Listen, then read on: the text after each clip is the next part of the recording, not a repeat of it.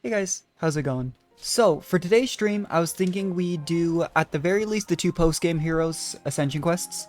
And then I was also thinking about maybe trying to do Monica and Ghondor's as well. I've wanted to pair them together, since I figured they're probably, the same events probably won't happen, but they're pretty closely related, mother and daughter. And I was just thinking, I'm not sure, but to my knowledge, we've done the prerequisites, we've already started the very first step, where we just went around and saw some of Nia's memories. But from what I was seeing, and we were wrong on Juniper's on this, but I don't think Melia's or Monica's or Gondor's Ascension quests have prerequisites. I know that the majority of ours from here on out after this stream will. In fact, looking at my list, I think aside from these four, only Enriku and Manana's I think we can do instantly. So we might actually have to shift only doing like 2 per stream depending on how long it takes. But we'll just have to play it by ear. Figured we'd just hop right into Nia's though. And let's see, head for the cavity. Greatsword upper. Okay, I don't know how hard it'll be to get over to this area, actually. But we'll see. It was actually pretty wholesome. We got to see kind of Nia's thoughts on the current world. She explained some of those things. It was like 4 specific conversations where we'd kind of... Like, she explained to the main group about Uriah, for example, being very heavily related to her half of the world before. Just really cool stuff. She had a little bit of a side conversation with Mio. Just interesting stuff. That being said, though, I have no idea what the fastest way to get over to this place will be. Because 600 meters away is a pretty hefty distance, actually. When it's telling me the actual destination, it's saying this is the closest. I never know. We'll just head over here.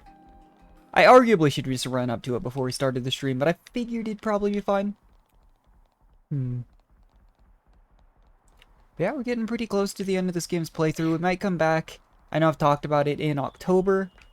I don't think we'll need more than... I believe we have 11 Ascension quests left to do. But... I believe it won't take more than like a week or two. With, again, like the rate at which I stream to get those done. But after that, all I'd have left really to do until the DLC packs come is just random side quests, which I just don't think I'll do on stream. I might do them in my off time just because I always talk about it, but I think it's really cool world building for stuff like that. I think that Xenoblade 3, and I actually felt this way about a lot of 2 side quests. I think they do a good job of making them not just feel a lot of times like straight up filler. They're obviously not key things to the story, but it's still interesting stuff. You know, things that are relevant to what's going on. So... not the worst. I've definitely played so many games where like you got side quests that feel like they have nothing to do with anything. So I can always appreciate that, but as for what's going on in these stories, oh, okay. I was gonna say I can't really tell you what I think's gonna happen in Nia's Ascension quest, just because her and Male's... Oh, we haven't even been here before. Interesting. I constantly find new areas when I'm randomly running around off stream that I haven't visited at all, but...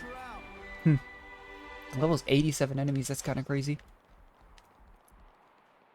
But, yeah, I couldn't tell you. Just because Nia and Melia, when they joined, their quote-unquote hero quest was just basically a random conversation.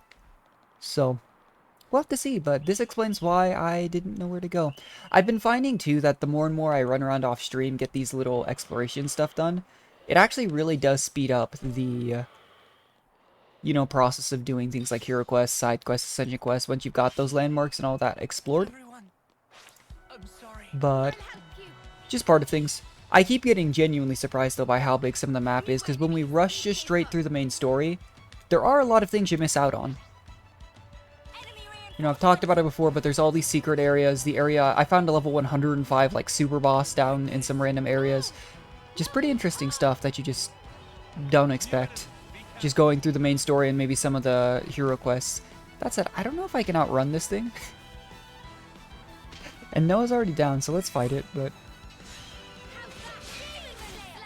I was hoping just to run straight through, but this thing is just flying straight after us.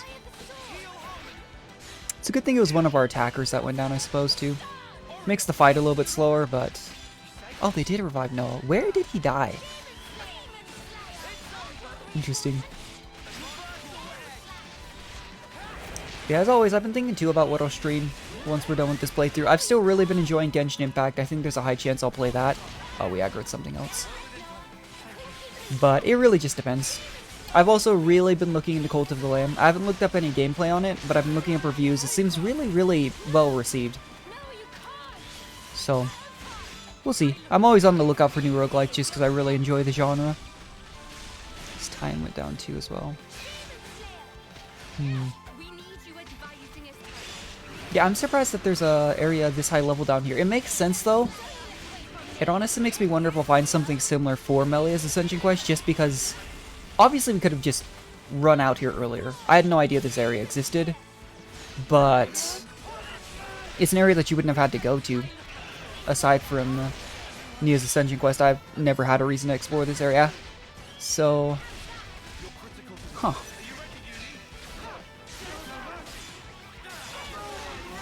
And that said, I mean, we will probably eventually have to grind out for 99 if we do challenge mode. If 2's anything to go off of. Because I do remember 2 having like absurdly high level enemies when the level cap was like 99. Overall though, yeah, I didn't do a whole lot of stream this last session. I'm at the point where there's not really a whole lot to do unless I do the prerequisites for these Ascension quests off stream. But, you know, I feel like that's at least usually somewhat relevant. It gives us some kind of background. You know, it's not usually anything that, like, we'd have to do to show off the Ascension quest, but I don't really mind. What does he, though? We might aggro this, too. Ugh. Yeah, if I'd realized... I've done this before, too, with Hero Quest and Ascension Quest, but if I'd realized this would be the case, I would have just run straight here. Take like 10 minutes at the start of the stream just to run around and do stuff, but that's okay. That's part of the charm of these types of games, though. It's a little bit exasperating when you're just fighting everything on the way to get somewhere, but it really encourages exploration, but not in a way that... Like, part of the reason I had a hard time getting into Elden Ring compared to other Souls games is I actually do like a more linear path, even in open-world games. It's why I still enjoy things like Genshin as well. I've been playing a bit of Tower of Fantasy recently, is because, oh, it's still an open-world game and you can go do things like collect resources, fight enemies. It still gives you a very directed approach of where you need to be for specific quests, storylines, stuff like that. And I don't ever feel like I'm just lost. Because that was genuinely the issue I was having with Elden Ring was, I enjoyed the combat. I played through pretty much all the Souls games. Except for Demon Souls, but I don't own like the old school emulators and stuff. I could probably figure one out. And I don't own a PS5. But all of the previous ones were like pretty linear. There was a very clear like direction to go through, whereas in Elden Ring I was just so lost. I had no idea where I was supposed to be going. Probably interlink.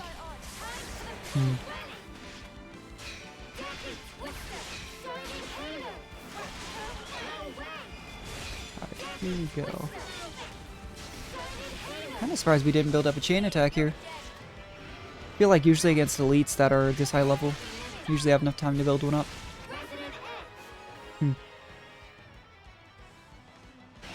Oh. We just pop out of interlink twice? That was interesting. Here we are. We should finally just about be here, though.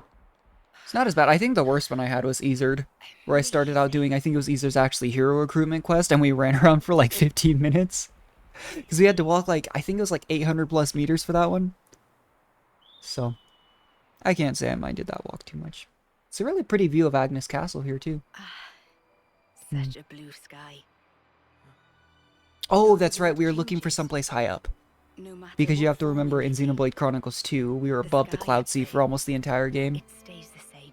Which is basically just like the sky, but Thank you. not quite, you know? I'm grateful to all of you. Hmm? It's kind of you to indulge me like this. No, it's fine. Don't forget, asking you along was our idea. Yeah, it's really got to be I'm nostalgic. pleased you all became Ouroboros. I'm glad that you did. Nia, what's gotten into you? Why are you saying this now?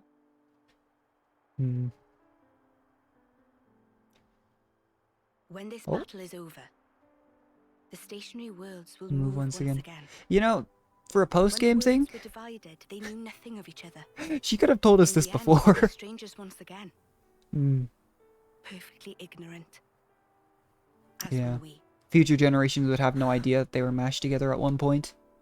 Even so, It's really, really sad. I wanted to make a memory. The I day guess when you we could thought argue we if they had could, allowed you to it's coming. recruit Nia and Melia beforehand. Still, I wanted us to share Yeah, this it could have moment. given spoilers on I stuff like wanted to feel this. that special connection, those ties that But bind us together. and I've been surprised. The Not community is just as actually. a queen, I get that it's not exactly the happy but ending a also lot as of a people wanted. friend. I wanted a happy ending for this game, and it's definitely just So bittersweet. But I think the community really isn't a fan of the ending of this game. In the end, it's up to you. Like, My hope is it's invested tough in your future. because it's one of those things that You must defeat Zed. it would have been and one make a thing, better world yeah, if with they had your an own ending like hands. this that came out of nowhere. That's not quite right. But I genuinely do think they built up to it the entire game. Like, there was That a better precedent for it happening. You'll be building it together with Hmm. us, Nia. Yeah, Nia will be with mean- the Agnians. I mean, even if we do get separated, someday. I still we'll find see it each really other interesting again. because like the implication, for example, as someone who played 2 but not 1, In that future, it basically means that everything from Agnes How is could we based off not? of 2, we need you. and everything from Kevis is based Please on stay, 1. But because the Hmm. connection we share. Nia. I almost wish I had short-haired Nia for this cutscene because it'd really emphasize, I think, Mio, the connection between them. And that was part of the reason I went with long-haired Mio, is I really liked Console M's design, actually. I mean, if But that's the future that you want, I think it differentiates her No. from Nia quite let a me bit as try well. that again. That Hmm. future, I'll share it with you. Hmm. It's not just yours.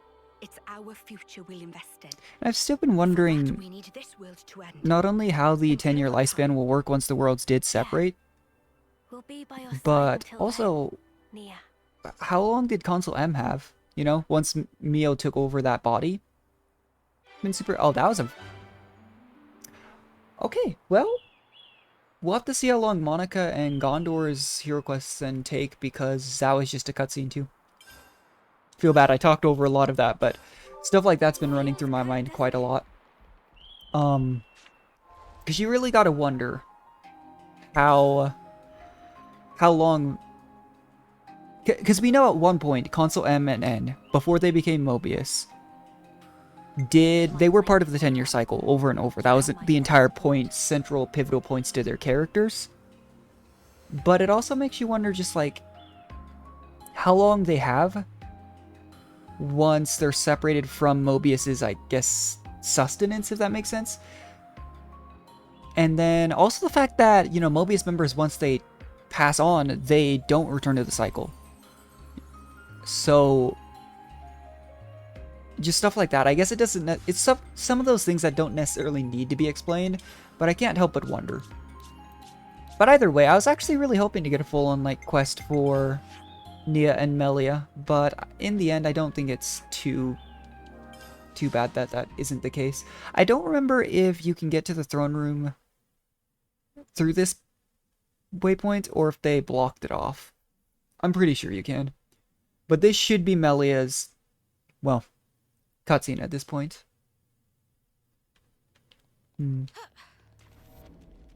Oh, it isn't blocked off, okay. Yeah, I was expecting this, well, I was really, really hoping for a full-on Ascension quest. You think this is going to make it all better, do you? That's okay, though. Well, I will It's bear interesting full that responsibility. it really does feel like, and I get that the whole point was like we went to find Nia, whereas Melia we didn't run into until the very, very end. You could argue the same was true for Nia, but at the very least it was... We met Nia before we went to Origin. But it really does feel like of the two queens, despite having met the fake Kavesi queen first, you really do interact with Nia quite a bit more than Melia. What are you two bickering about? Your Majesty, Hmm. what a welcome sight to see you return. Has a problem arisen in my absence? No, just a trifling matter, really. Actually, we do have a bit of a problem on our hands. Your Oh, he admits Majesty. it. Okay. Love how one of them is named and the other one is just Queen's Aid. We have to report the facts as they are. How much longer are you going to leave this hanging, eh?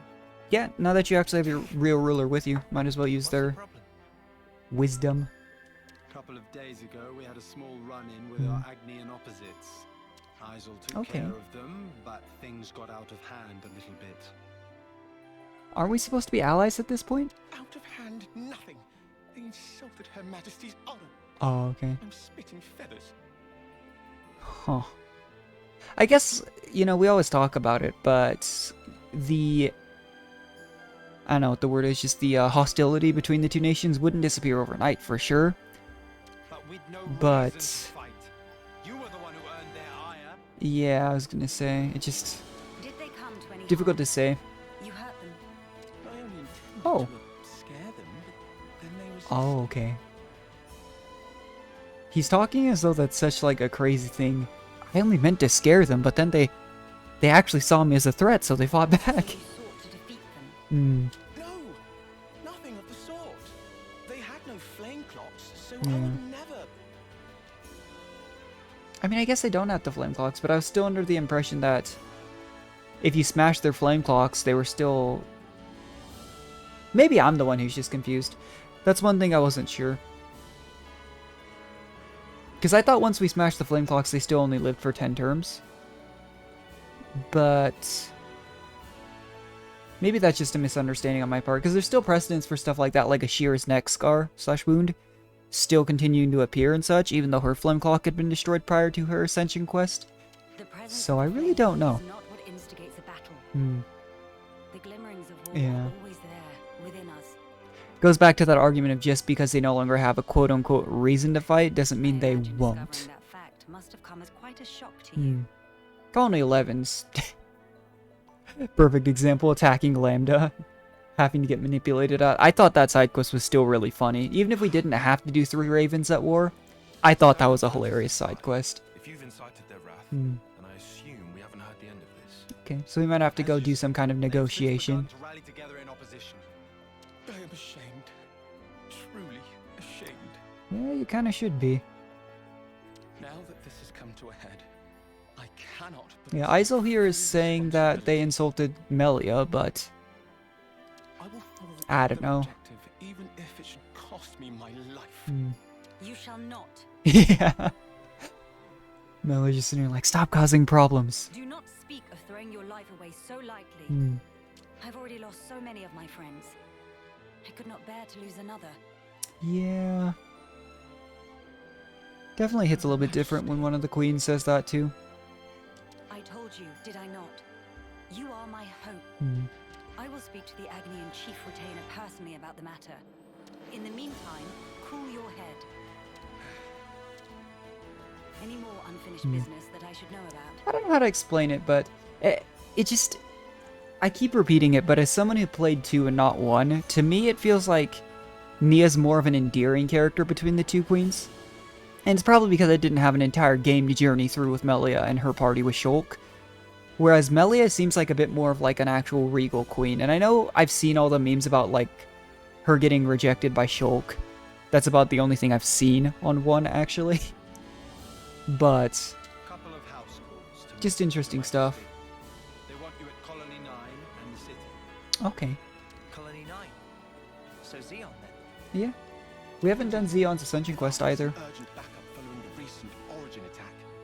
And the other request is from Monica. Wants you to give her people a pep talk. Oh, okay. The descendants of Ouroboros. I've caused such grief for them, Hmm. and for an unfathomably long time. But now I they don't get think to she see needs the to feel queen. guilty. It's really Mobius. I'm sure they'll be overjoyed. Yes, perhaps. Really makes you wonder. Obviously, it would never have happened because of Meeting Mobius. face to face with another. But how would have things have differed? If, say, like, Mobius was like a third party, like the consoles didn't have an iron grip over the... Well, I guess then we wouldn't have a game. I was about to say, like, what would it have been like if these worlds had collided and Melia and Nia were actually allowed to rule? But by that logic, they absolutely would have found a way to stop the war and destroy the flame clocks without Ouroboros. So, we wouldn't have a game in that instance, but it's one of those what-if type of things that I'd really love to have seen. A merged Afraid I'm going world to be taking up some more of your with actually time. benevolent rulers. Now you can cut that out. Agnes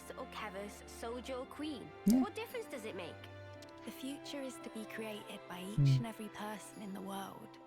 I think you were the one who taught us that. True enough. I do still think it's weird how, like, and they're talking about, like, the recent Origin attack. It's strange to me that you have to recruit Melia and Nia and do their Ascension quests in the post-game, Yielding spirit. but they make it so that these events for those two things show up as if it's right before the Origin attack, especially in Melia's case. It's like that very small window between when you save her. Oh, you don't have to do her like that.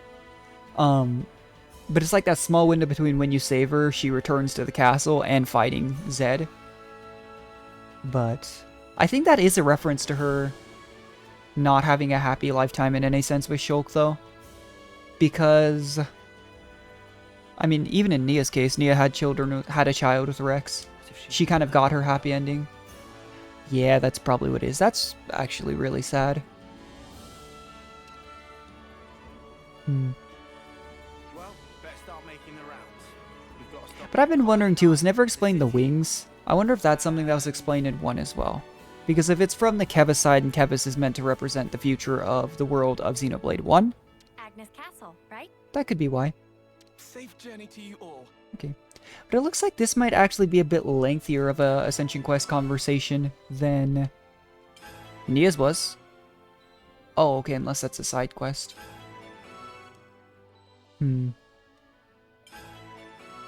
Oh. Huh. Looks like they're trying to give some side quests to kind of flesh out Melia's backstory a little bit. Oh, no, they are actually. Okay. Should we go here? Never mind. I was about to say. I guess it's not the first time they've done something like that with a hero quest or Ascension quest. But wasn't quite expecting that. Yeah, a bit lengthier then, because Nia's really was... Well, I'm just thinking, maybe I'm trying to compare the two a little bit more than is necessary, because Nia also had the prerequisites that had us go do those 4 random conversations, whereas Melia's did not. So that might have been the equivalent, just trying to balance out the two things. It really does to me feel like they kind of favor Nia a bit more than Melia, as far as their positions go in 3, but I don't really mind it. Something smells exciting. Either way, they're both pivotal characters. Over there.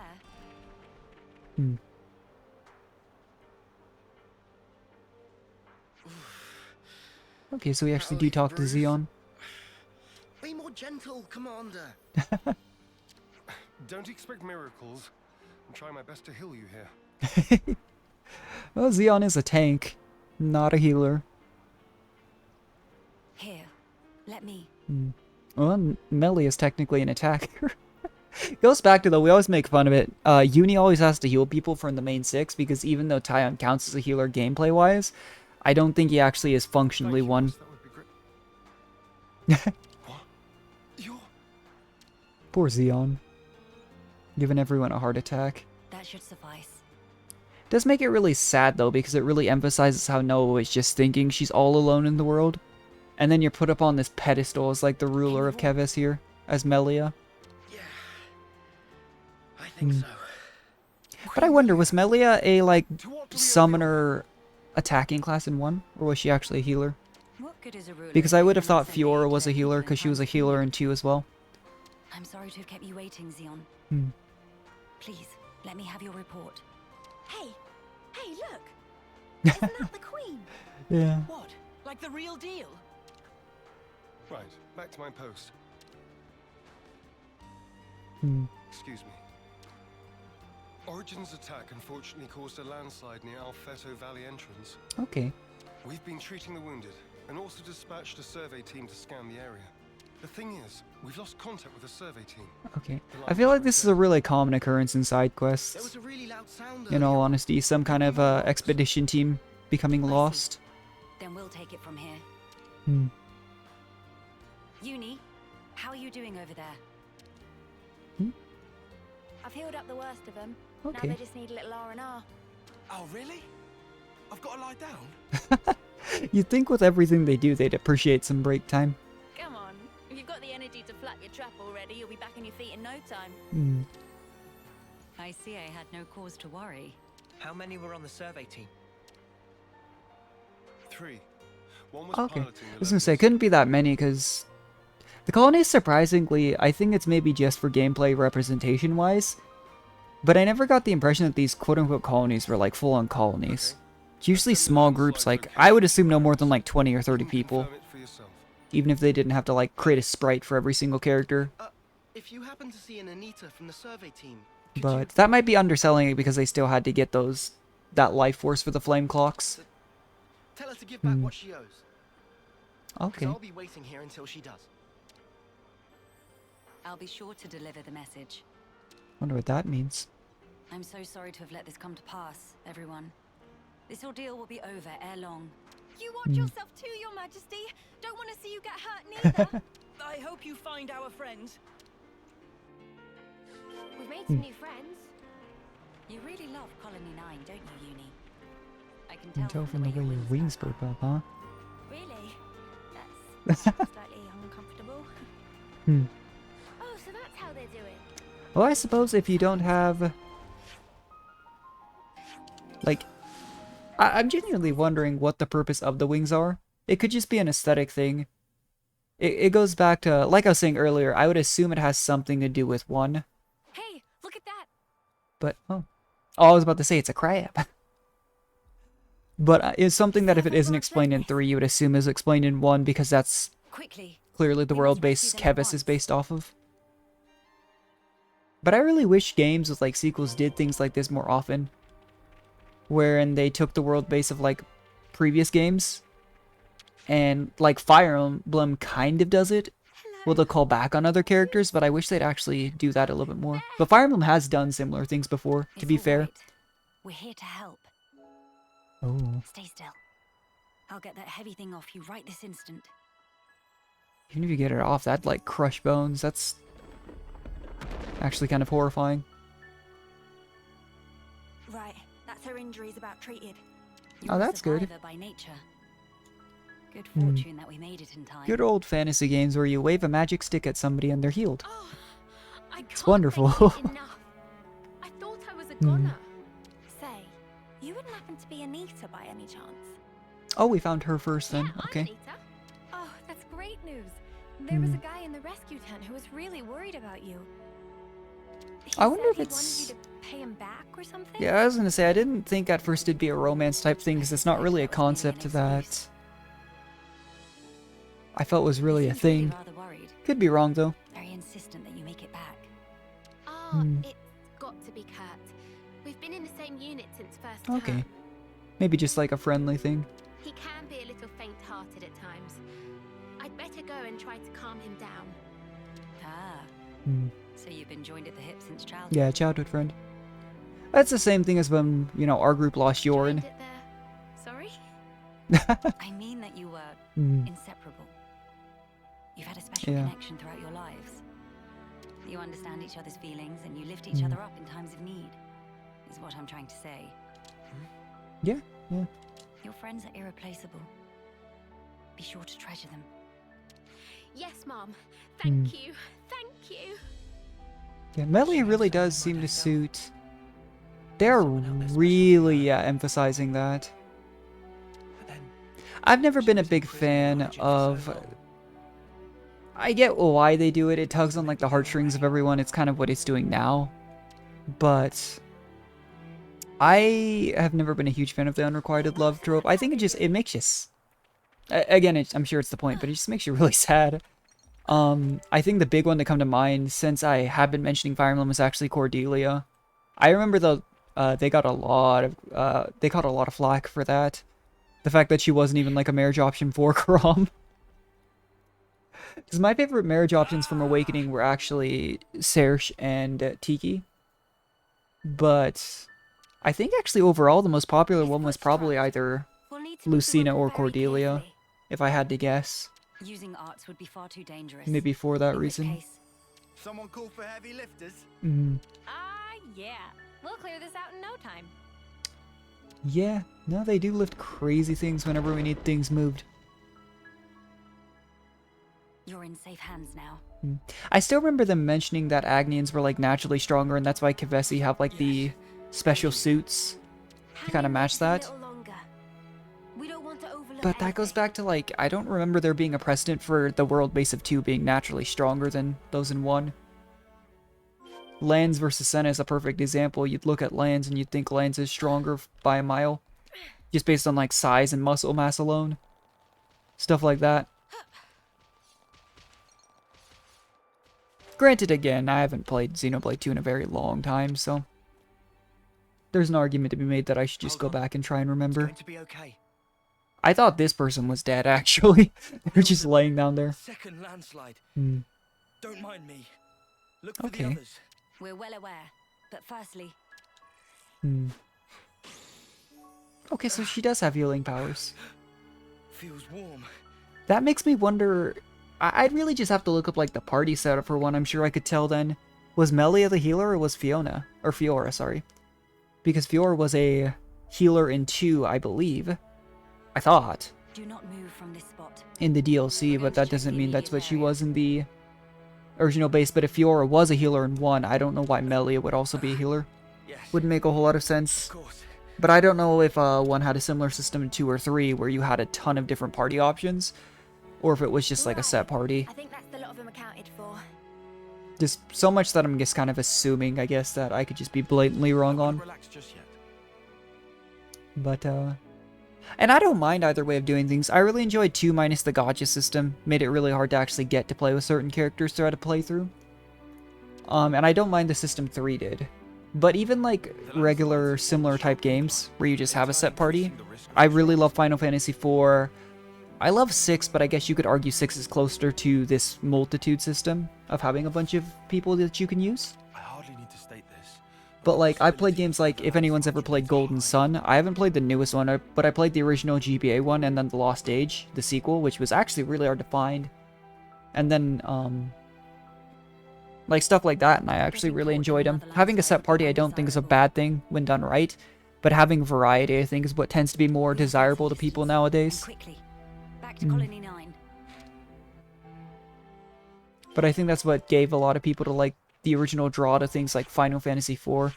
I would actually say, I know 6 isn't super popular, but I would actually say that 6 is probably my favorite in the series. But, like, seriously, I don't think there's anything wrong with just having a small set party.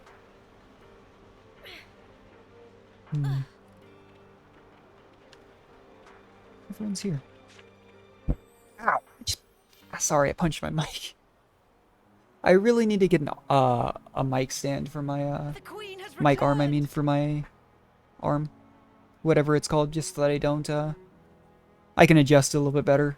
Not sit so close to my desk. Welcome back! We're glad to see you safe, Your Majesty! We were at the site of the landslide, but Yeah. the situation remains precarious. It looks like it does feel like we actually are getting an Ascension quest for It is Melia, vital but that we remove the I am remaining still rot thinking of the from fact in that the this coming just days. feels like You shall have the castle's aid. side quests that are largely conversations. And again, Nia had that The prerequisite of assistance going to in 4 this different matter would also be spots. most appreciated. So, Oh, we'd be glad to help. Never want to have to go through this again. But if we hadn't, we'd never have got to meet Queen Melia.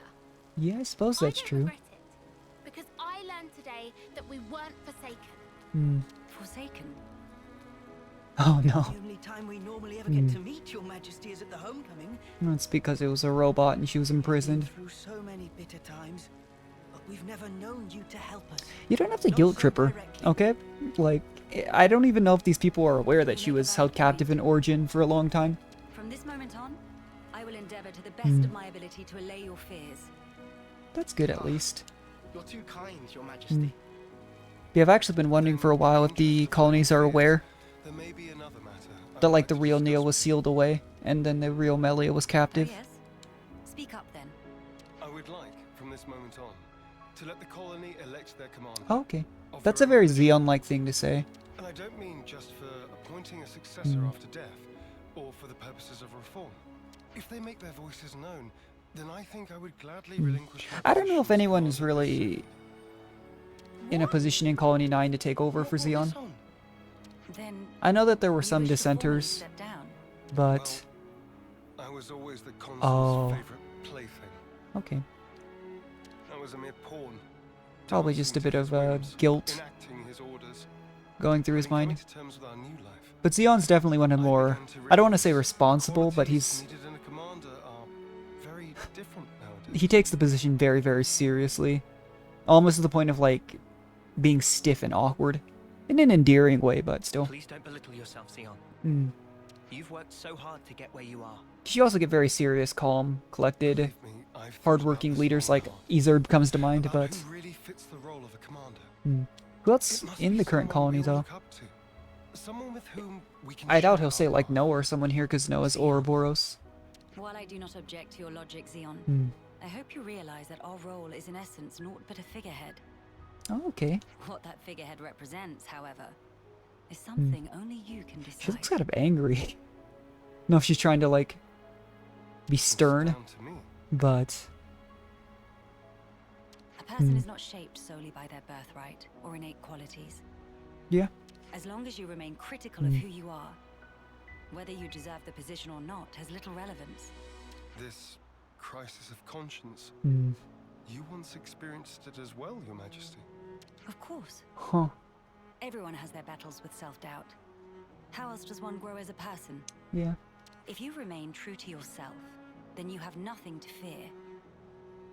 Surprisingly, like, deep advice. In this rich tapestry of life, you must find the path that you Wasn't are really willing expecting to leave. get a life lesson here today when I logged on. I'll give it more thought then. Hmm. Very good. I look forward to hearing your answer. Hmm. Melia must have had her share of hardship to talk about Yeah. these things in such depth. This is one of those types of things that, fictional character or not, it's really hard to give meaningful advice on things like this without personal She's ever stuck in a experience. rut. I wonder if we Because can even if you get know, somewhere like, the in same theory, it's way. why I've had a hard time with, like, for example, just for a personal experience, I'm not, like, calling anything out or anything, but I've had a personally hard time talking to therapists in the past, because I do struggle really bad with anxiety and depression, because much as I understand that they know, like, medically, psychologically, and professionally, you know, what the correct thing to do is, there's something about just hearing it from someone who, and some obviously have as well, but hearing it from someone who knows you on a personal level, and also, you know, can relate and has experienced those exact same things. But I also just have a really hard time personally opening up to people I don't know well. Penny for your thoughts, Noah. Hmm. No, it's nothing. No, it's nothing. We She should get blatantly going. lies. We've got some traveling ahead of us. Hmm. Interesting. That was really wholesome, though. I kind of wish that we had done Xeon's Ascension quest prior to this. Arguably, though, you would assume that Melia and Nea's were meant to be done last. But we finished the game having only done, like, a few of the required Ascension quests, so it certainly didn't help. Trying to remember. I know we had Ascension for, let's see, Kamarovia and Ethel's class, which we didn't even use either of them. Noah and Meals were required. And I don't even know if we'd done any else. It might have just been those four. Hilariously enough. Is it? No, we had unis done, I think, as well. Resolution. Yeah, I think we had unis done. I'd have to look back at the VOD. Because I believe the reason we switched our main healer to being a medic gunner towards the end of the playthrough was that we had medic gunner evolved. I want to say. Hard to remember, though. Either way, it looks like we're meeting Nia here. We don't get enough conversations between these two, honestly. Nia. For people that very This is a clearly... surprise. What do you mean this is a surprise? We're in Agnes Castle, Melia. If anything, it's a surprise for her that we're here. Don't worry, I know the whole Hmm. story. Oh, bloody hell. Hmm. I see you are in good company. It actually makes me wonder if where Nia gets the, I don't want to say facade, but like the way she chooses to act as the queen. It makes me wonder if she got those mannerisms from Melia. They're kindly serving as my bodyguard. It's kind of funny. They're assisting me with a number of other matters too. Hmm. The assistance goes both ways, actually. Yeah. We all want I actually really like the Royal Summoner class. It's a bit janky, because I've mentioned this before, right now it's bound to Y by default. The Discharge Elemental skill Yes, that's right. is a quicker cooldown than the Summon Elemental skill, and your A-Art discharges the elementals as well. It's a bit confusing to me, but I actually really like the class itself. I think it looks really cool visually as well. You've come to hear their side of the story, have you not? You make it sound as if these are no Yeah. ordinary Agnians. This is dealing with the people that Isol took a With Queen Melia's assistance, bit of an you've issue been with. closely monitoring them on both sides. I'll get to the point. Oh, These okay. people belong neither to Keves nor Agnes. That's interesting. To be precise, they were formerly Agnian soldiers. Now they claim to have lost their faith even in Agnes. Oh, okay. Well, that explains why they were picking a fight with Keves. This intense Because distrust Agnes of the is... future has driven them to want to Yeah, destruction. because Agnes is actually allowing for this peace to be made, so if... You know, it's dissenters that don't agree with that. So they stopped believing in anything, and now they just want to ruin things for everyone. Well, there's always someone who does stuff like that. Yeah. The Keves and Agnes of today are founded upon One of those, if mutual I can't trust have and it my way, respect. nobody can have it. At least that is the mood we try to foster. But you would really think that when the basis for what everyone's going for is But the peace reality after a is that lifetime not of all war. of us can readily accept these You know. changes. And it could just be a The lack recent of outburst was ability just an act to, of passion. you know, If break bread with like-minded your people would enemies. Congregate. They may gain enough momentum to pose a legitimate threat, is that it? Yeah. So they're the ones who have incited the latest uproar, I take it. We might have to prepare for the worst case scenario. I'm sure things will work out. What make worst case so bad? He means there could be an attack Yeah, on the Queen's full-on life. rebellion, attempted coup. Worse than worst case? That's one of the reasons. But we simply can't afford to leave this be. I don't believe they truly want to oppose us. Rather, they feel they are at an impasse. One cannot so easily change their way of life or how they view the world. Perhaps I ought to assert my authority as queen after all, and I don't know if that's such a good If you idea. lock horns with them now, it's very possible they will shut you out completely. They've already said that they've quote-unquote lost faith in Agnes, so if the Agnian Queen starts trying to command them, it might not work I out would so rather well. have you prepare to welcome them in with open arms. that's incredibly kind of That said though, yeah, I don't know how Melia plans to deal with this. So, where do we find these troublemakers? you. It seems they're lying low at Hovering Reef 6, okay. That's a Cadencia region around this area, That's right I next to the believe. castle.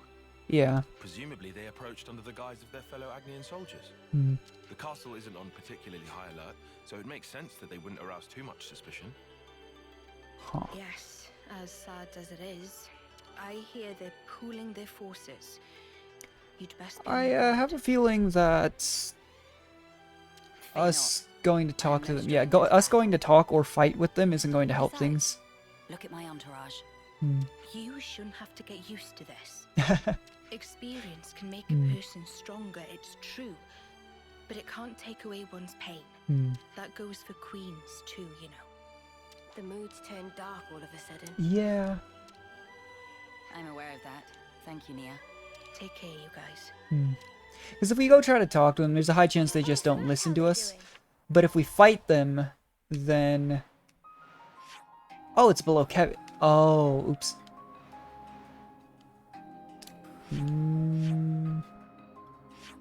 Is this not the area below Kevis Castle? Yeah, this is Kevis Castle right here. I thought they were... Oh. No, I'm dumb. I was thinking of the wrong place. When I heard reefs, I was thinking surely the ocean, but... It makes sense, though, because they just picked a fight with the some of the Kevesi, like Royal Guard. That it's here, not under Agnes Castle. I just got a bit confused. And off we go. I always talk about this, but I'm terrible with names. I'm really good with like faces and visuals. Like a photographic memory is usually what I'm able to do. But names are really, really hard for me. Like part of the reason I did so on like my anatomy and physiology class was almost every time you can put, they'll have you identify it with like an actual visual of the like parts of the body, things like that. Do anything stupid, Melia. But Nor should you. even on like tests, part of the reason I never had a problem with tests is usually a written or an oral form. So you have some kind of, even if it's just the word on a paper, that helps me do it. But for some reason, there's just things like that, like, you could argue that's the same thing, like remembering people's names, you just put their name to the face, but I just have a hard time with that. I don't really know how to explain it, but... Oh, they even have Alevnis. Be interesting. It's just the way Melia said, like, have Nia and Agnes be willing to welcome them with open arms. Makes it feel like we're trying to chase them into their open arms. But the reason... Oh, they're not auto love. Okay. But the reason that they are kind of dissenting or because they disagree with the peace being made with Keves. So if we go fight them, not exactly a great thing. I guess they can hover. I was about to say, how'd they get it onto this island? Nia informed us. We should expect them to be hiding in an ambush somewhere on this island. Are we actually going to fight here? We're only here to negotiate. If possible, I would like to avoid combat. Sure, but what if they're the ones to come at us first? Then you defend yourselves. Then suppress them at once. We could even disable their levnesses, so that they have nothing with which to fight back. Hey, I've been meaning to ask for a while now. You really know how to handle yourself in a scrap, don't you?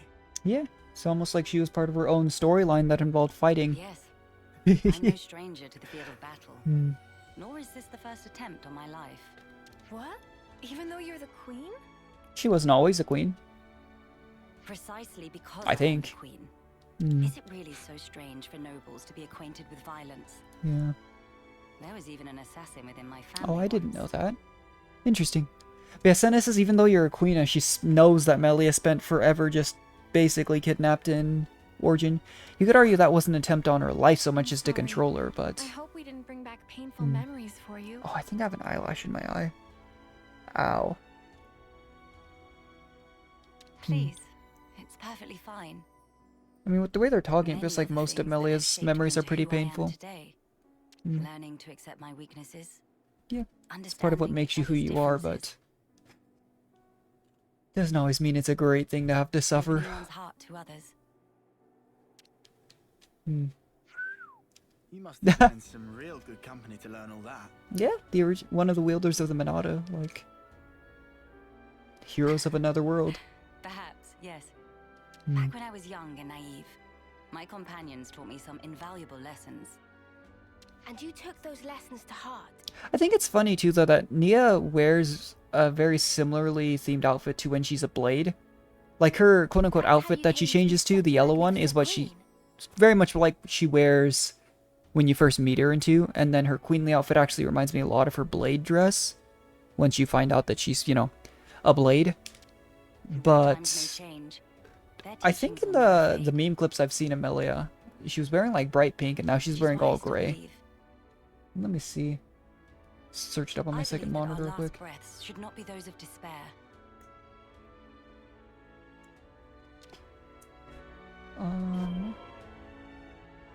Let's see. Melia Antigua, one of the... So there were 7 playable characters in 1.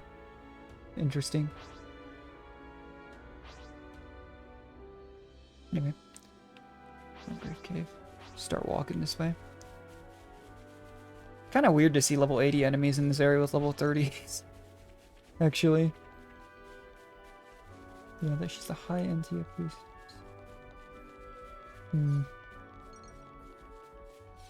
Interesting. Yeah, I'd like to go back and play one. I don't know if I'd do it on stream, but... oh, it's this cave. Okay. This is actually one of the areas that I, was running around on my own time off stream and ran into here. It's why it's already mapped out. But I remember being surprised that this was here because I had no idea it was here when we first ran through. Yeah, she definitely looks a lot different. Nobody at home? Nia looks a little bit different, but I think, again, part of that is explained by the fact that she doesn't really age, but... huh. I just wonder why it is that Melia doesn't age. Because it clearly seems like just having, like, the race with the wings on their head do age. That's one thing that I'm a little bit confused about. I'll handle this. My name is Melia Antigua. I wish only to speak with you. Yeah. With us. Rip us to shreds, more like. The Queen annihilationist leader, huh? You are the ringleader, are you? State your name. And why should I tell you? The world I once knew is gone. They told us defeating Keves was the only way. It's one of those things that where they're saying they thought defeating Keves was the only way for them to be saved. They just found out that there's a less bloody way for them to be saved, and they're upset about it. It was the right thing to do. The just thing to do, and I believed it. Do you realize It's like you're having a How many midlife of my crisis. friends died in Yeah. pursuit of that dream? And that really is the argument, but You think I can just tell them? I don't know. Yeah. Sorry, guys. You died for nothing? He's lost his cool. Maybe we should step in and deal with him. I think we should still give Melee a chance to continue diffusing. Melia told us she'd handle this. Yeah. You ruined it. You joined forces with the Agnian Queen, and you drilled these notions into our heads. You take away our friends, then sully our reasons to live. My friends died. They are aware that, but you know, killed them all that was over Mobius, again. right? If anyone, they should be directing this anger towards Mobius. Destroy everything. That's right. We don't need a shitty world Ooh, like this. another anyway. character onto the allowed to swear in a Nintendo game list. Is that all? I told you to stay where you are. She hasn't moved. Oh, well, Melia! now she has. Hey, what are you trying to pull? I could ask you the same thing. Hmm. Why do you hesitate? You could attack me right now. Shut up! Yeah. You have no desire to destroy anything. They just want to give You are simply trying to get by justice in a to world their- where nothing yeah. makes sense anymore. justice to the fallen. And that's why I'm here. It's almost just survivor's guilt, I would assume. Shut up. That whole logic of like, how do I tell my friends that they died for nothing? Really, really sad.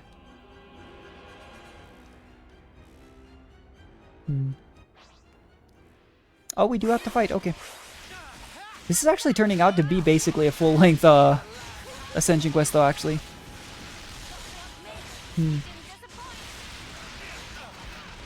But I really do think we spent like 20 plus minutes just doing Nia's, you know, 4 little conversations. And that basically was her Ascension quest, and then the actual labeled as Ascension quest.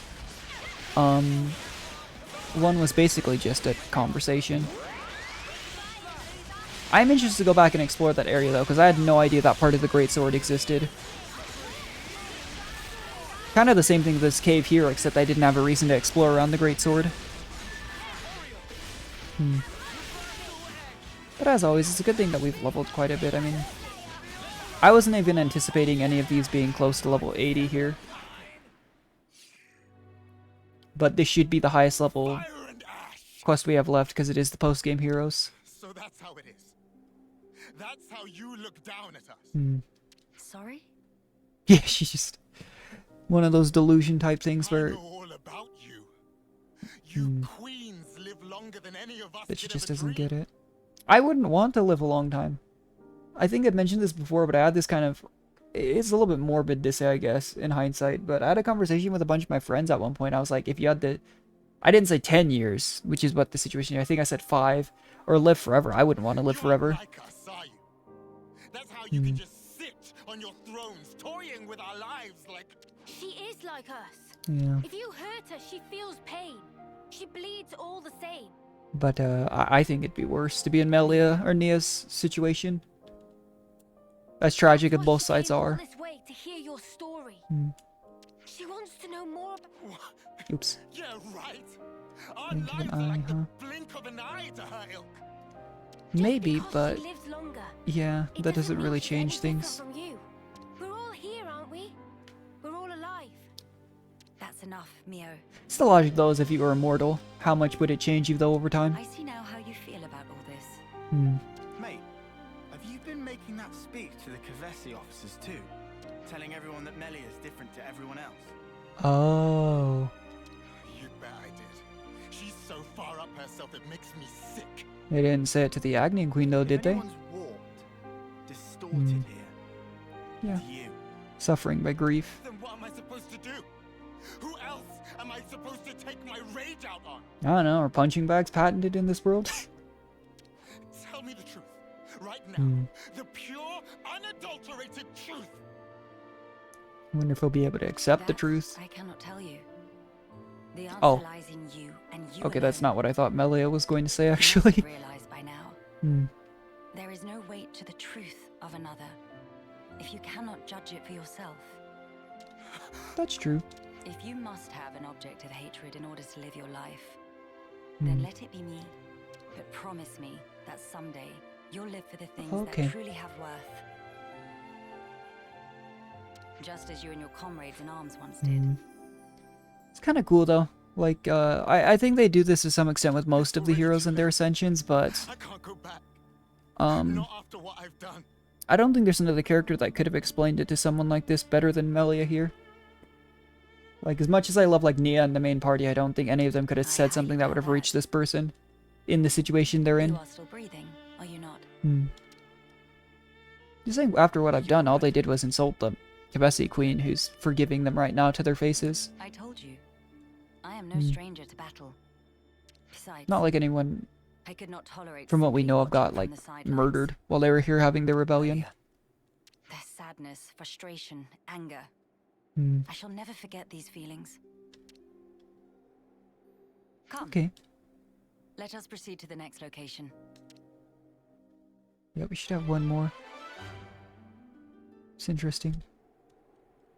It's just sad too because it really does feel like Melia's hero quest is a bit more somber. Her ascension quest here than Nia's was. Nia's was actually pretty wholesome, I felt. Whereas here with Melia's, it's just both parts so far have just had kind of that sad, I guess, oh my gosh, can I, there we go.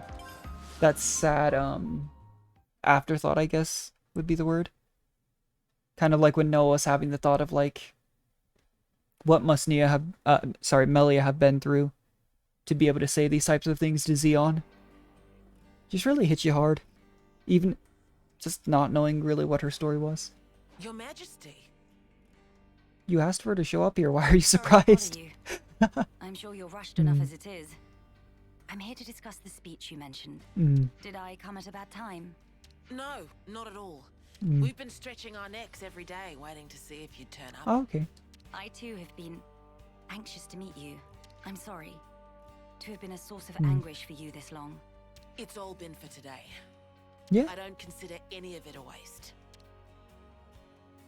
Yeah, Monica really does to me feel like, what if, obviously, you know, not quite, but what if Vandam had survived too, or a Vandam-like character had survived the early events of Xenoblade Chronicles 2, or, and was present in a Xenoblade game.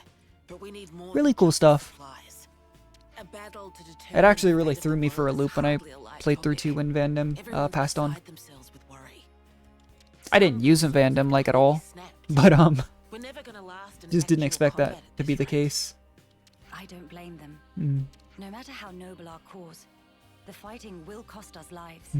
We're caught between the future we desire and the present, which is ours to lose. It's a place beset on all sides by fear. You got that right. Especially when there's no guarantee you're going to be coming home. Yeah. Even a brief address would do, just as long as you speak to them somehow. I understand. Okay. I don't know if I'll be able to get through to them, but I will try. Yeah, that's about all you can do in situations like this. Make sure you don't lose your bearings. That would be most appreciated. While we're here, would it bother you if I took a look around the city itself? Please, be my guest. I think we'd all like that. Maybe we could take her to Centrillo Parade. There's plenty of people around there. Okay. Well, she looks quite a lot like Ethel, and that's where we met Ethel again. But First time after she'd, like, woken up as a first termer. Kind of a funny parallel there, actually. Followers of the Queen up that way. If they get too insistent, Oh, you okay. might need to give them a friendly nudge. Oh yeah? Alright, we'll keep a lookout. Well, I suppose we are effectively her bodyguards, so... not exactly a problem. It's basically what we've been doing so far.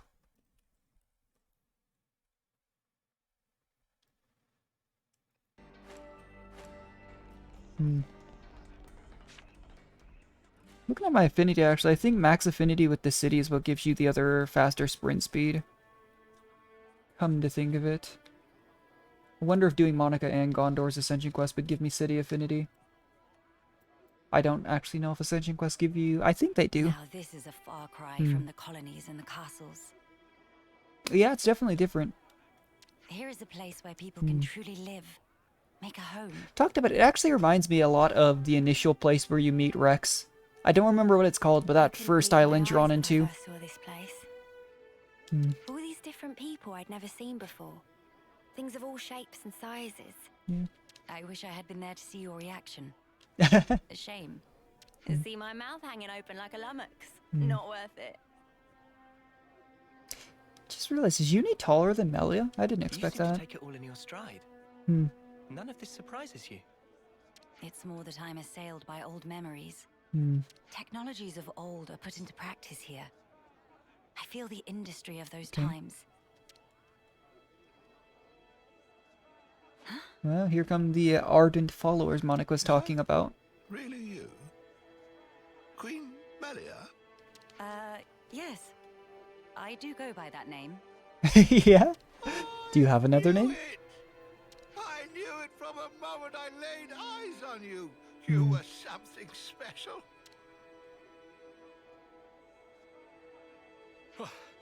Finally caught up. Hey, old man, you're gonna give yourself a heart attack. Yeah. No, I think I'd be really uncomfortable being recognized in public in any capacity. Aside from, like, by obviously, like, friends and acquaintances. I've lived my whole life for this day. Heck, you all have, haven't you?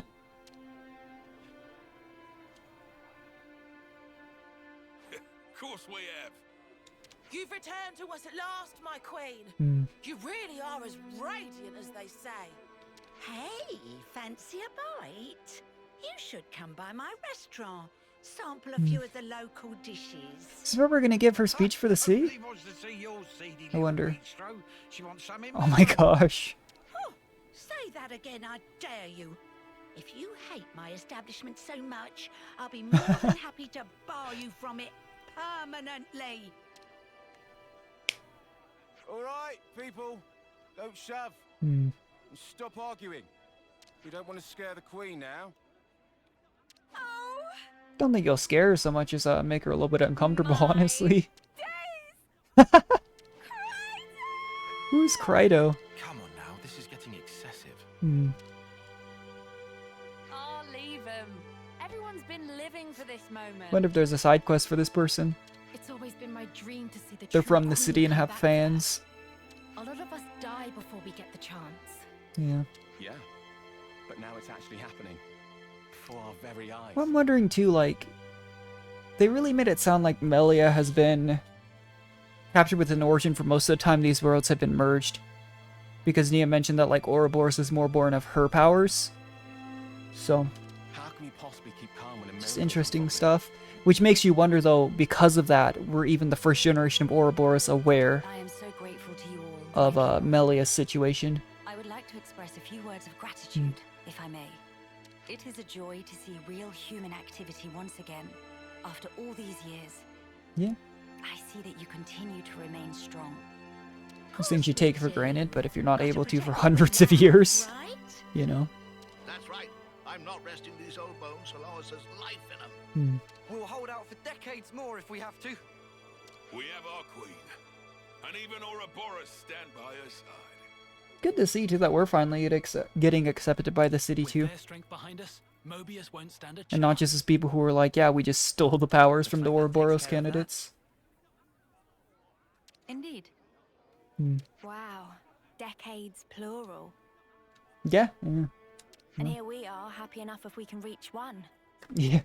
The way I see it, you lot are far more incredible. You've achieved so much in so little time. Huh? It's actually really wholesome. That's only natural, ain't it? Gotta get stuff done in the time you have. No way I could imagine having to fight for 40 or 50 years. Feels so snuffing far away. Yeah, you're telling me, Uni. By the by, I'm not seeing the story spinner anywhere. Story spinner. He's this old guy who knows more about the city's history than anyone. He's like a walking encyclopedia. Real curious bloke. Normally he'd jump at an opportunity like this. Well, he's no spring turkin, though. If he hears he's missed his chance to meet Her Majesty, Good he old might drop spring dead from chicken. the shock. Heavens. It's Melia like, I was about to say we're gonna go visit him, but when they tell you that, Where do you might we really? find this person? Yeah. I think we should pay him a visit. Well, they said he might have a heart attack, and we visited him, and he had a heart attack, so... I'm sorry. I would like to try to meet him, if at all possible. As you wish. It's your call. You'll probably find him at Mittia Lookout. I hear it's one of his favorite spots. A walking encyclopedia, is he? Then we can expect an enlightening conversation. Yeah, well, when you get a reputation for stuff like that. Oh yeah, this is the area up top that another small area that I found after exploring for a bit. It's where that question mark up here actually was right down that hallway that I couldn't find for a long time because I didn't realize you could come up here. Oh, what's all the fuss? Hmm. Whose funeral is it this Caleb, time? huh? Is it like Caleb with a T? Nobody's, I should hope. We were just wondering if... Oh, old Melly. Old Melly. Well, this Are you can't be real. are you allowed to call the queen Melly?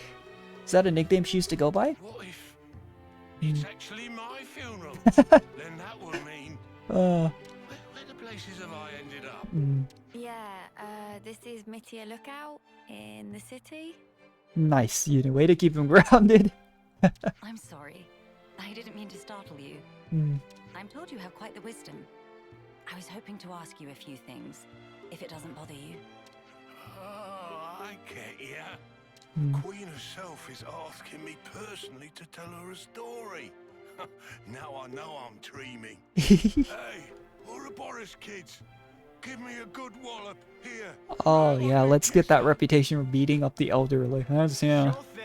Oh my gosh, Lance actually said yes. Does he actually do? No way. You could hear it because my Switch. Yeah, actually. No way. It's an old man, Lance. Let's all calm down for a second. Oh my and just talk gosh. sensibly, please. I can't believe he hit him. That's a really funny, actually. Here we're talking about giving the old man a heart attack when we ran into him and he just punched him. Rousing speech for the city, eh? It's one of those, like, those metaphors, like, just slap me so I know I'm awake. They probably aren't aware of those, though, so it makes sense that someone would do it. Even after that battering, I know I'll be content. Even after that battering. Oh, don't stop. Yeah. You're the one who asked us. Lance gets so defensive about it. Well, it seems life's worth living a little while longer. Don't want to disappoint old Queenie now, Old do Queenie I? now, jeez. Go on then, ask away.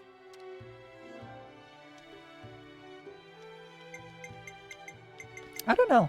I'm genuinely curious what this guy knows of Melia since he calls her Old Queenie Melly. It might just be one of those, like, endearing mannerisms. But that's probably what they want us to ask. I'm still going to ask this, though. I've been wondering, when you first saw Melia, I kind of got Yeah, the like- impression you knew more about her than you let But my on. impression was that Melia had been captured by Origin for some, like, obviously a very, very long time. So how would anyone with a normal lifespan, even a normal human lifespan, know much about her personally? Oh, literature. Okay.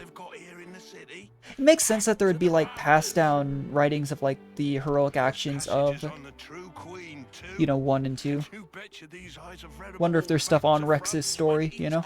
So you know all about her?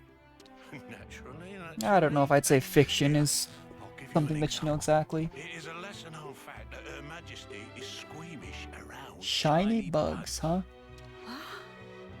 How can you possibly know that? So it's true. There was also a little morsel about how she found rainbow bugs particularly revolting. They're extinct now, but I reckon they're beasties about the size of your fist, whose bodily excretions make them glow, and... It's one of those poor Melia's probably like, man, I've lived for centuries now in this merged world. Nobody's gonna know about stuff like this anymore. All right, enough. Yeah. You don't need to go into such detail. The mere memory gives me goosebumps. Don't you worry, I've got plenty more tidbits like that up my sleeve. Okay. We don't want to hear it. Look, I'll tell you what I want to know. Okay, so they just asked both questions anyways. Oh yeah, well, I'm all ears. Isn't it tough fighting to the for... age you Yeah. are, after living for so many decades, That's what I want to know, honestly. you must have had to say goodbye to so many of your friends. I'm only in my early 20s. And I'm already, Must like, be a lot of crap to deal with. reaching the end of my rope, I swear. So, how do you cope? I play video games. The This is what it is. And I watch YouTube. I wonder why I don't just curl up and die. But see, life ain't all sunshine and roses. I think that's part and parcel of it. So what? You just have to go on living in misery? I don't think that's quite it, but... Uni, are you alright? I just want to know what it's all about. I still genuinely... it makes sense that Noah's the one to inherit Melia's class, but the more and more I see about stuff like this, the more and more I feel like it would have meant more for Uni to be the inheritor of Royal Summoner. It's such a small detail that doesn't really matter in the long scheme of things. But I feel like, thematically, it would have made a lot of sense, rather than just having the leader of each half, you know?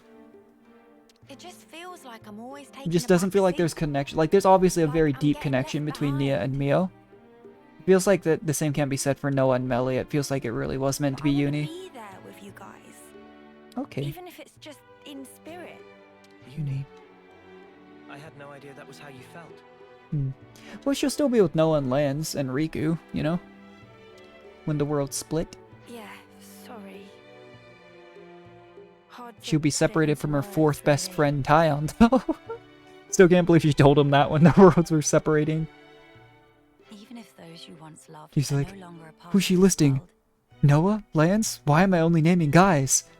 That made me laugh. and painful though the memories be, it is not wholly a tragic tale. Yeah, well, there's always good amongst the bad. For you can It's keep those close to your rising, heart falling the tides in memories life of that those dear to you. make life what it is. And that is something to take pride in. That is what will give you strength. Admittedly, my life took a very different path to the likes of my companions here.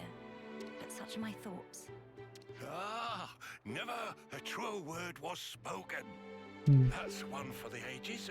Where's my notepad? The fact that you're worrying about us here and now, Uni, I don't think we'll ever forget that. Yeah. Your feelings will transcend time.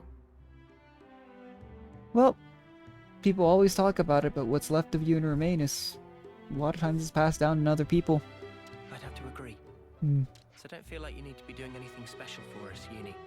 It's reassuring enough just. And honestly, though, much as I would, you know, I always say my favorite member of the six, I like all six of the main cast, but I do like Mio the most. Uni's probably the most memorable. Don't suppose you've got any tissues on you. And I really do like Uni too. Quite a lot. Spark, why'd you have to go and make it all soppy? Nobody is leaving you behind, Uni. Mm. If you ever feel distance between you, Okay. you need only speak out. Wait, was this all just to tell me that? That's about the size of it. Good luck out there, young'uns. Poor Uni. Just pass it off as your own speech. It's really the characters too that tend to be like the most boisterous, you know?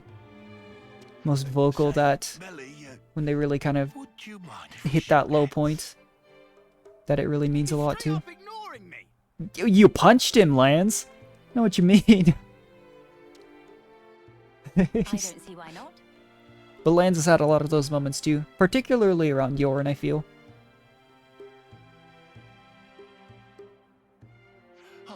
Was that their handshake?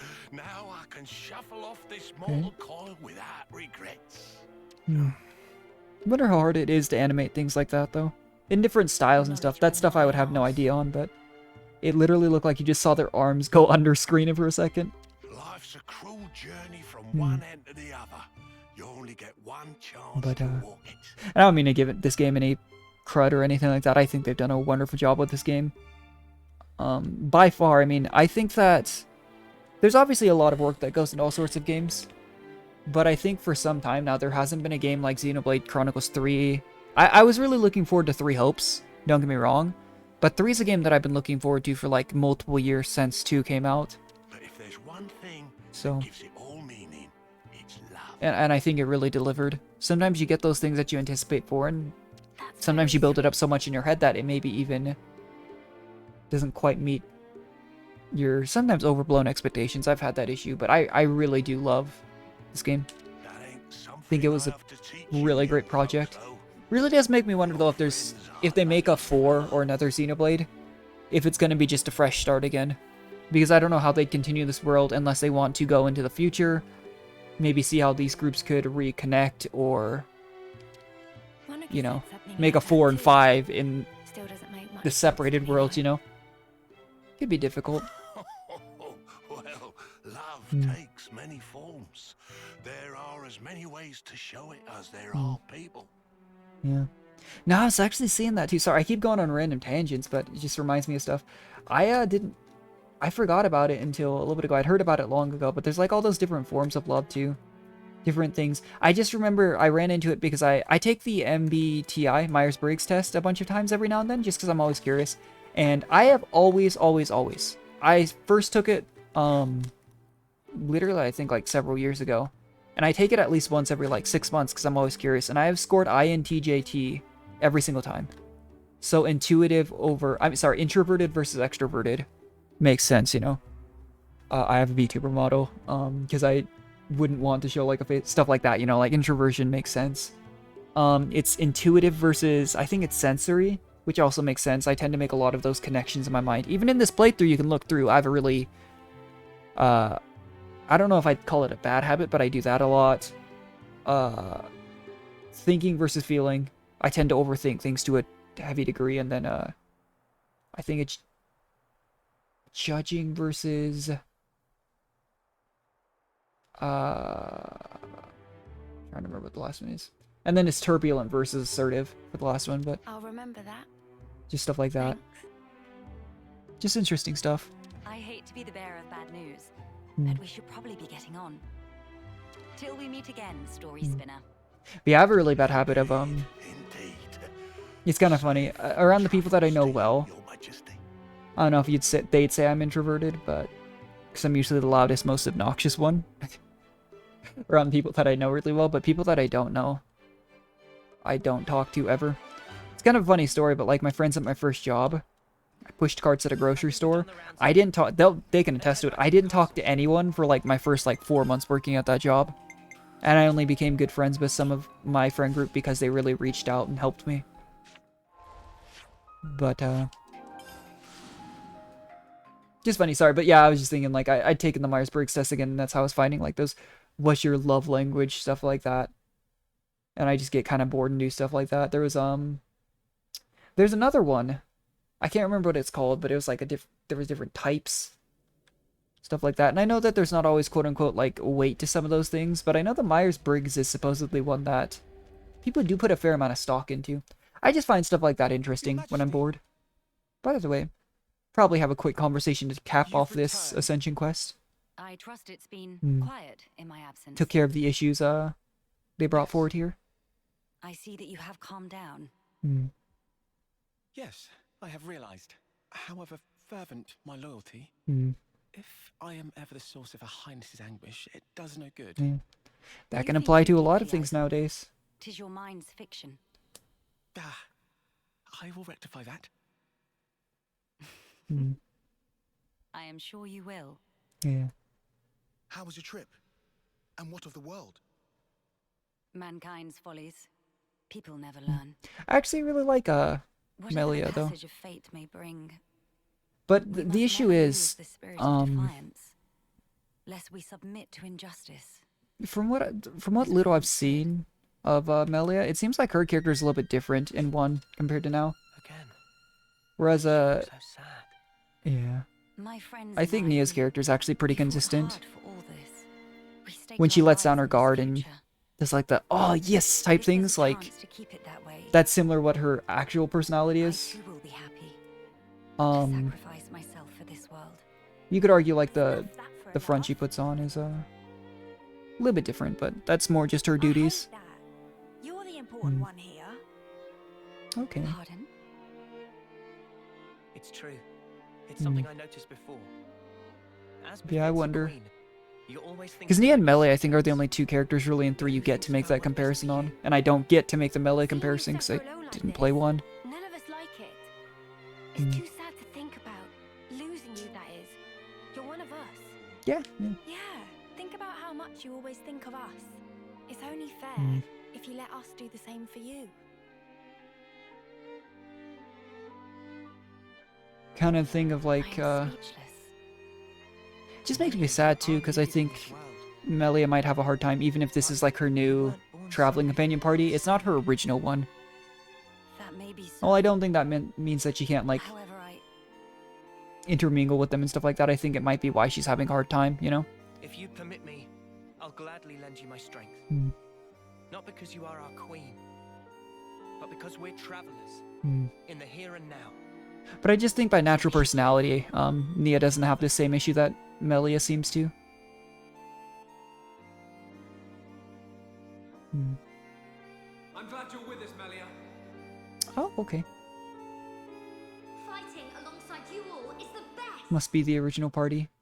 I only recognize Shulk and Fior from that because of 2, but... Yes.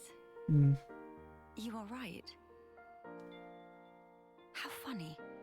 Though wisdom is said to come with age, still you all seem to teach me so much. Pretty sure I've gotten dumber since I was younger, but... maybe that's just me. Show me that there is more to life. They guide me when I run astray. Again and again. How fortunate I am to have you.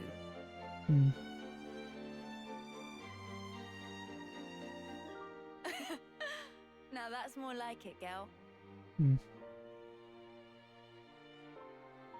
Melia, thank you.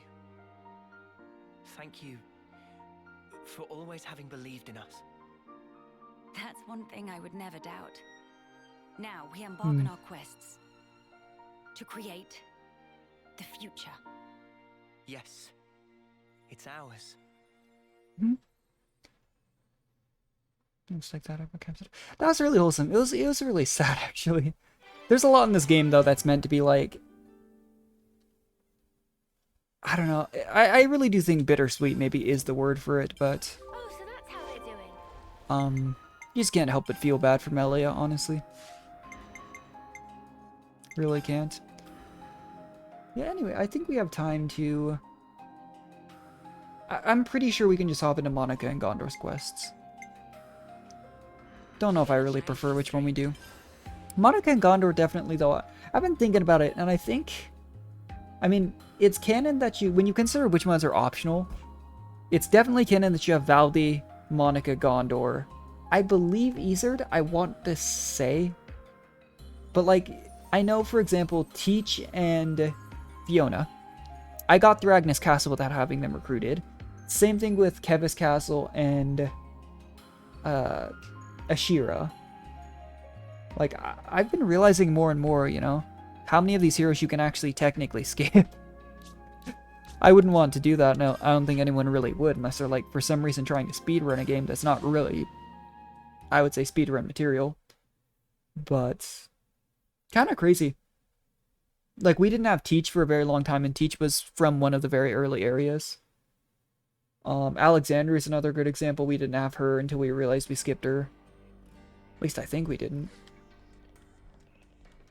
But they also do things in somewhat of an odd order sometimes, because when you look at, like, the class list, you know, and Cursor's right here, after Kevis Castle with Ashira, but before Monica. Like, I'm trying to remember which gaps of heroes we skipped. Because I think if memory serves, I know there were 2 instances that we realized there were 2 heroes we'd skipped. I believe it was Juniper when we realized we skipped these 2 potentially. I want to say, I know we had Ghondor and realized we didn't have these 2 though. And I'm pretty sure we got Ashira and Monica before we got Incurse. I don't know. I know there are multiple weird gaps though where I had to go back and because I realized I had missed out on some stuff. But I'm thinking about those canon heroes though, because obviously, you know, Ethel is canon, but getting Ethel back, I don't know if that technically is. Because we had to have a fully leveled Seraph before, and then go to the lab before we could get before we could get Ethel back, sorry, and Cameralvi ascended. I think we were required to go back to Colony 9, so I want to say these 2 you have to get. No, you have to get Riku and Manana. I know you have to get Juniper. Monica, Ghondor. Miyabi because you're forced to do Side Store Mio.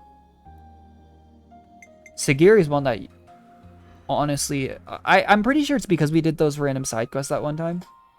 Back before we decided against doing all of them, but Pretty sure there could have been people that, if they never looked anything up, just didn't find Segiri for a long time. Either way, this should be Monica's hero quest, because this is one of the question marks that does not show up. If it's voiced, we're good. That's my general. Yeah, okay. You want me to talk the defense squad into issuing you a transporter? Okay. You're dreaming, young lady. Out of the question. Huh. Please, sir. It would only be for a short time. Wonder why they need a transporter. I don't suppose this is one of the elders' requests? No, it's nothing to do with her. Jensen.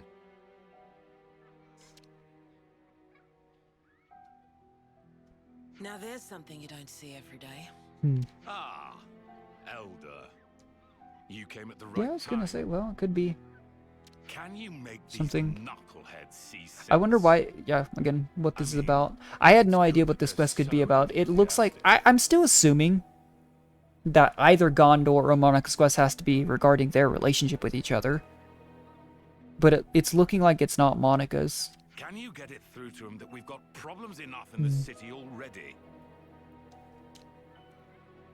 Everyone's all fighting to the best of their ability.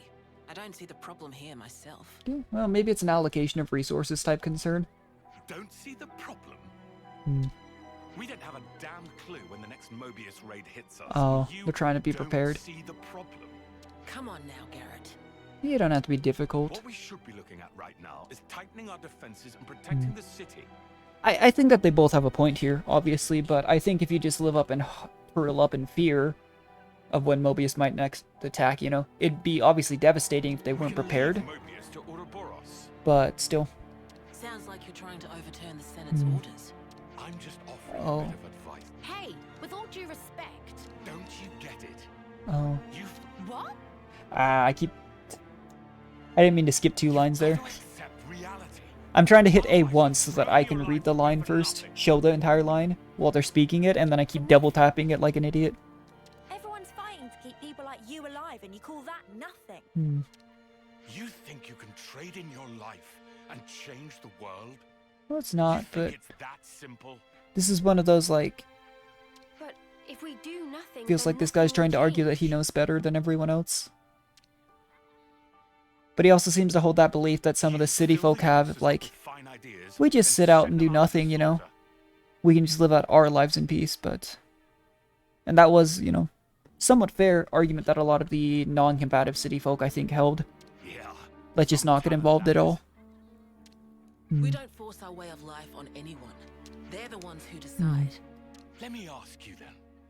Did you choose for yourself? You chose his life personally, did you? Well, she was raised to do it, but... Well... Your husband must be rolling in his... Okay, you don't... Ooh, that was a step too far. That... My brother is dead. He won't regret anything anymore. Yeah, I think the argument was valid until Garrett went ahead and said that. I think that's going a step too far. You trying to mock me? If it came across like that, I'm sorry. But bringing up the dead to prove a point, is that really something a Doyle would do? No. Hit him where it hurt.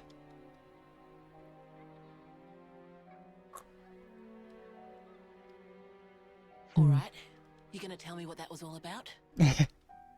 It's no big deal, really. Thanks, but I'll be the judge of how big a deal it is. He's trying to smooth the waters. Jensen here seems to be a lot more mature than Garrett was acting, though. Telling me that as elder? Jensen. Oh. If you aren't pulling rank, then please believe me. Okay. I'm not a kid anymore.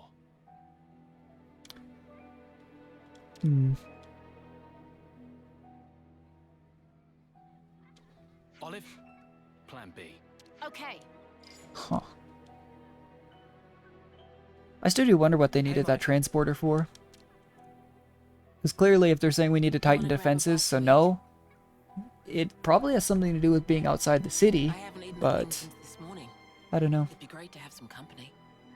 Someone say eat! Time for tasties! And I have really wondered, yeah, what happened to Monica's husband. Obviously they passed on, but... She had to have some kind of relationship because she's the mother of Ghondor. But that's something that I guess wasn't ever really talked about. Now I'm thinking about it, so maybe that's something that's explained here.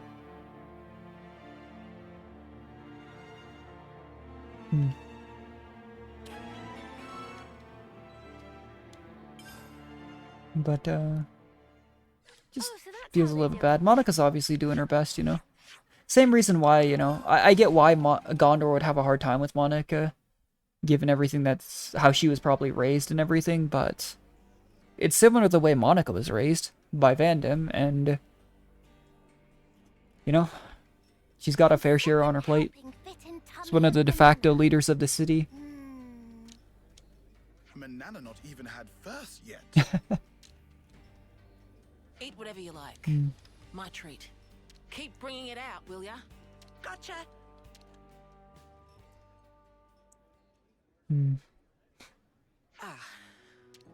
Where do I start? I knew there were a few people whose hearts weren't really in the fight against Mobius. Yeah. But I'm not sure I understand why they're so openly bitter about it. I mean, that's the thing, though, is like, especially this main group, but Kevis and Agnes, I think, were able to accept that this is how things are. We need to fight Mobius once they're freed from the flame clocks, because they'd already been fighting their entire life. Some of the people just, hey, it's Mamba. Some of the, he disappeared. Oh. Anyway, you know, it was kind of almost just like, it was already their way of life. It's just shifting who they were fighting. Whereas a lot of the people in the city weren't, you know? Garrett just wants to protect his family. His family? Yeah. Right. He has kids, just like I do. That's why he can't forgive me. Oh. I did something no parent. I was actually about to say to you, maybe that you'd think he'd be able to relate to Monica, but this is explaining why it's not the case. What did you do? Sending your children into battle. Oh, yeah. What mother would do that? Well, the first time we met Gondor, she was literally sitting in a prison, awaiting potential execution. The day my husband died, I chose to take the mantle of Elder and lead the city. Remind me, a husband is... Someone you promised to live with for the rest of your life. Yeah. He must have been very important to Monica. So, after you lost your husband, did you become who you wanted to be? I know she's not trying to be insensitive, but that's not something I'd ask. Personally, I would not. I did. That's good, though, you know? I wanted to put an end to the war with Mobius. And she rose to a position where she has the ability to fight against them. This world truly deserves. That's what the 6 houses Yeah. are working towards. It's a lot of weight to put on your shoulders, but...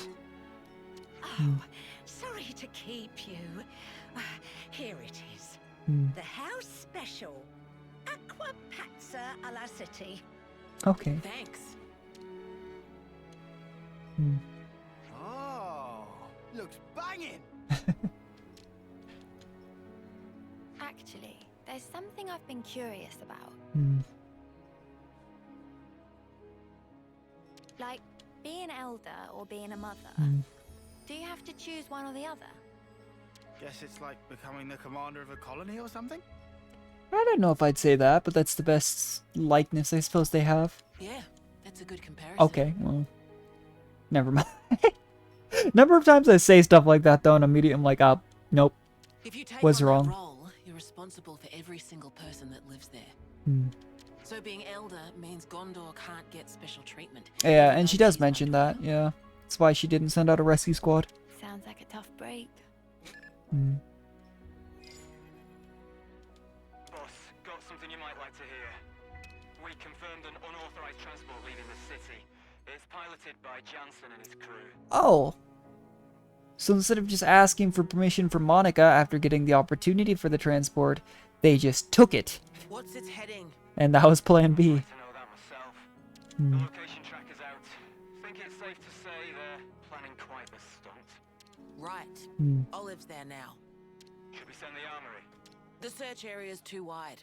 Okay. Maybe Garrett could help us? Do you really want to ask that guy for help right now? Right. He was talking about the transport in the plaza. You hear that? They probably did ask Garrett. If they asked him for the transport, he probably knew where they were going, but... Not sure you really want to go talk to him right now. Garrett. You can do a little groundwork for me, Travis. Word gets around. Imagine the commotion once the Conservatives hear about this. They always talk about that faction, but... Work your charms on them, Travis. I'll make it worth your while. Okay, boss. Let's settle this squabble. Looks like we'll be skipping lunch then. Oh. Never mind.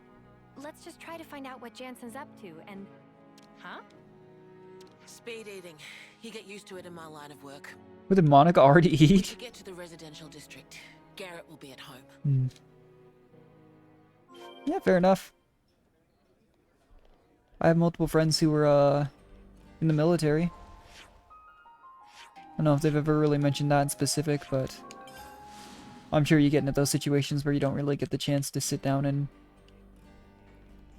you know, take your time on things. And that is basically what the lost numbers are for the city. They're, you know, active military against Mobius. And you would assume, to an extent, against Kevis and Agnes, because for a while there, that was, by extension, the same thing. Sad as it is to say. Yeah, let's go talk to the guy who was just antagonizing us.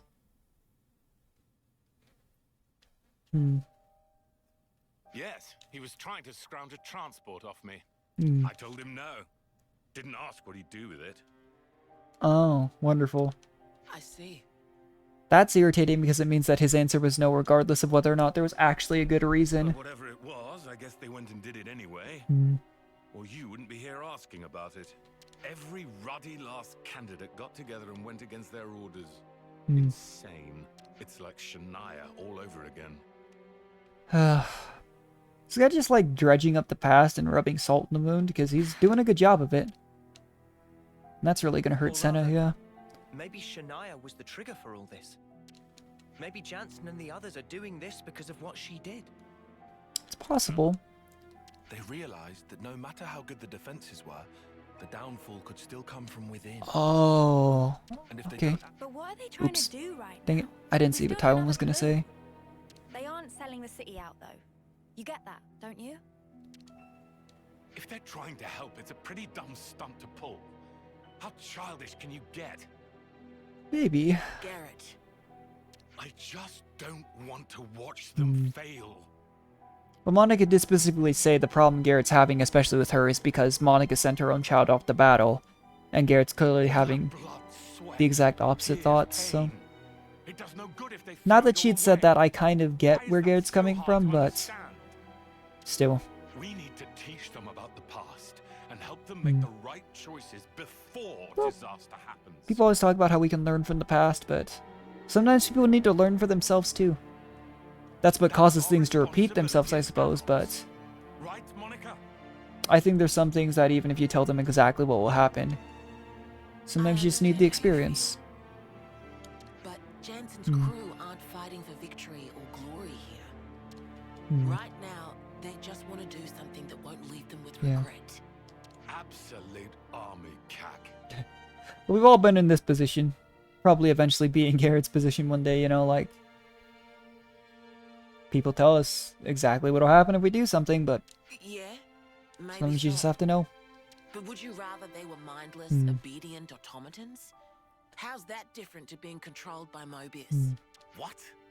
Oh. We need to get through to them so that we Yeah. can teach them how to get back on their feet after they fail. That's the other side of things like that. You know, you won't always be there for everyone. Sad as it is to say, but... you teach them how to just keep getting up and going. That's a good mindset. It's kind of interesting, though. I actually didn't think at first that I was going to understand at all how Garrett felt with the way he was being so abrasive at the start, but And as you say, it's I think they're actually doing a good job of kind of making you see both perspectives. Well, well. What a surprise to hear the elder talking like a parent for a change. Picked it up from my dad. It's how he raised me, now I think about it. Yeah. Yes, I can see that. Yeah. Anyway, thanks for your time, Garrett. Don't mention it. Sorry I couldn't be more use. At least there's some, you know, someone making amends. Because he was really, really harsh earlier. bringing up Monica's husband and whatnot, but it's one of those things too where like I say stuff like this all the time. It's like I did really good at school, but I wouldn't be a good teacher. Back to square one. I think it's one of those, you know, there's a lot of things where that can apply. Just because you're super knowledgeable about something doesn't mean that, like, I just don't have the temperament to be one, but just kind of interesting stuff. Okay. Miss Vandam, I was just on duty. I didn't mean to eavesdrop or anything. Is she just embarrassed? Because she's right there. She could have just told us this in person. Continue. I've got some information about the location of that Oh, transport. okay. Kryto was talking about Corn Island. Okay. Corn Island, you say? Unless she's in on it, and the idea was that she doesn't get confronted and maybe drug along. There's something to it. Yeah. My husband was there 14 years ago. Oh, okay. He went out on a mission to collect ether. Is that how he That's where passed? lost his life. Okay. I didn't think that collecting ether would be that dangerous, but I guess the task itself probably isn't. It's what he ran into around the area. If they're heading to the deepest level, then they're in Could be monsters, could have been Kavesi or Agnians at that point, could be Mobius. We've got to get to Corn Island. Yeah, well, Oh, so that's how they're doing. let's be on our way.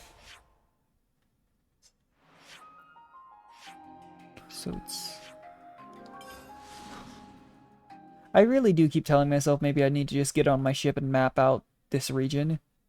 But I really don't want to. The problem is you can see the lines, you know, that we've clearly traveled on the boat, and that's about how far you get. So if I wanted to actually map it out, it'd be a system of literally not only following the map, but, which is obnoxious in and of itself, because the minimap doesn't really give justice to what you actually have on your map. But, it'd basically be running in a big line, moving slightly to the left or right, and then running the entire region again. Not to mention all the obstacles and stuff, so you'd have to slightly change course. Just be obnoxious. But then you get this situation where I'm sure there's probably more islands in the Cadenzia region that I haven't been to. And I know there's a couple that I haven't fully explored.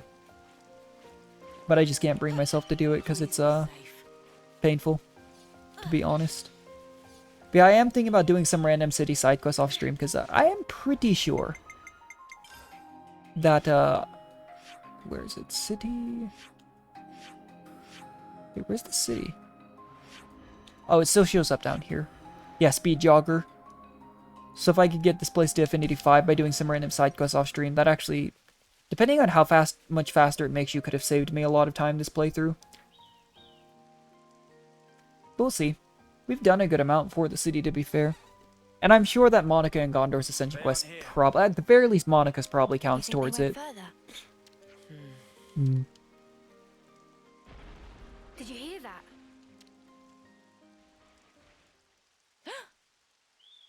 Mimi, Well, over there. they did indeed get into trouble.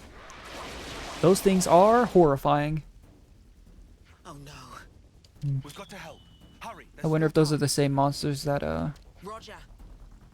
took Monica's husband's life.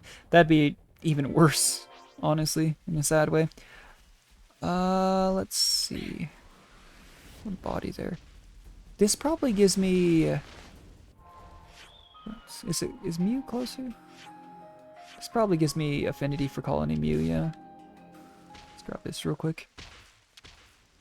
Try to be better about always doing this real quick.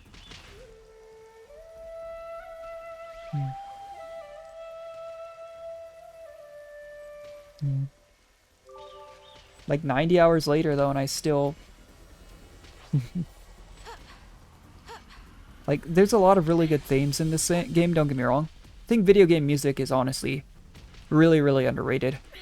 Like, even as someone who, you know, I took AP Music Theory, passed the exam really well, knew how to play over 20 instruments at one point, couldn't play any of them now, was like in a vocal music program for college for a semester, and composing is still incredibly hard, because even once you get that spark, something that I always really struggled with was finding a way to translate it over to like an electronic medium.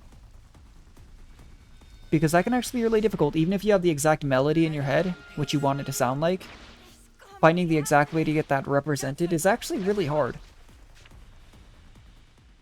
So, Because you get that exact picture in your mind, but then you're like, how do exactly do I, what key do I do, what, you know, exact instruments and stuff am I going to translate this over to? It's really obnoxious, actually. What? Monica? Yeah. Now that we're doing this though, I really do feel like maybe I need to give that I think her name's like Seema, was it like CYMA? She reminds me a lot of Rosanna, actually, with different hair. But sorry, little side thought I had there. I've been thinking about giving some of the other tank classes a try again. Because I really do feel like, for me personally, I really like Zephyr and Lone Exile the most. But I've thought about maybe giving Lan's, Monica's, and Xeon's classes another try. Definitely probably wouldn't be the worst thing in the world. Just haven't been able to bring myself to do it. Because I've gone back through and tried some of like the attacker classes and stuff that I wasn't the biggest fan of earlier. But we'll see. Oh, I'm not getting my resets here. I can't even tell. There we go. Okay, I was gonna say. I actually could not tell where when my attacks were hitting there amidst everything. Oh, you know what? I think I'm not getting the resets. It looks like we're getting deflected. That's interesting.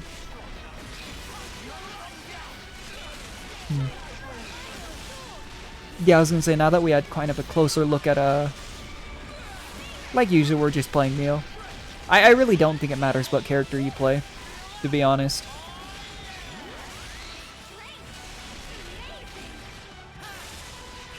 But just depends. That was one thing though I did kind of was always a little disappointed with Xenoblade 2 was my favorite blades to use were Pyra/Mythra and Poppy, because Poppy was really broken. But I don't think I need to chain attack. Well, we'll go ahead and do it. But those blades were tied to Tora and Rex, but my favorite characters design-wise were actually Morag and Zeke. Of the the 4 playables, not including Vandem. So it was just one of those sad contrasts where didn't really get to play. I was actually looking the other day at like a hindsight list of what's really good, and apparently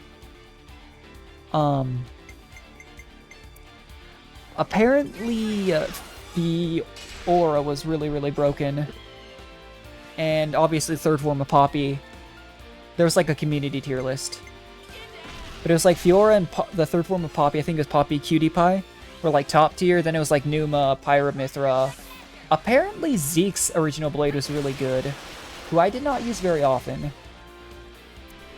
But it was funny too, because I was realizing too, some of the blades that I ended up using just by nature of like what pity blades I had and such were actually really bad.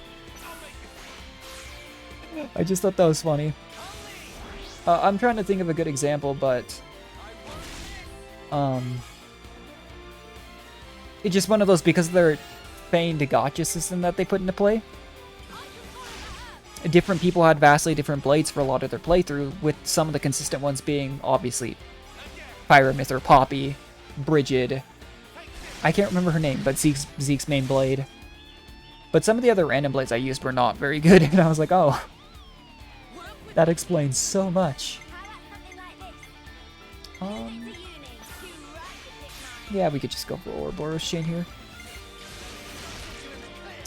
Yeah, I was gonna say, I don't think we need the Ouroboros chain, but I've been realizing too, even if you don't get a whole lot of XP from enemies, for example, this is 27 levels beneath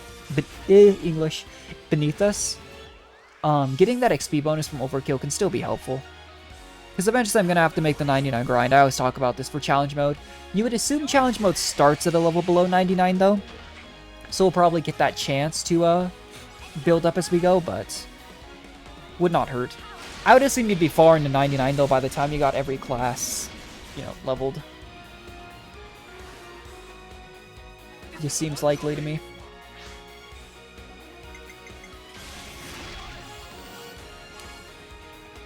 But the XP bonus doesn't hurt, especially on uniques and rares, I've found. I wish you could, in my lazy ways, you can't spec auto battle on a uniques for some reason. But uniques are one of the best ways to get experience and class points and stuff, so kind of wish you could. Because I'll just run around to like higher level areas when I'm grinding off stream sometimes and just set them on auto battle and watch YouTube. Which, to be fair, you probably could get away with in a lot of cases either way. Just let them auto attack on their own, but for canceling arts and such when manual play, not exactly an option.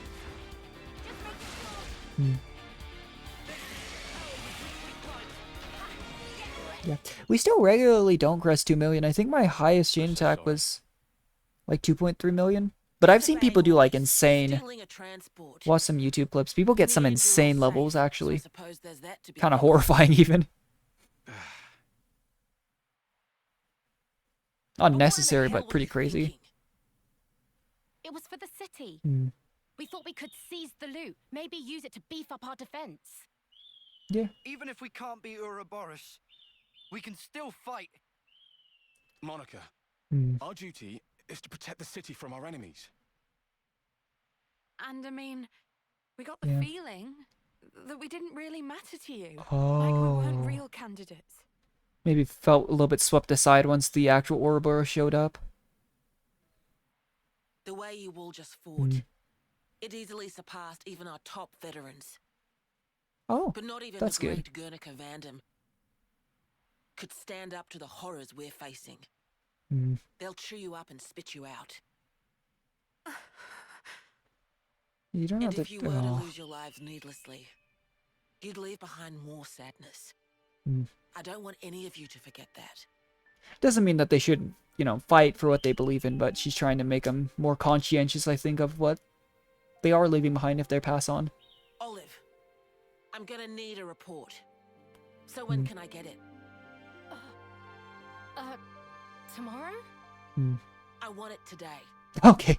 Get these supplies stowed away. Also, I expect a written apology from all of you. 50 pages. 50? Not enough. I wouldn't talk back, yeah. In the very near future, we're gonna need about everything you can give us. Until then, you need to prepare. Bud, you're out there on the front line, putting yourself in harm's way. Yeah. Yeah, she is, but... At least let us handle the rear.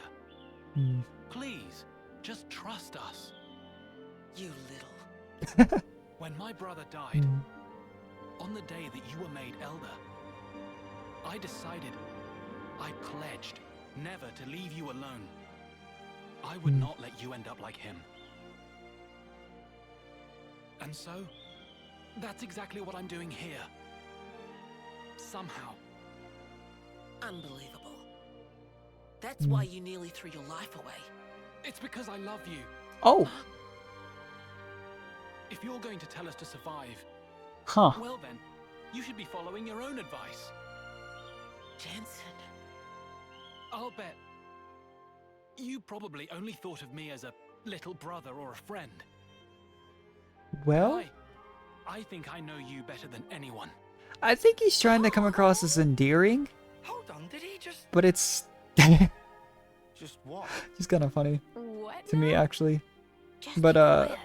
just cause, like, yeah, I don't know. Just, I'm sorry. Isn't Jensen around Gondor's age? You don't have to say anything now. It's just, I needed to get that across. Instead, I do think it's sweet. It's just not what I... Oh. I'm your superior officer. Yeah. Yeah, but when Mobius are gone, ranks won't mean a thing. Oh. What a sweet talker, huh? Just think it over.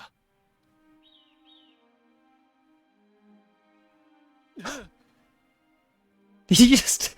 Oh. Nice one. Were you scared? Shut it. Does look like a friend group talking about that.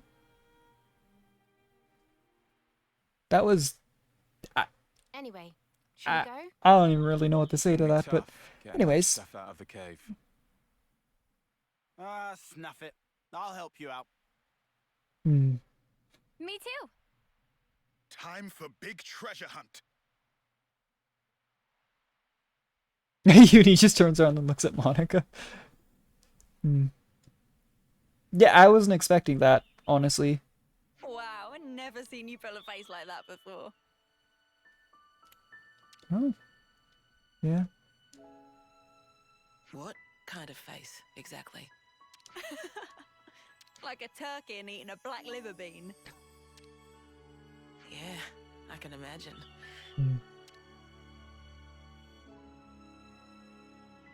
I have certain duties to uphold as Elder. I've got to head the army, win the future. So, I just thought I could put off everything else until the world to come. Well, maybe this is a good opportunity. Oh, it's not a crazy age difference. I just looked it up, actually. Sorry, while we were doing this. Jensen's apparently 22, according to the wiki, and Monica's 33. That is a bit of an age difference, but it's... Just talk to him. Tell him what kind of a future you want in this I world actually to have come. seen wholesome relationship, like, in real life, of people about that age difference. I just didn't... The top comment! Mother, Elder, I can't say I understand what those really mean. The only comment right now, as the time I'm looking it up, on Jansen's page is Jansen the absolute mad lad. Someone replied Monica's Ascension quest, and they said that's correct.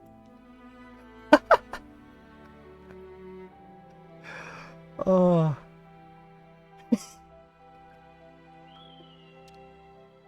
Oh man. To the future, That's really you funny. can become whoever you want to be. In the wise words of a certain someone. Wait, how old is Ghondor then? Touche.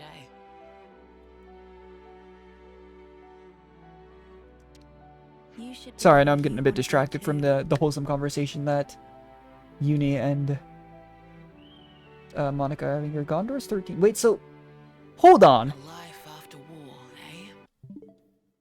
I guess the situation is different in the city, but if Gondor's 18 and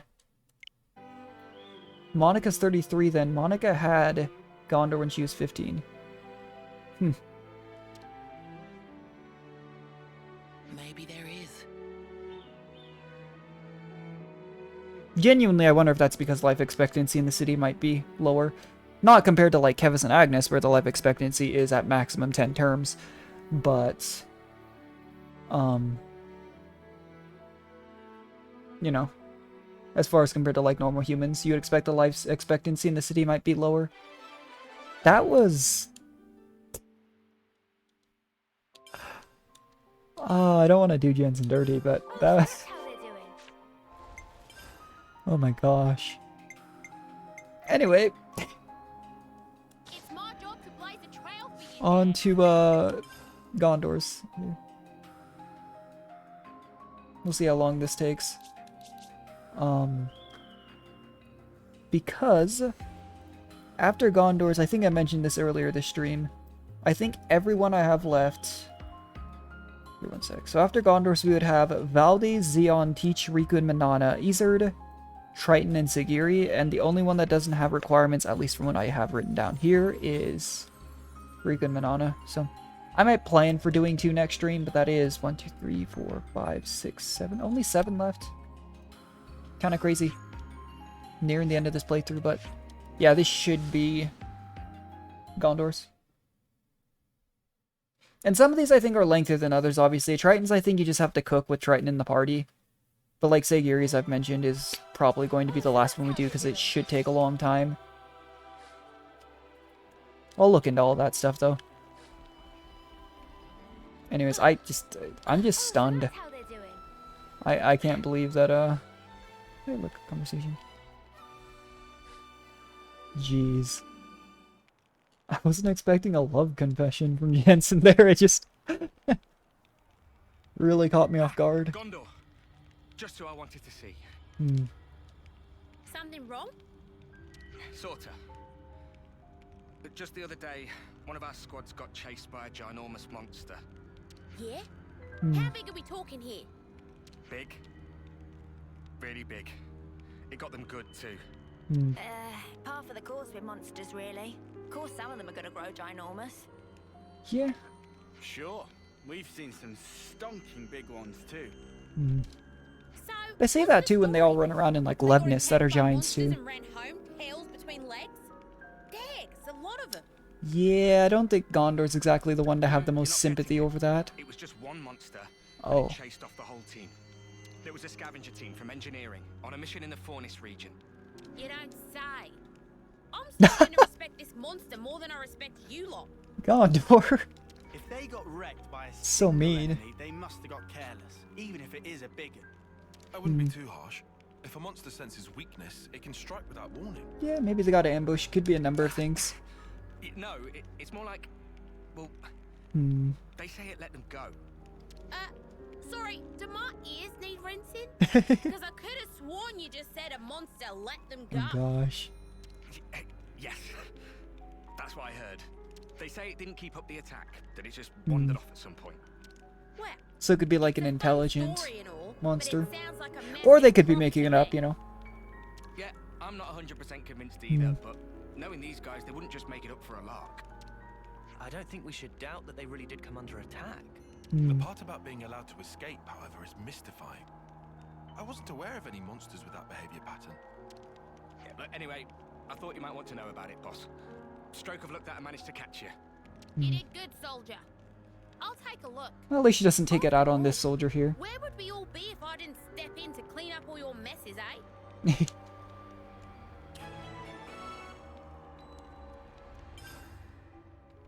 Anyway, Sing Breeze funnel area. This is in the Fornis region. Okay.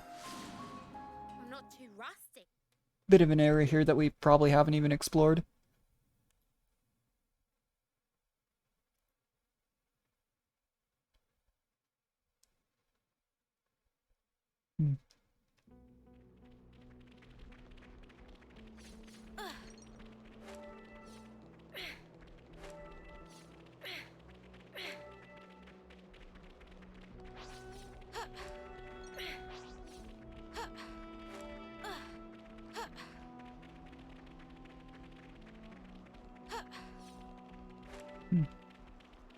Kind of weird going back through areas. Apparently there's an off-Syrian thing up there. I really don't feel like I explored a lot of the early areas as thorough as I maybe could have. Obviously a lot of the mid and late areas too, but the early game especially, I just felt like I didn't know what was going on. And so I was just running through the story. Did I go the long way around this? Huh. Either way though. Yeah, I'm expecting to hear a lot of cursing in this hero quest. Sorry, Ascension quest. I think it's basically the same thing at this point, but...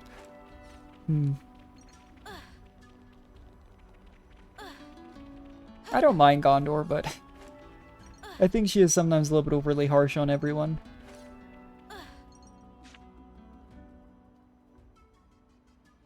It should be somewhere around here, right?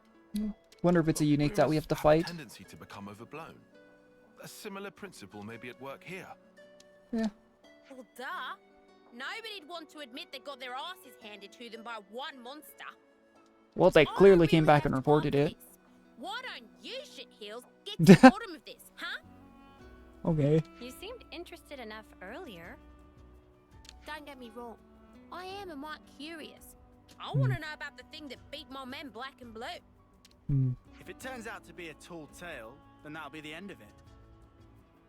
But either way, I guess we can just beat it up. That way, no more threat. Job's a good one. I like the cut of your jib, guy. That's right.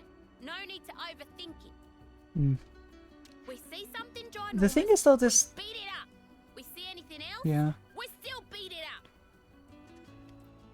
Yeah, I suppose that's... Easy peasy.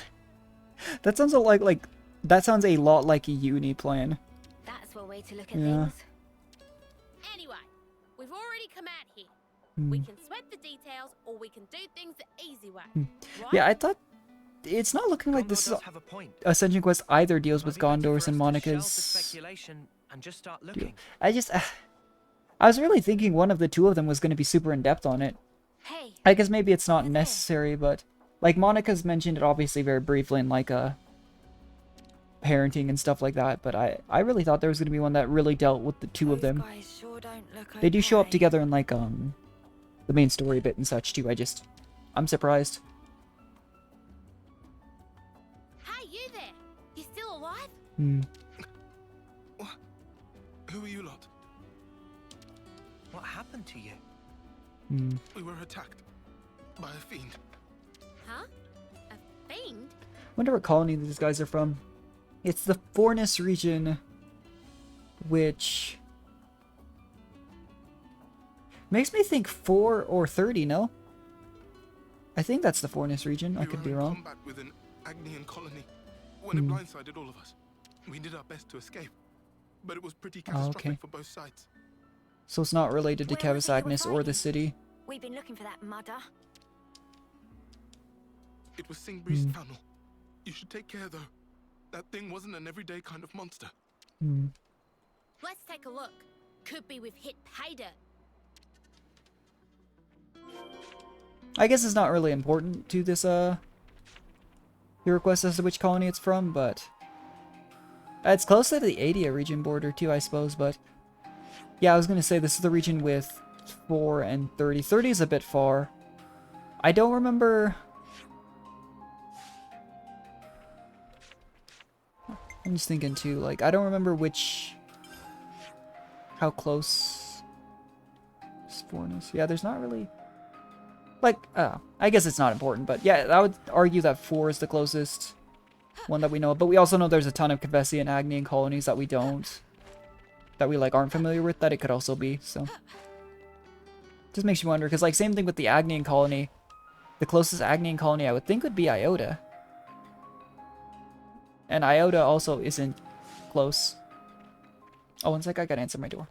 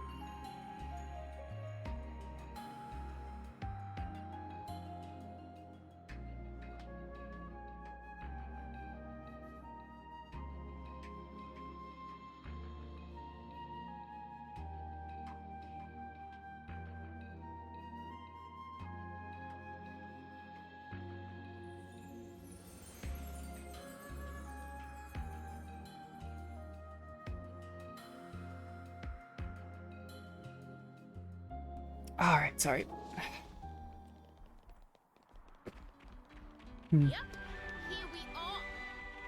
Yeah, so yet another area, though, that we didn't explore, because we didn't need to. We have a side quest over here, though, that I didn't run to at all. Actually, it looks like these might be for a side quest. I'll come back to that at another time, then. They made it sound like it was just one monster, but if it's these, then there's, like, 3 here. Is that who we've been looking for? I mean, I went back and beat up on that giant, unique monster that shows up in the first area. Seems to be a recurring theme in Xenoblade games, though. We can talk about it later. Those people need our help. I mean, it kind of makes sense that they beat up a squadron. If they're, like, I don't know, have thick enough skin. I don't know if that's the right term. But that, oh, they're goggles, yeah. That their weapons wouldn't do anything. What are they supposed to do? You know? Because on foot, they only have their basic weapons. And then, I mean, they're about as big as some of the smaller Levnis, so who knows? Just interesting stuff.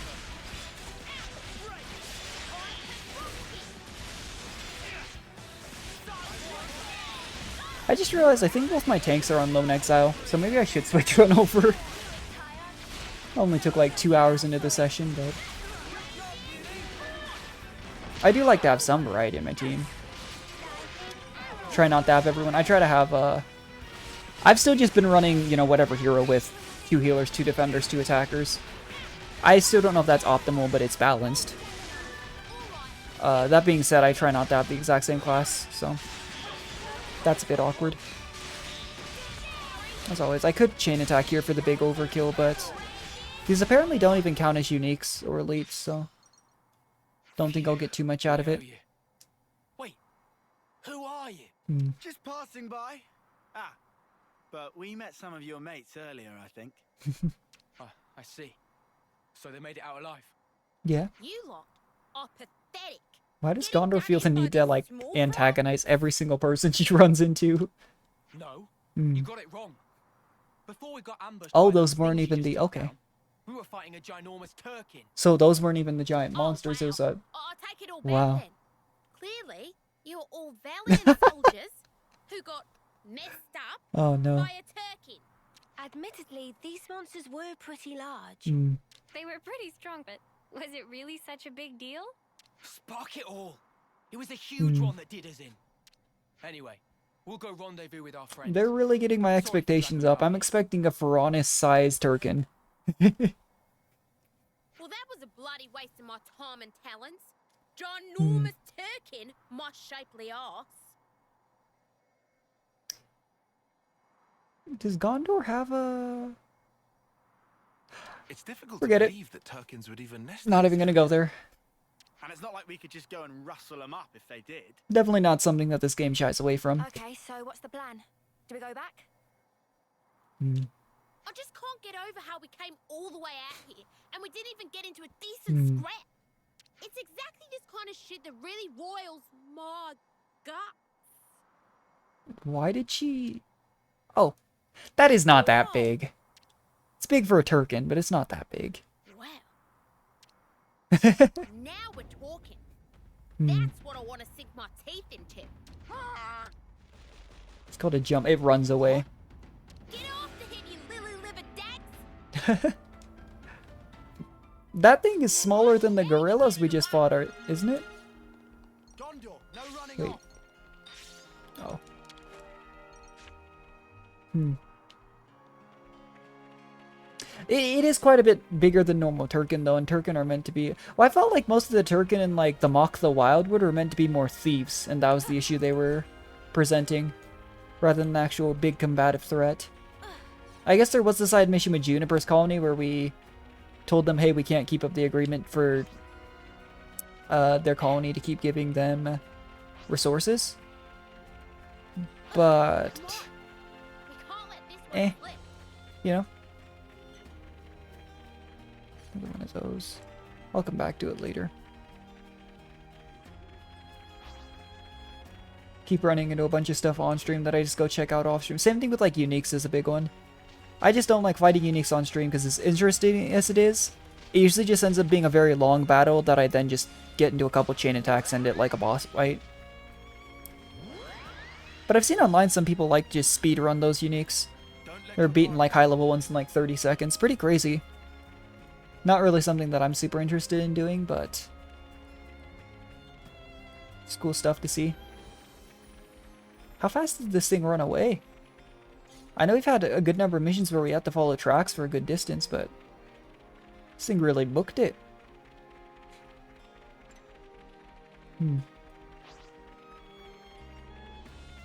It's really nice doing these track missions, though, when you don't have to attack everything nearby because you're high enough level that you don't aggro.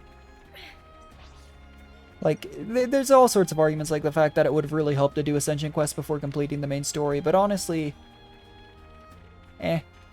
we only failed the final fight against Zed Infinity once, and it's because we had both our healers get one shot, which was an issue in a lot of other cases. You know? But you were chasing, huh? Oh. Anybody run away when scary. But you're a ginormous turkey. Yeah, apparently messed up a bunch of soldiers, too. When she puts it like that. It's definitely more ginormous than a normal turkin. What is big idea, huh? Barging into roost with muddy foots and Wonder, are we actually gonna fight this thing? Don't act innocent, beak freak. You're the one one who messed up my guys. Huh? And what's the problem with that? You wanna know the problem? How about I explain it to you with my fists, you shit-crusted featherbrain? I not know where humans came from, but they attacked me, so I chased them away. That's the end of story. So did they attack first? Turkin just want peace and quiet. Quiet! Not too much to ask. I feel you on that, Jumbo Turkin. Hear it let the soldiers get away. You humans think we special. Keep coming to capture and attack us. When Turkins get attacked, we return claw for claw. But we never attack humans. That's if humans not strictly true, but sure. So you weigh up whether or not you want to pick a fight. Humans not any different. Violence only breed more violence. Therefore, when hit Turkins, Yeah, this is not what I expected. Did you just threaten me? Wow, you got guts, fuckhead. I think I'll grill him for supper. Hold on, let's not get heated, Ghondor. It does make a lot of sense what he's saying. Yeah, this Turkin's surprisingly sensible, So tell us, all things considered. they're no big mystery. Had argue over territory, so now Turkins just look for easy living place. Somewhere comfy? Comfy, yes. Turkins is an island, just like Herman. Not an island? What, you gonna build some kind of I like to imagine the voice actors for a lot of these characters, especially the wacky ones like this one, I really enjoyed voicing them. so what do you mean, you're not an island?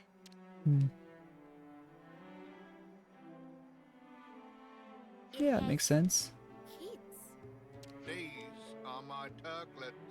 I search for easy living place for them. Wonder if that'll get... Maybe this does have something to do with the, really... Like, seriously, I was so sure for a long time that Ghondor or Monica's quest had to go over that, and so if they're showing this, maybe that's the catalyst for us going back to the city.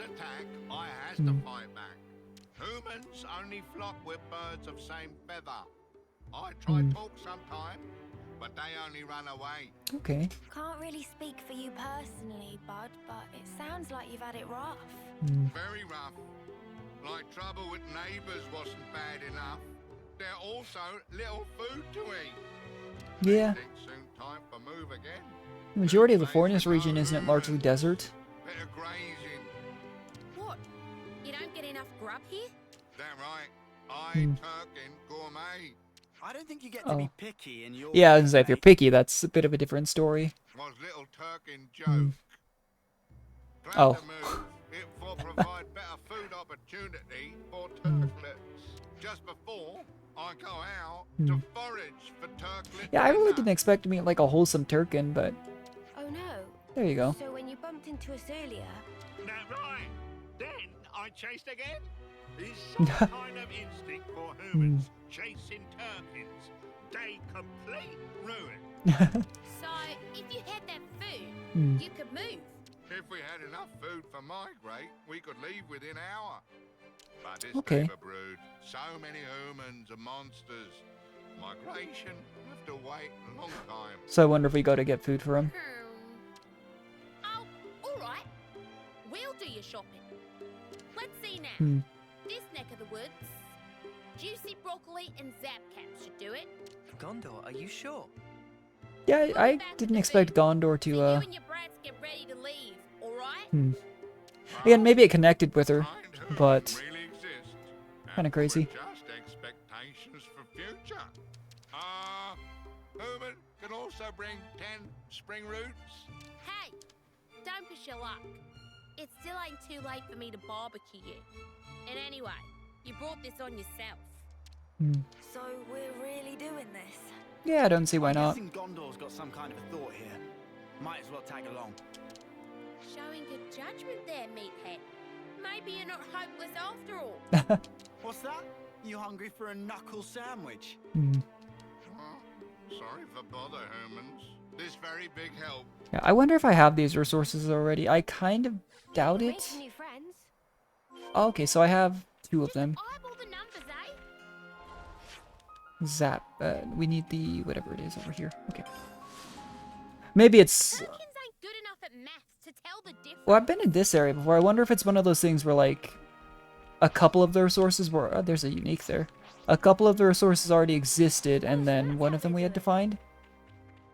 Suppose that's also possible. Spring roots. Yeah, maybe that's it. Because I know that was the case with, like, Miyabi's, for example. During the Miyabi Ascension quest, we already had the basic resources, but then for Miyabi's, we had to go talk to a specific person for something. And then in Manana's case, I think it was actually things we had to go hunt down. So, either way, still pretty convenient that we had most of the resources here. It's also nice that they made them very obvious.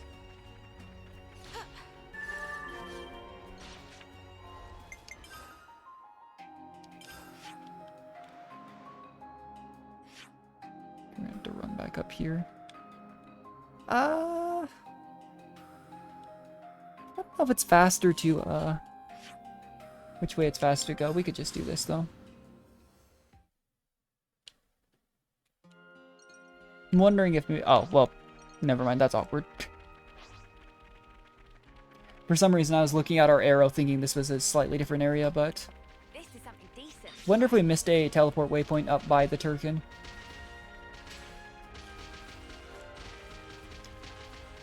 What is that sound? Oh, it's the, Whoa, what's with that one of the little choose your side clashes. Found some interesting ones, actually. I was exploring around the area right below Agnes Castle, and there's actually... here, I could show you from front. Actually, I have to go here. But there was actually, like, an island where you could get Agnes Castle rep just by, Yeah, it was like here. If you went along this bridge here, there's like a little platform with a unique at the very end. And it was just a bunch of like choose your side battles, but you only got the choice to side with obviously Agnes Castle.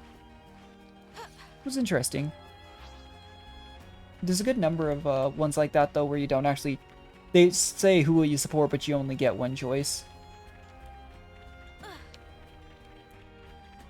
Nowadays, though, I pretty much always go straight for the Nopon coins. I spent some time upgrading gems, though, off stream. I don't know if I mentioned that, and found some area like that. We managed to find a good number. Do you think this will be enough? Hopefully. Should be enough Oops. for the kids anyhow. The lurching monstrosity will make do. Yeah. Wait, Ghondor, you're actually worried about the little ones? Hardly. You do realize there's a chance that the larger one has been lying to us, right? Yeah, there's a possibility, but... If it turns out he has, Yeah. we just You say, I don't know if Gondor really cares. Well, if we get Oh my gosh, I keep away sorry. ASAP, it saves us a world I really wish there was an autoplay system. It's true. If they Because I keep relocate somewhere clicking further A away real from quick us, again to everyone's show the life entire will be more text bubble peaceful. immediately. Which I guess isn't totally necessary, but Back to them then. it just takes a And we quick can double wrap clip. this. Double click and you just skip the line. Stupid twits. What now? Let's check it out. Anyway. Just hurry back. Yeah, hopefully nothing happened to the I'll leave him alone for a second and now this group. Can't say I'm too invested in the giant Turkin, but it's the point of the Ascension quest, you know? Oh, they're getting attacked. Well, to be fair, it's beaten up how many Kavesi soldiers? Shut up! If we don't take you out, Oh, now it's a pride thing. you the ones that attack us. Don't let the monster confuse you. You dipshits! What are you playing at? Hey, you're the... Oh, you come back! Are you alright? Jeez. What's going on? He's protecting his kids. Wait, chill out, you guys. This isn't what you think. That thing's a monster. Just leave it alone if you know what's good for you. You think we can show our faces Yeah. back home if we got done in by an overgrown turkey? I mean, the city lost numbers under Gondor did. If you're itching to get in our way, we'll just have to give you They had to eat their pride a little bit, but, you know. They also didn't say it was a Turkin. To be fair. Kind of funny. Yeah, well. Oh, I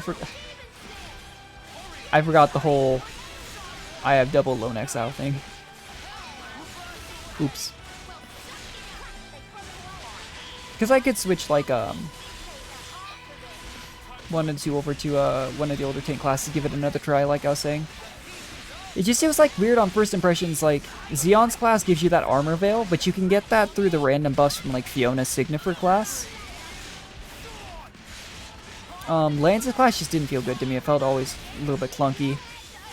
And then Monica's class is weird because it like has the ability to heal itself, it has a block ability and such, but it feels like it's trying to... I don't know how to explain it. I feel like when I'm playing a healer, the utility classes are awesome. But when you're an attacker or a tank, to me it just feels like I'd rather focus on being an attacker or tank, if that makes sense. I don't know why. Maybe it's the nature of like the healer classes in this game or stuff, but it's why I have a hard time with well, I don't even know if I can say... Well, I don't know if Thaumaturge is a good example, because I don't know if that class is really trying to be a utility class so much as it's half healer, half attacker. But I don't know. It's like the healer classes will provide healing, so having extra utility is somewhat nice if you can still not need the extra healing. Hi, you still with Whereas if you're trying to focus as a tank on that, you'd rather just have a tank that holds aggro. Thank much for help. What the hell? You could have taken them all out easy. Things was tricky. Turk and truth. No parent can bear to put own turklets in danger. Yeah. Yeah, it's really gonna dig deep. It goes back to, I mean, I'm glad we did play Monica's quest right before this just to emphasize that point. That's why Garrett had a disagreement with with Monica, because Garrett felt like that shouldn't be the case and wasn't, but it leaking out. oh, Pull yourself together. We have a healer with us. You leave your bloody kids alone. Don't know if there's something we can do about that. That is correct. I also not think it come to this. Tragic day indeed. Raising little turklets can be such really hard work. But this, what happened here, this is own fault. Exactly like you say. Brought this all on top of self. Every time get attacked, I was such big flock fool to keep I don't fight back. think there's anything wrong with defending yourself. Human in first place. Quiet better. Should have run away to safer roost. Think about your children, damn you! If you die now. Oh. Maybe they can survive on own. My turklets. It no like they're feather brains. So you there, smallest human. Don't call Ghondor small. Please hear my... I think even Ghondor would have the composure not to get offended about get offended about that here, but still. Imagine if like Lance called Ghondor small. There is place that's safe and have no fighting. I want you take my turklets there so safe and tight. If they just need live, then turklets can handle by self. But they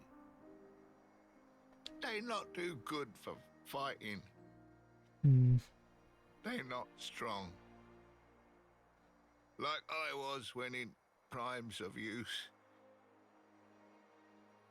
If Turkin can ask you.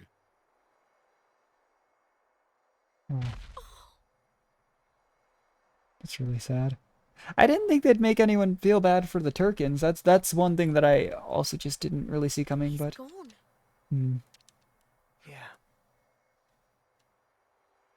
Why is this game always so sad? Like everything they do, they have to just like, you get those happy moments, but they make so much of it so sad. Seeing someone die before your eyes and not being able to do anything about it, it's shit. But I think we did all we could. Yeah, we brought back resources. There's not really much else I think we could have done, sadly. I mean, I don't know if Uni could have healed a Turkin. It seemed like it's a really fatal wound.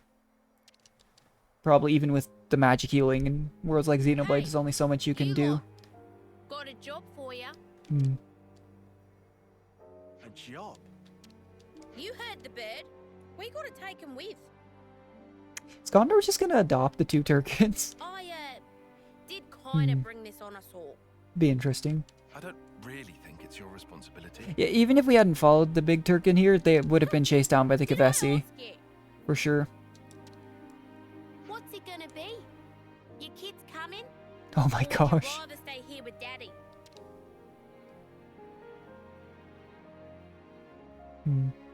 Alright. Go say your farewells. But it's not safe here anymore. So don't take any longer than you have to.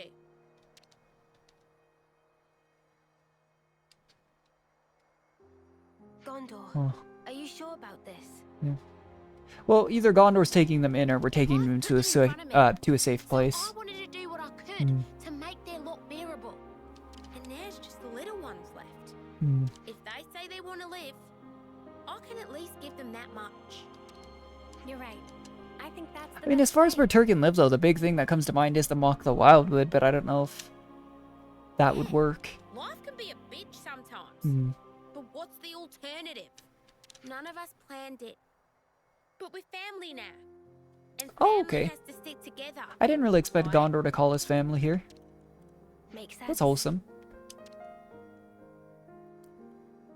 I'll tell you right now, the work will be hard.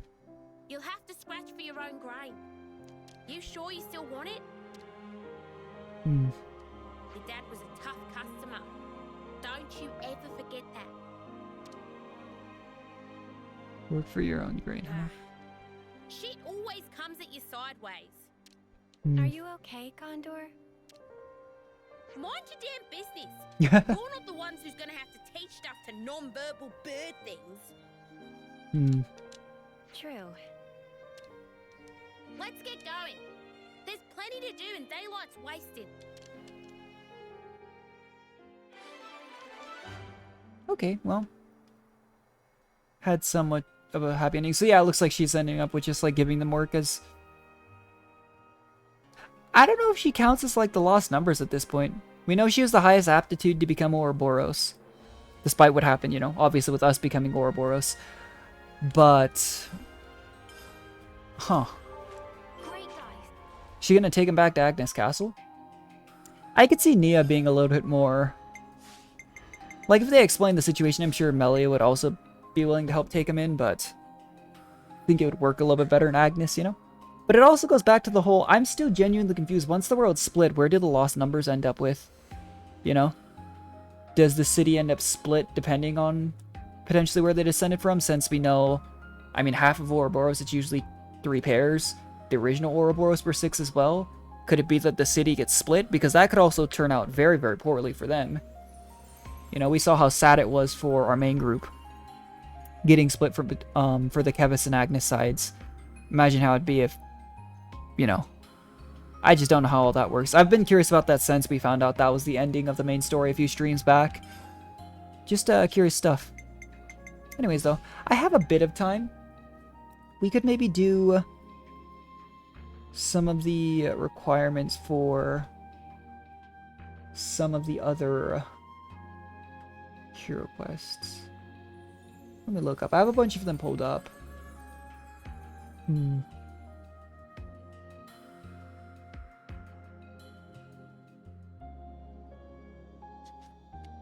me see though. I want to look into this a bit. I'm so sure that this is like... I mean, if you look up the Ascension quest for this, it's like the biggest one here, but... So let's see. Prerequisite. Complete the quest acknowledging feelings, then go to the question mark that imposes central cell. Invisible bond. Darkness 6. Would be Sergeant Tonra.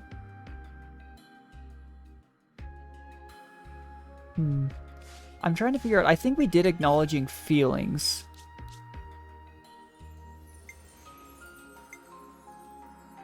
No, we did In Search of a Home.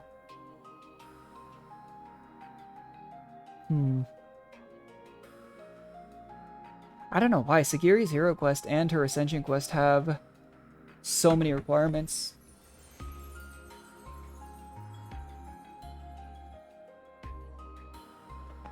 We could do maybe part of it here.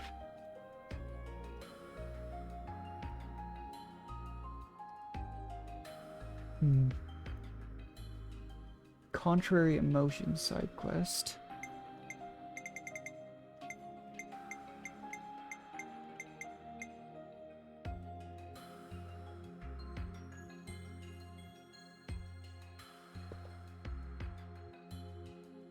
Come to the Senate and number 9 info.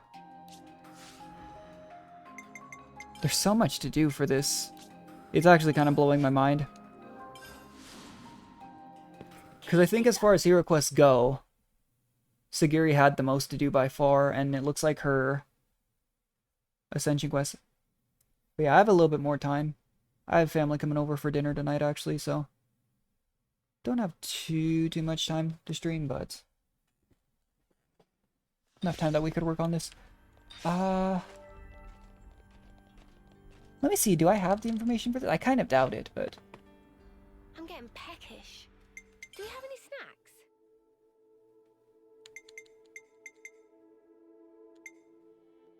Could be this. Shall we put our heads together on this? One sec, I need to run to the bathroom, sorry. No, I had to answer my door a second earlier, but yeah.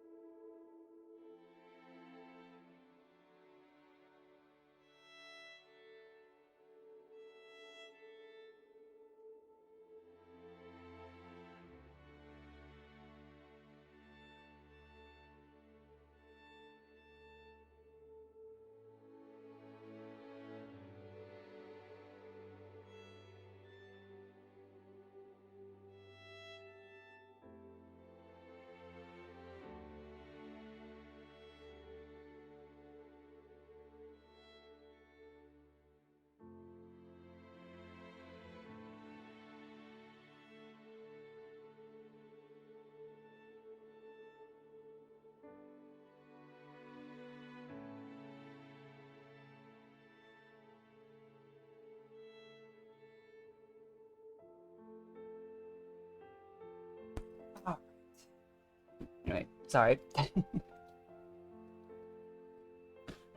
So then,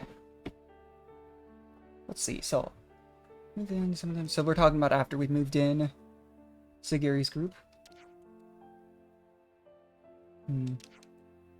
Unconscious toll. Yeah, I mean, we are concerned about this, whether or not living in a prison was an appropriate place. Especially when you consider that Segiri's colony is generally of a younger age because they had that unlimiter factor.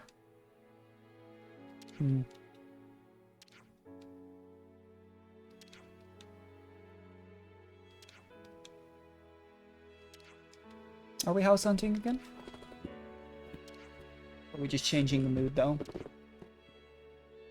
Yeah, make it feel more homey.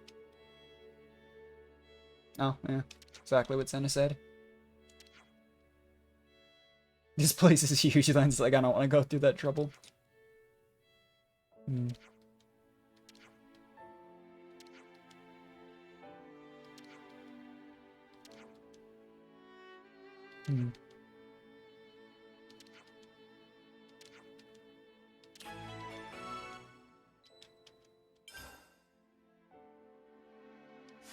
Okay.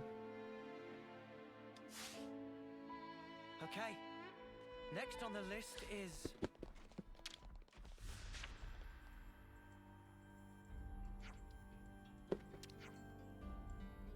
Yeah. But to be fair, I don't know if the whole atmosphere here is something... Oh, okay.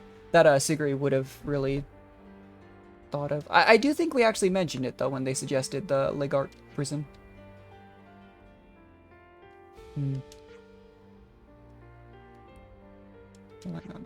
I don't think we'll have any trouble getting some more help.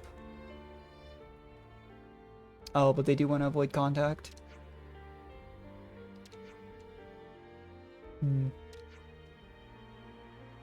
They're feeling guilty for their role in things. That too. I don't think that most of the colonies we'd be asking for help, though, potentially would really want to, you know, attack them at this point.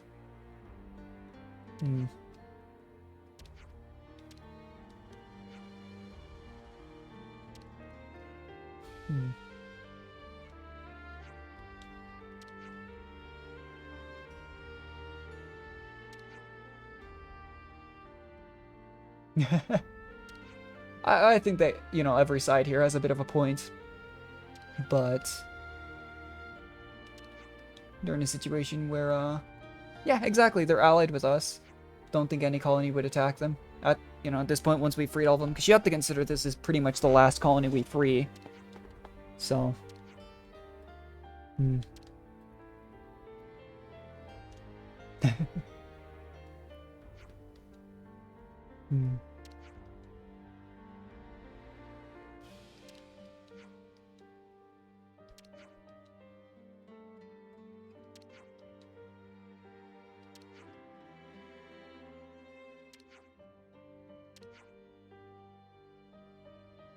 Oh, okay. Don't mock the wildwood.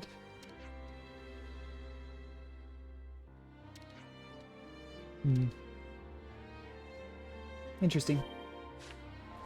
Kind of makes sense so that if they were going to have to rely on someone, they'd rely on like a Nopon who's no longer a part of a caravan than going to another colony. Because the first thing that popped into my head genuinely when they said they were going to need resources, some help from other areas, was actually Colony Iota with Alexandria, because since they've kind of filled that role. Oh, sorry, I had to sneeze. In helping out a lot of the other colonies.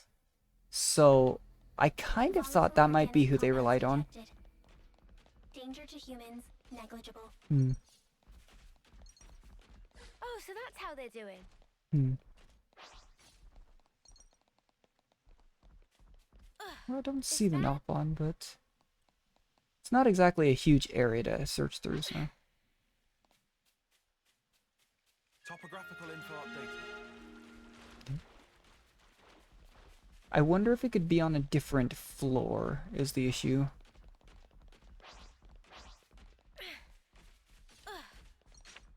Oh, okay, never mind. That is definitely a wheelie-dealy different looking Not one for sure. Hmm.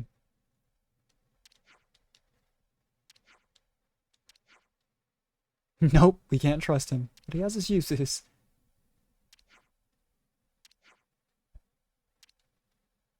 Hmm.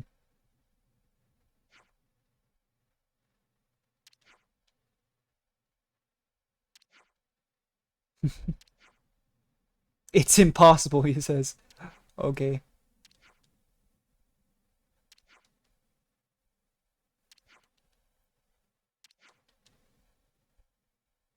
Hmm.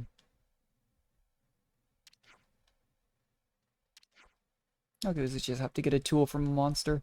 It's a very video game thing to do. We've made some new friends. Hmm. Oh, it's in Lower Mock the Wildwoods. Interesting.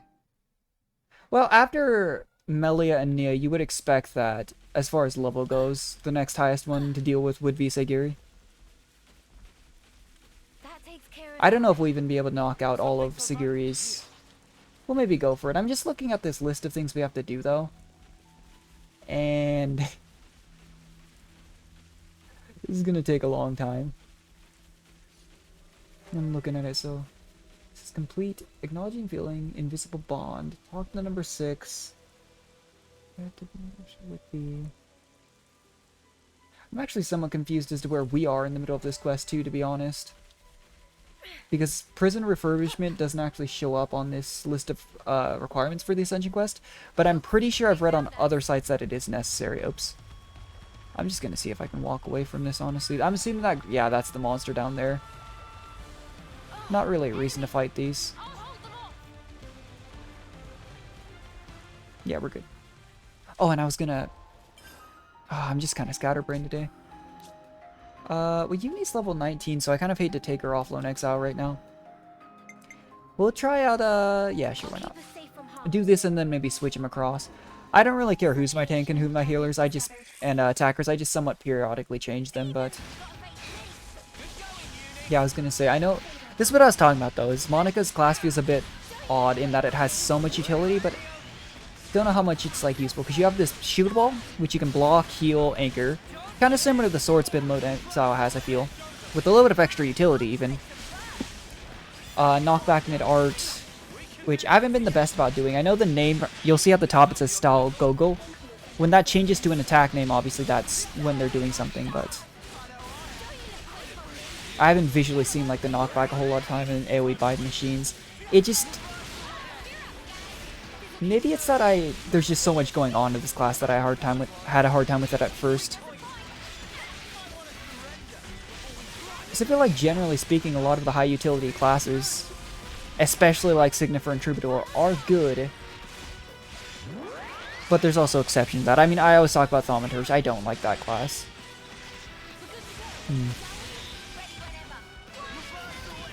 Seems like Shield Wall is one of the faster arts on this class to recharge too, which is interesting. Yeah, we'll give it a try. Once Uni hits 20, if she hits 20 while we're playing today on Lone Exile, I'll probably switch Mio back to Lone Exile and we'll play Uni on this class for a bit. Because I keep meaning to go back to... The tank classes especially, I think that you really suffer from choice on, because there's only, what, 5? Yeah. And we'd really picked out our 2 favorites here. But Guardian Commander, Heavy Guard, you know, Lost Vanguard, could be worth taking another look at.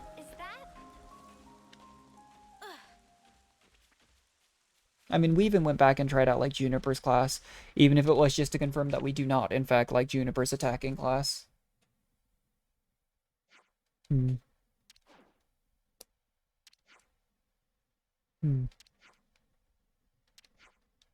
what the tool actually was for. Guess we should make tracks too. The issue is, too, like, at the end of the day, it is still a literal prison camp. Segiri. Not sure how they make it more homey. And at the same time, though, they lived in a cave for a long time, too. They didn't even have really, like, a mobile Pharaonis, because they're in Colony Zero. It was more of an individual thing, you know? So, I'm not sure what exactly we need to do. I mean, looking at, like, the cells and stuff that they sleep in, We could get him more, like, comfortable beds. We could remove the bars off everything, like... Just a few random ideas I'd come up with, but it is... still a literal prison. I don't know what they really expect out of here. Like, the beds especially, though, like, I think would maybe be... something, because, I mean, even when we were here before, they kind of talked about how uncomfortable they were. I mean, even the rest spot's called a cell, like... I don't know. I wasn't sure how much it'd bother them, because Segiri, again... didn't really think it would be an issue back when we first moved him over here.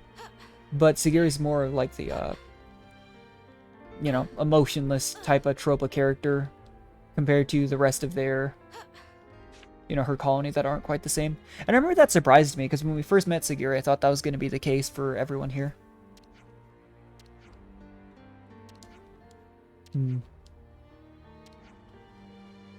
Yeah, I was going to say we don't... I don't think I have that much. Pay in installments? Okay, that's helpful. Okay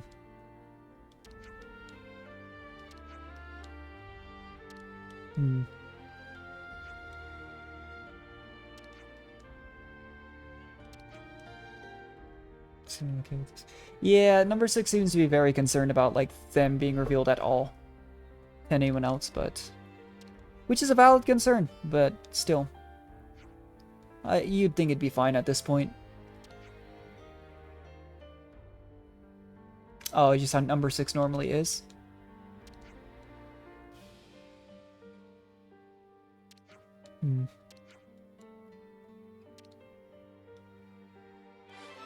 Oh, that was the entire quest, apparently. Oh, so that's how they're doing.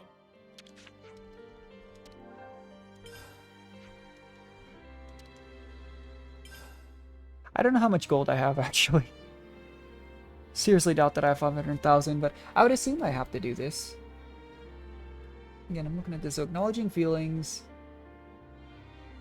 Invisible bond. Fabricator has now been installed. Okay, that's something. They're on maintenance environment optimized. Yeah, you don't want to break down. There's some information. Okay, this might be what we need for, you know. There's any problems? Let's run around real quick, see if we can find more information here then. It's possible that we have to go another level further to get this information, but right now we're just kind of wandering around.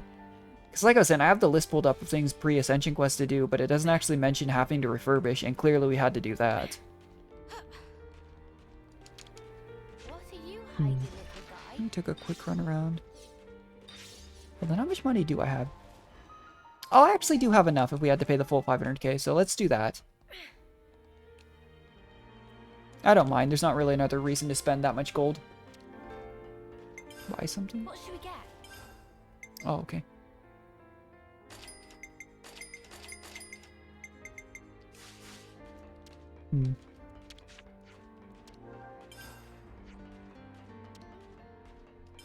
It's 120k in total.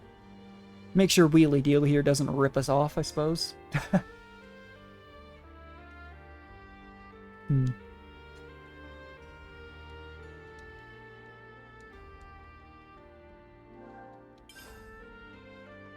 Storage space enlarged to house food supplies. Okay. So that's 220k.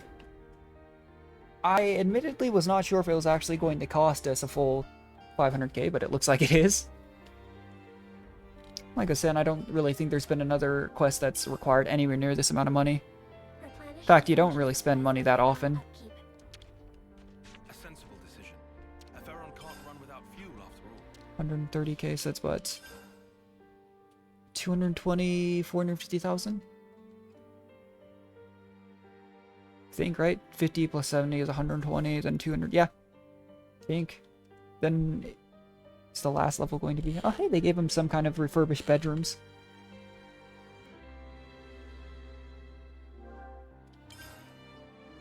Upon the unit's request, daily essentials have now been distributed. Wait, am I miscounting? 50, 120, 220. Oh no, it was 350. Okay, yeah, no, we're good. I was like, wait a second. So yeah. 50, 70 is 122. I guess it doesn't matter. I had enough anyways, but for some reason in my mind, I was not adding that up correctly. Oh, that should be the last level, though.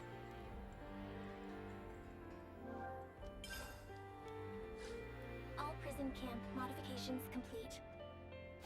You'd never believe this used to be a prison camp if you didn't know. Yeah. What should we get? Okay, so now Wheelie Dealy doesn't have anything else. Let's go look and see if there's any more information. He said, so the issue is number 6 said Segiri will approach you with the details later, but Segiri's in the party?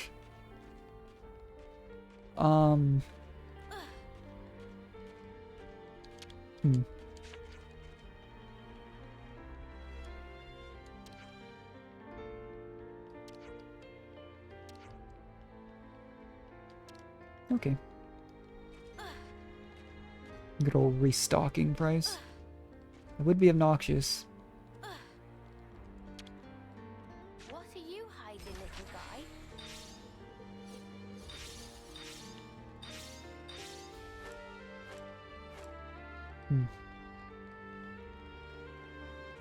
I can't figure this out right now, though we might go ahead and do the prerequisites for like Valby's, for example, I know I can do right now.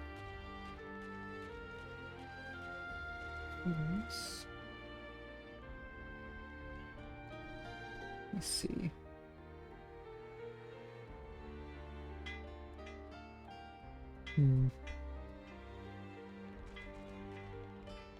More just confused because, like I was saying, we got 1 out of 2 information out of number 6 there earlier. And I really do wonder if it's specifically because we have Segiri in the party. Yeah, they even took like a lot of the... Does look a little different. I'm going to try that real quick. I'll come with you, and we will build the future. Don't know where she... I had a feeling, though. I was actually preparing to dedicate an entire stream, though, to figuring out this one, so...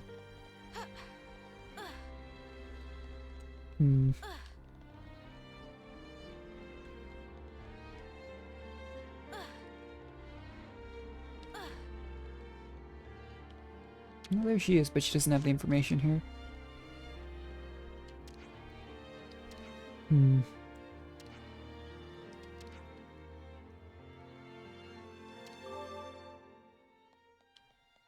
You don't have to feel bad about it. We offered to pay for it. It's not like they have any money. Let's rest and heal up. Yeah. Except the prison problems. Xenoblade Chronicles 3. Oh, okay. It says 1 bubble appears during the day, 1 appears at night. That would be why. Let's bounce.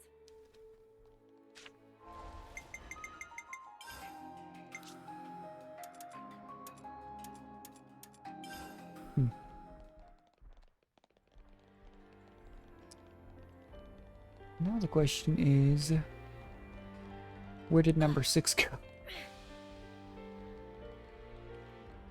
Storage room.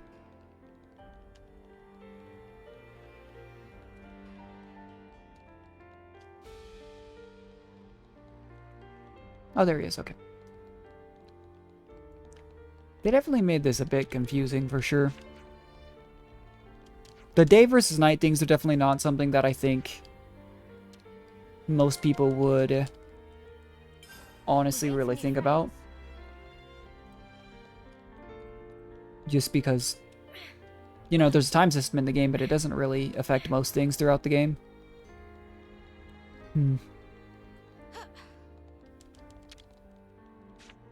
Anyway.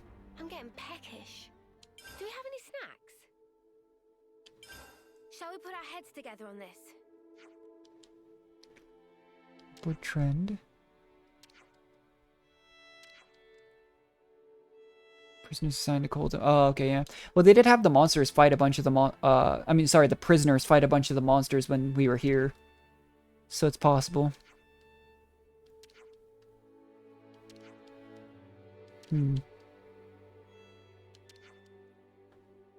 So they made it sound like there was like a solid 1,000 or so prisoners, I thought, here at one point. Whereas Colony Zero has less than like 15 members, I think. Break time's over. But we can go help take care of that. Listen, I don't know if we'll get through the entirety of this pre-quest line here, but definitely do not have a problem with getting through a good chunk of it here. I mean, we did 4 Ascension quests this time because Nia's was so short, so... And we're still at about the same time as most streams. Spin to pairs, eliminate each monster. Yeah, that's good.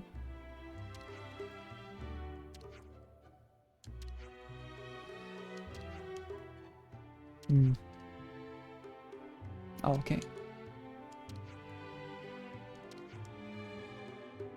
And you would assume that the numbers that aren't actually present here have already passed on, sadly enough. That's what I was saying, though. It's such a small group. I should be enough to take down these monsters, huh?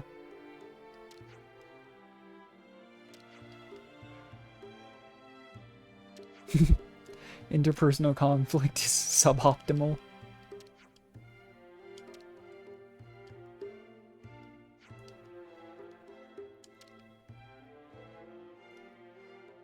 Yeah. Commencing operation.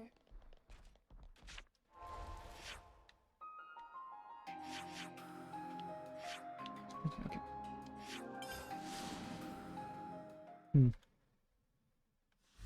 See, the thing is, I don't actually see this on the list. When I look at the page on this wiki for Ascension Quest conditions, it says do acknowledging feelings, invisible bond, talk to numbers. Oh, you go to Colony Lambda. Mention something about Colony 4. Battle that, battle. There's a ton of stuff to do here. So we might have looped ourselves into doing some unnecessary quests. The thing is that we didn't have like a question mark or anything like that. So, I don't know.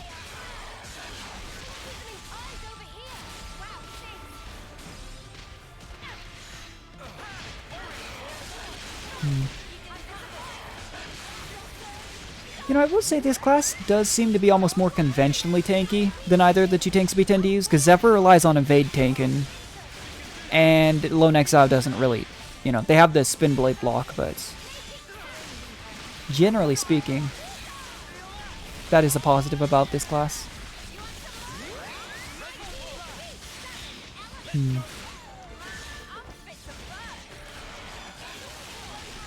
Which is different, because I remember Lance's class as having mostly taunts as well, but it felt less effective than Lone Exile to me.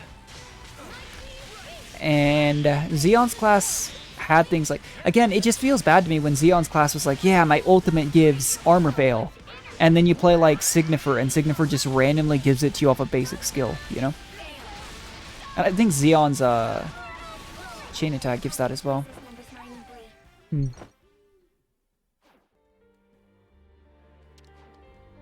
Oh. Yeah, that's part of an issue that's never really considered too in these games, coordination. Yeah.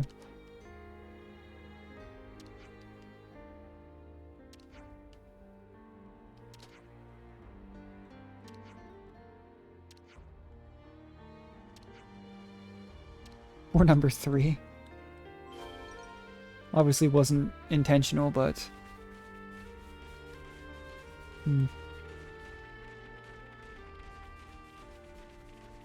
That is one thing that I've always thought is interesting, that it's one of those things that isn't explored in a lot of games, you think, you know? The idea that if you're fighting in a group, you might accidentally smack each other pretty hard.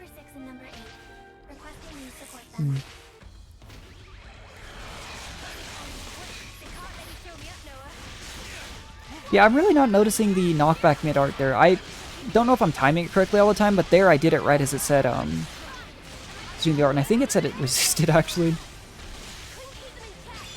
But it's hard to time stuff like that too, because sometimes the arts of enemies go off very fast, and I always try to cancel into arts. So you're not always getting that. Yeah, I like your scratching bark.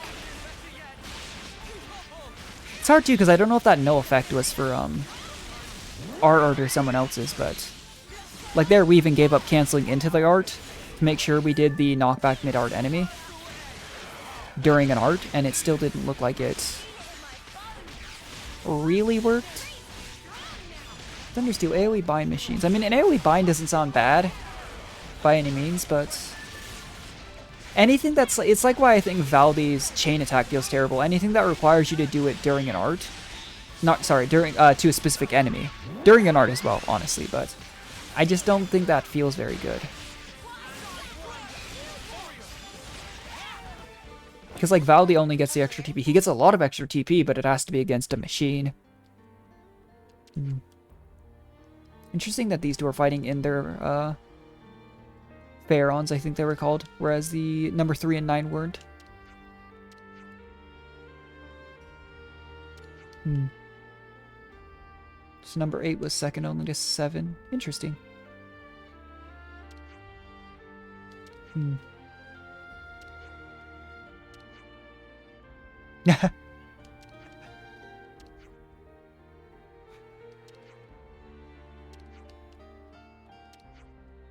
Yeah, we get into misunderstandings all the time. I feel like largely propagated by lands in uni, but, you know, happens. Oh, I think I still have, yeah. Yeah, shock to the system. That's one we've had for a long time, actually. I don't even remember what it's for, but I'll still consistently get random little side quest notifications on the ground for collecting things. Interesting that we're finally apparently getting enough for one of those steps. But those resource gathering ones are definitely some of the ones I've avoided the most.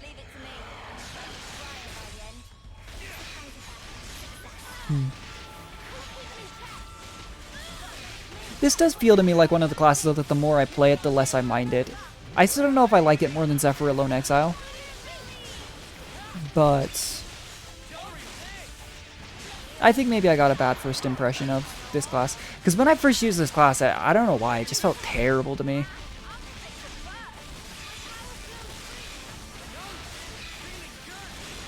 But the ability to draw aggro, it's the same concept I think as Lone Exile's, I still don't know what it's called by name, but like the Spin Blade attack, where you draw aggro and then use it to block. But you use that with Shield Wall instead, and Shield Wall can give you that load of extra heal, Ether Anchor, block, you know? At the very least, it's more utility than Lone Exile. Which, I don't know. It's the argument of like, utility can be really nice, but at the same time, if you're using class for a specific purpose, for example, to tank, are you really concerned about the utility? I don't know. It's kind of funny though, I was genuinely curious. I looked up some tier lists, and people generally seem to have the consensus that the best attacking class is actually, I think it's Alexander's class, I believe it's called Incursor. And they have a general consensus that Troubadour and Signifer are actually really classes, which is, it's good to see that my, ooh, that was a bad voice crack. My initial thoughts on those were correct. But what's interesting is, I've seen vastly different opinions on Nia's class. Because it's the opinion of like whether or not that soul healing focus is necessary. And I've actually seen very vastly different opinions on tank classes. One list I had actually agreed with me and said Zephyr and Lone Exile were the best. Another one said that Lanz's and Monica's were the better tanking classes. And I suppose tier lists are always, you know, subject to opinion, but I was just curious. I find stuff like that just really interesting. Same thing with a lot of other games, like, even if I don't necessarily want to care for the meta, because especially in a game like this, I don't think it matters. I find it really interesting to see just, like, the numbers on stuff like that. You know, just generally speaking. But 2's a better example of that, too, like I was saying, I mean, I used Mithra and Poppy, the third form of Poppy, a lot, because they were broken. But some of the other blades that I used the most were actually, like, second to worst tier. It was kind of funny. Number 9's getting angry again. Hmm.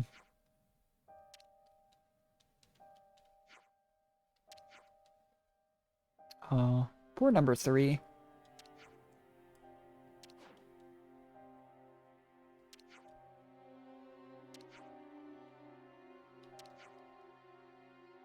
Hmm.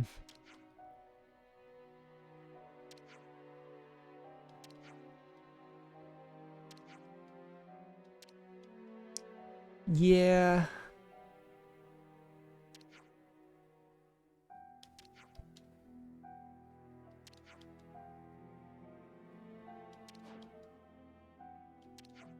It's not exactly the point, though. That they're to cover for each other.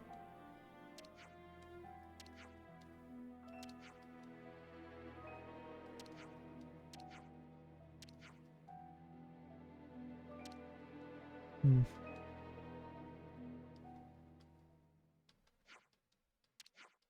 I think one thing you have to keep in mind, though, is, and we've mentioned it before, most of Colony Zero's, you see arguments like this in other colonies, but the average, you know, age in terms is much, much lower in this colony.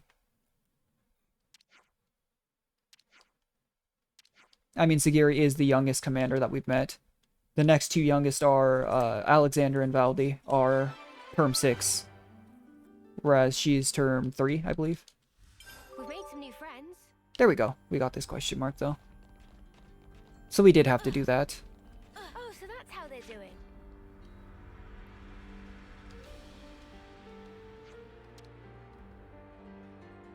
Hmm.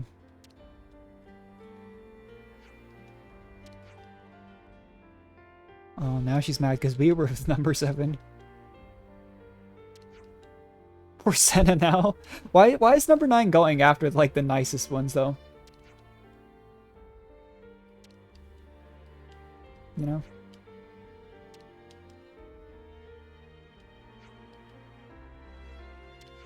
Hmm. Yeah, Senna's just confused.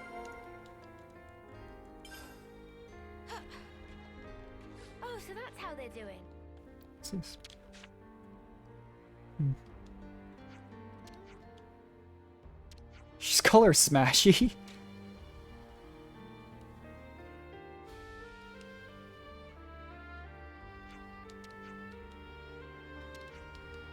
Hmm. Mystery Fair. Oh, so that's how they're doing. Huh. Let's go do the info that we have here. One thing I will say, though, is I thought refurbishing the prison was supposed to take a lot longer.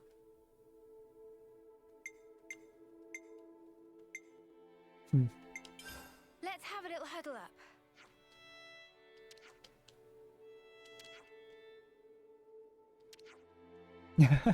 Yeah, I was gonna say, Senna hasn't even talked to number 9 before.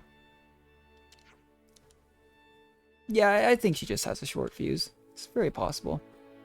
Could be a number of other things, though. They've obviously just been moved to a new place. You know, a bunch of other stuff.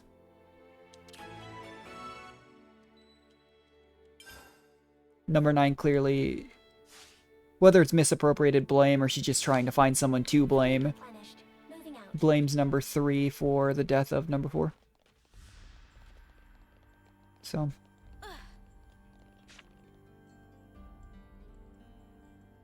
Just interesting, because when stuff like that happens too, I think a lot of times people just want someone to blame, as unfortunate as it is. It's kind of like a coping thing.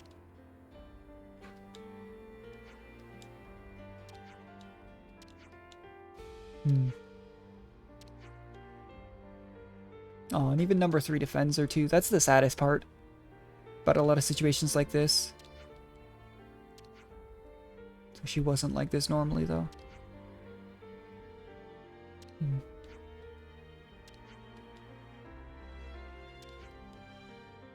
I don't know if number 3 really wants to...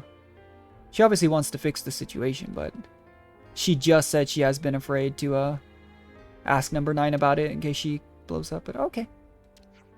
Just that number 3 at least cares a lot.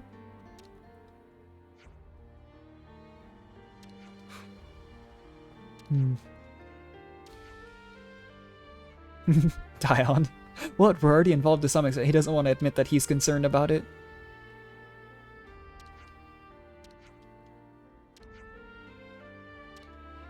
Oh, so that's how they're doing.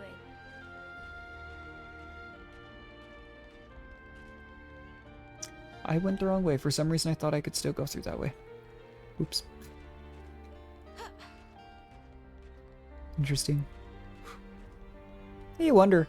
I mean, maybe it's a bit arbitrary, but number 3, number 4, perhaps they were partners before. That might not be it, but, you know, 3, 4.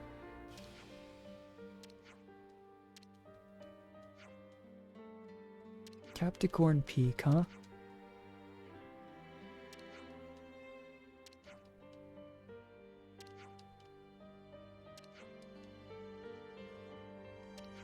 Huh.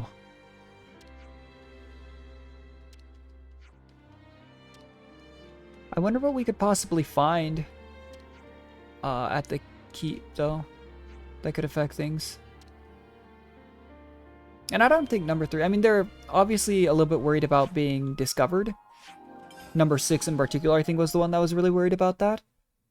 But it's not like they haven't gone on missions around Ionius. Like, they have the stealth mechanic as well that seems to be very present in the city. So, don't think that was exactly what number 3 is concerned about, but... Prepare for disruption to transmissions. That takes care of that. Thought we had to teleport directly into where Colony 0 used to be, but... maybe that disappeared when we no longer have Colony 0 here. Oh, there's a unique monster here now. See if these things de-aggro. There we go. The number of uniques in this game blow my mind, though. Every time I swear I turn around and go somewhere else. There's another one. An Offseer's Flute. So number 9, they did have an Offseer, and it was number 9. Interesting. Okay. Put in number 9 on everything. I mean, number 9 upside down is number 6.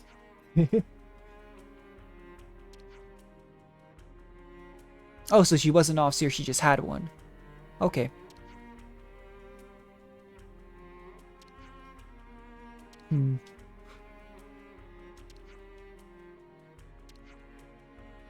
Expert instrument craftsman at Kevis Castle. I was gonna say, like, he might not be able to repair it. Like, I own a flute. I wouldn't know how to repair it. But I'd wondered if, Noah knew anything about maintenance, given that they're in, like, a wartime situation, so they're not exactly, you know, able to go back, you'd think, every time, but... I also don't know how likely it is in their situation that, say, like, Noah or Mio's Offseer flute got damaged. You know? Because, like, I know proper maintenance, cleaning pads and such, but actually replacing, like, flute pads, replacing broken instrumental pieces, I wouldn't know how to do. Interesting, though, that there's this here. I mean, I haven't explored... There's more information? Yeah, I haven't explored the offside of, this place at all. Giddy Giddy. They really love these types of, thematic Nopon names, don't they?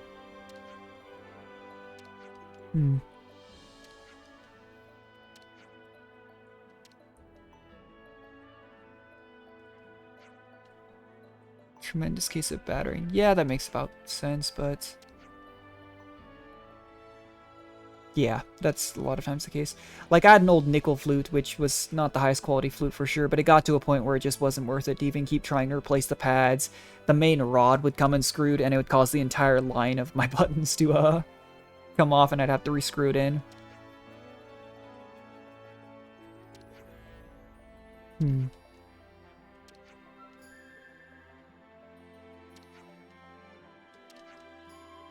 Okay, well... We've made some new friends. I suppose that's not... oh, do I already have it? Oh, we do. Wonderful. I was going to say, I suppose that's not super surprising. Well, hopefully this makes number 9 feel a little bit better, eh?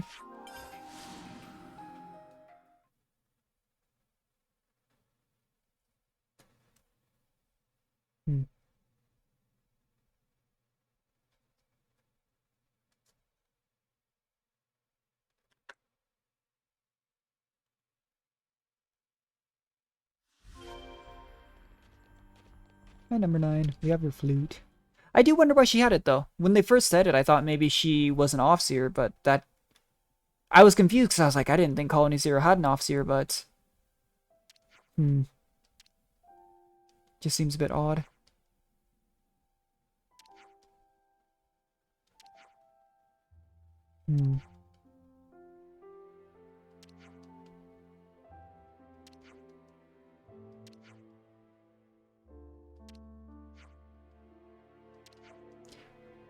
I genuinely wonder, though, was she able to play it? Was it for, like, nostalgia purposes?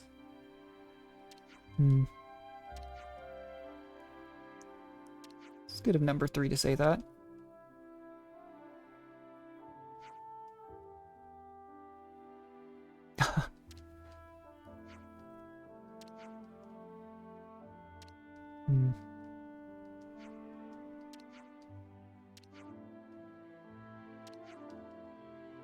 It's probably stress. It doesn't... It's one of those, it doesn't excuse it, but everyone gets stressed like that for sure. And when you consider their situation, it was already extremely abnormal, in an abnormal situation of Kevis Agnes to begin with, you know? She just goes off. And then they get moved to this new place. Lots of things are changing, like...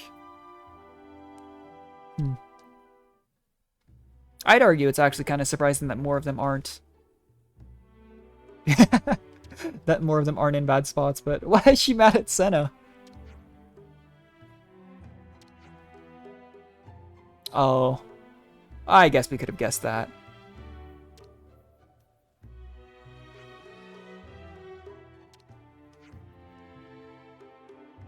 Jealousy? Yeah. Well, Senna's the one who befriended Segiri, you know?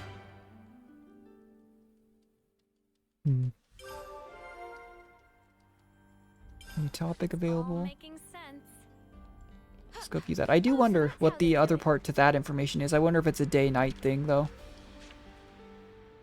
I've been craving some downtime. Okay, that's not an important one, then. Bodyguard, prison camp to unlock the...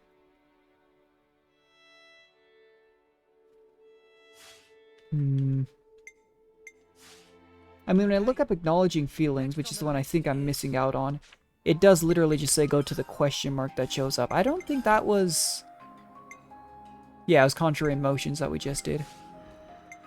Let's change the time to night, and if that doesn't pop up that... change it to night and then check this out.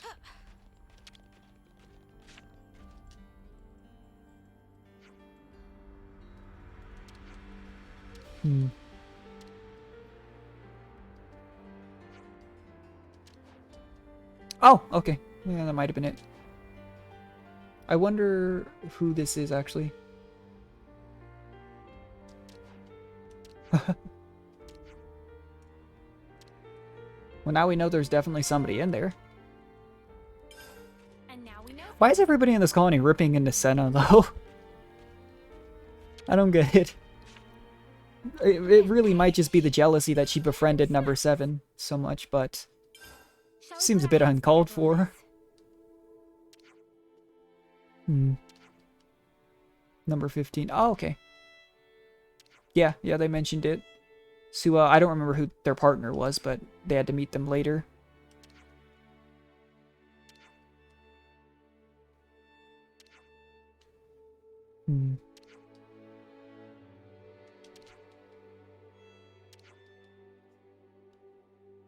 Oh, okay, so they just don't like the prison.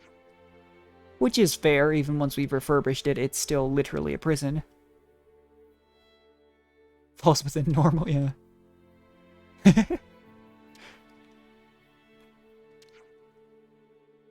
Number 7, yeah.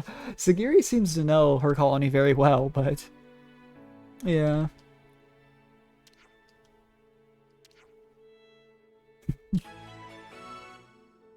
Shut in, this isn't it either.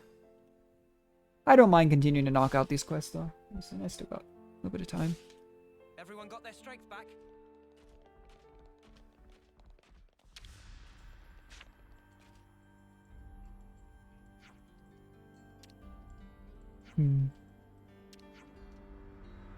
Of course he's gonna respond to Segiri.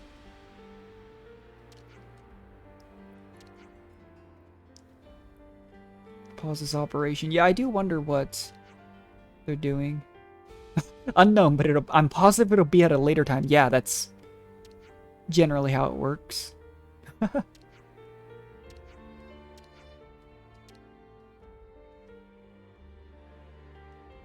hey, it's number 3.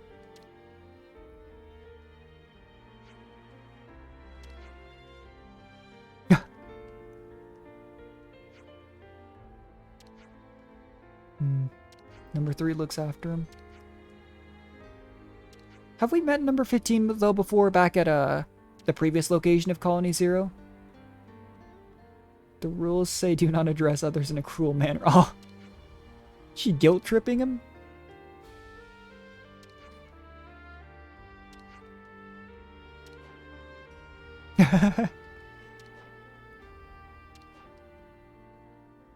Oh, there we go.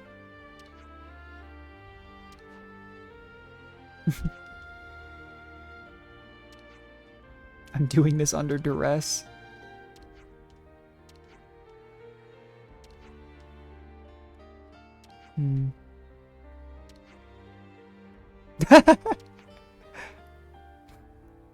Just call us normies.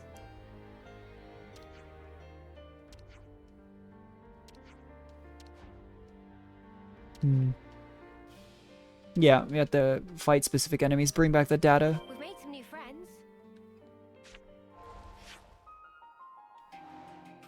Okay, well, I believe we have to climb up here to get here. Yeah, this is a pretty lengthy questline. I'd say that it's crazy long, but like I was saying earlier, it really was the longest pre-request requirements to get to Segiri's. I genuinely think it would have been a short stream, but I'm pretty sure we could have done an entire stream out of just doing Segiri's prerequisites and her hero quest. Or hero Ascension quest. Because we still haven't even gotten to the last quest on this list. And it's already been like 30 minutes, I think, since we started doing Colony Zero stuff. So, we'll see.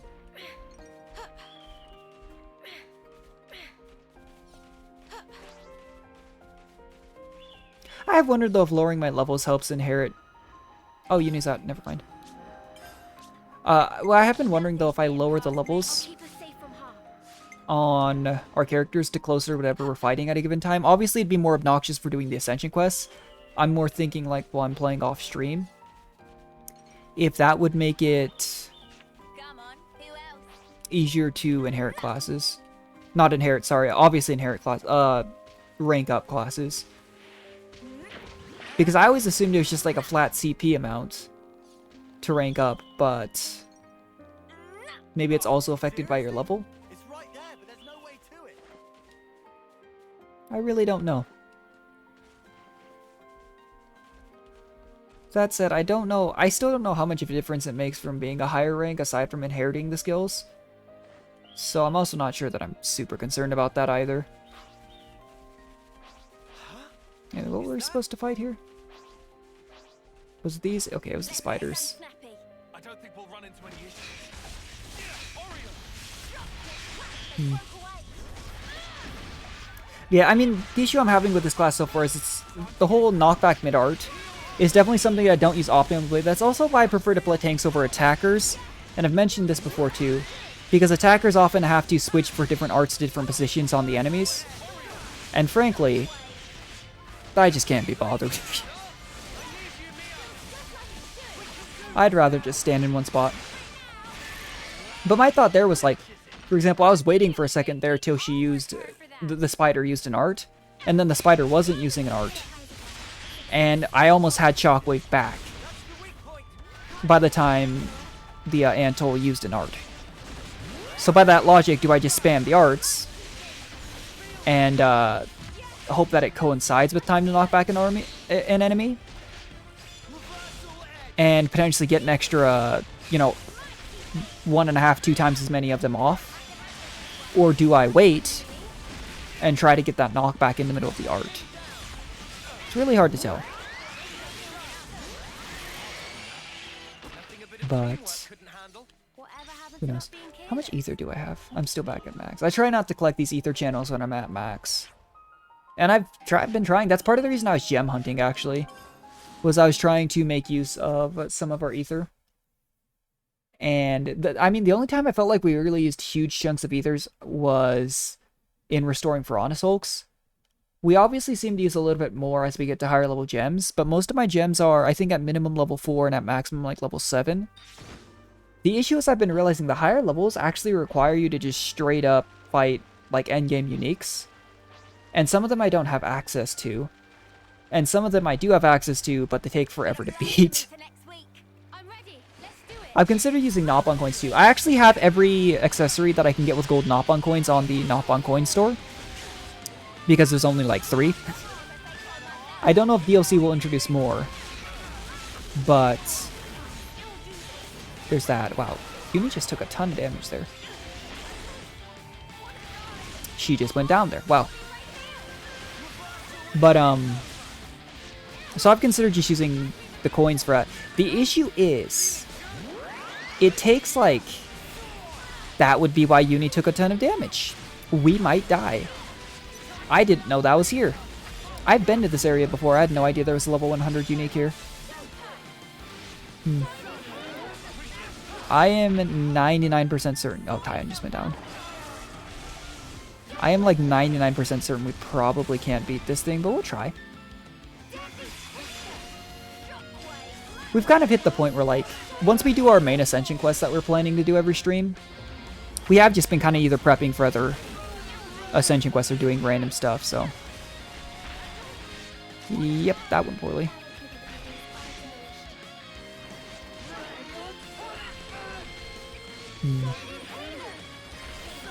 The potential issue here is if I was going to fight an elite this high of a level, I would absolutely not ordinarily bring Segiri. I would bring another healer probably. Because right now Tyon's down. I guess Mio can revive in her. I think Uni can revive in her link, but yeah, unless Senna managed to revive literally everyone in the next like 3 seconds. I was wondering why Uni took so much damage when we were fighting. I saw that we had 2 things aggroed. I just didn't realize it was this. Anyway. Well. That's awkward. Yeah, I don't know if we're quite prepared. We could probably do it with the right preparation. Maybe some food and such. Don't know if it's such a good idea. I had no idea that was here, though. I've been to this area before and I didn't see that. That is pretty scary, though. Oh my gosh. Can I not? Oh, I have to be okay. I'll just have to give the Lake a wide berth. That's really obnoxious, though.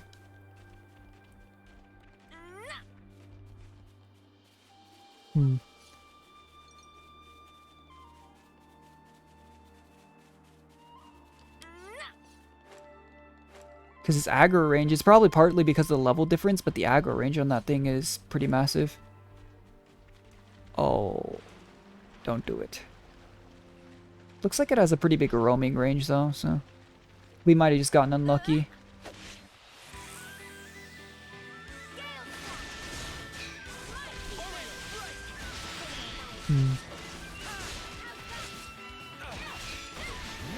Honestly though, the more I'm using Monica's class though, I don't mind it as much. I don't know if I can say I prefer it over the 2 I've been using. But it's not bad. It's not too bad.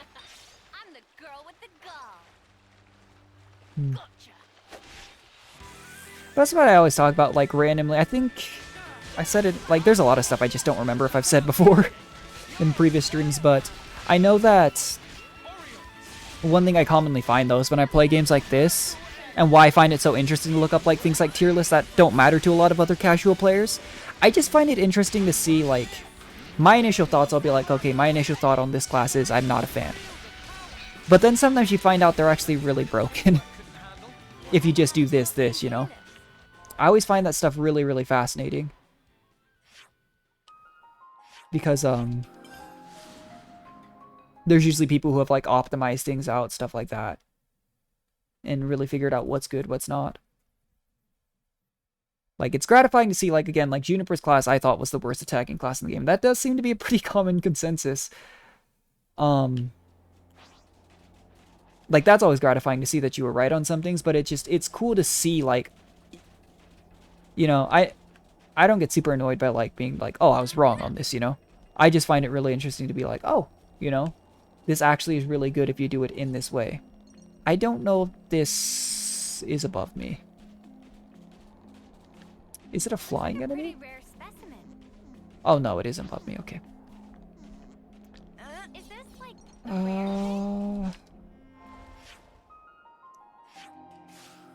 don't know. If these are all flying enemies, I don't know how hard they'll be to find, actually. They're pretty big. Scratch that. Like, and throw a rock at this thing. Nice.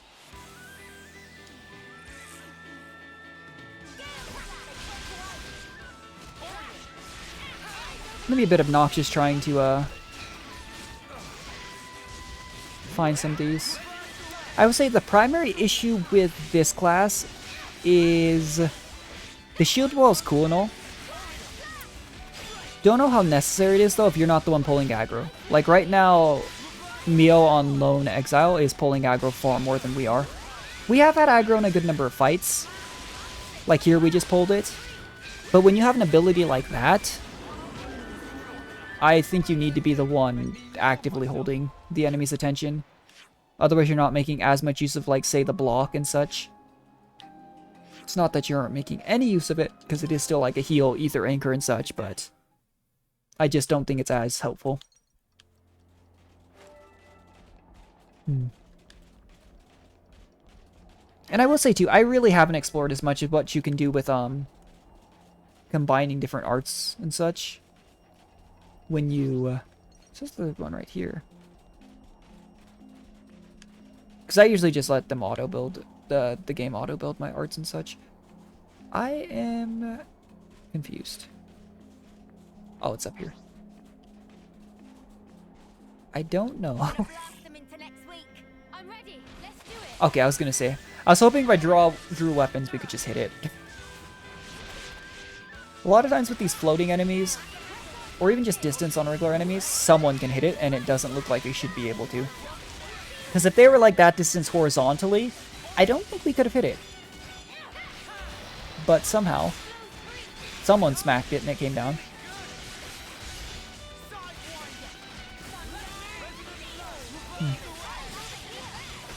I've never been quite sure what Monica's weapon is supposed to be. It's like it's a baton. It looks like a gun that she just smacks people with, almost. Like, it looks like it could fire something out of the end. Genuinely, to me. But who knows? Anyway. This one to this direction.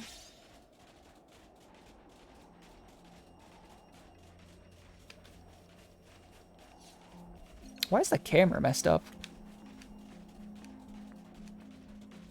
Wonder if it's a height thing.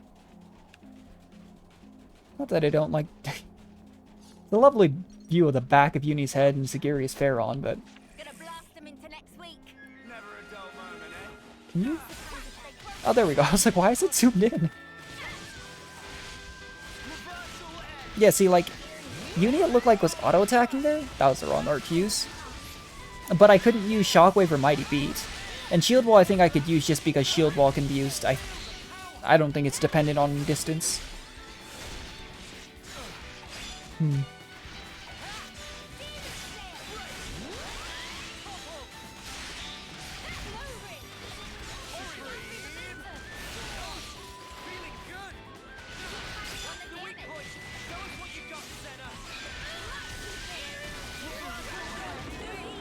we go. I don't remember what other class I'm using, so I'm using a Soul Hacker. I could take no off Soul Hacker. I just forget that I have one. I usually try to keep someone on Soul Hacker. When I'm running around fighting elites off stream. Because if I do run into one off stream, I just go fight it. So I just always try to keep one in the party. I have an incursor, a life sage, and a... Okay, yeah. If only you didn't charge off on your own. We're getting the point too. I've been trying not to use classes that aren't evolved though too much. And by that logic, maybe we should try and do Soul Hacker next time. We'll see though. I don't use Machine Assassin too much, but I really like the idea of a debuff attacking class. Much as I didn't like the idea of like a healer attacker. The idea of being an attacker, which I already don't have a super strong preference. Like, if Incursor's such a good class, you know, that's based off crit, from what I've been reading, why not run a secondary attacker class that just debuffs and makes Incursor even stronger, you know? But generally, it doesn't seem like the consensus is that Machine Assassin is too good. But like I was saying too, there's a vastly different opinion on a lot of classes. Like, there's a general consensus that Incursor and Troubadour especially are pretty good, but it really does seem to vary, which I think is really cool. Really do, because... And it doesn't mean it can't work either, is the big thing. You see all the time in, like, Overwatch, League, any kind of PvP game, there's a definitive, like, tier list that people agree on from patch to patch, but you'll see, like, Wondrix and such still carry games on other things. So what I think makes games like that with such variety really cool, and why I think people tend to not always appreciate as much the, like, static party style of games, because you can get that variety. I am definitely zoomed in, though. I don't know how I did that. 1 sec. Xenoblade Chronicles 3. Zoom out. Press the right stick down to reset attack. Oh, okay. I didn't know you could do that.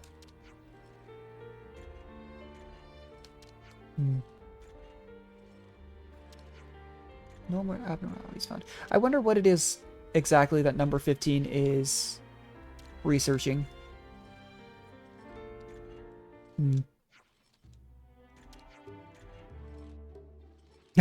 Happiness confirmed. I was seeing a big criticism of Segiri is that she doesn't really have a personality, but I actually think in this world base, having a character like that is a personality in and of itself.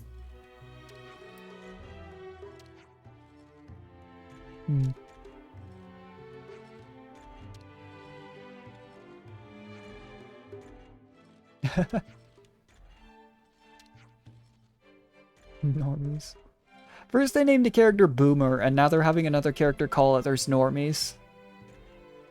Jeez, I genuinely wonder though if that's like something that was present in the original translation, or if it's like a localization thing. Same thing with like, there's a bunch of funny moments. The one that still I remembered, I was thinking about it the other day and I laughed, but the Triton hero quest with the booty. Like, there's no way they didn't know what they were doing. It's so funny, though. Okay, so number 15 is mostly, yeah. That makes sense, though.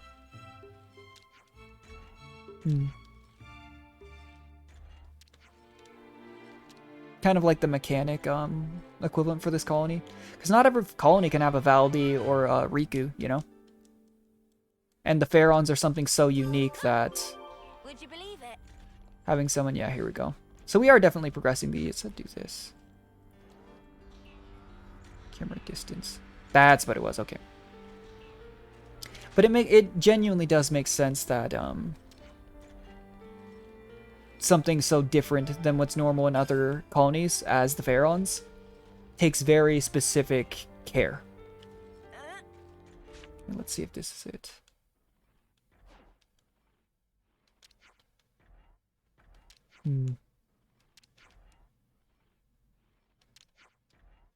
Yeah, I mean, they were talking about the restocking fee that they were concerned about.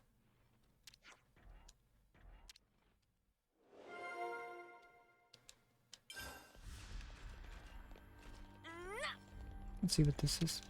I'm surprisingly invested in this, though. I really enjoyed, like, the Colony 4 one. I was surprisingly invested in. 3 Ravens at War is another good example. Like, Didn't think I'd find myself super pulled into some of these side quests, but the ones that are building up to hero ascension quests, I think it makes sense, you know?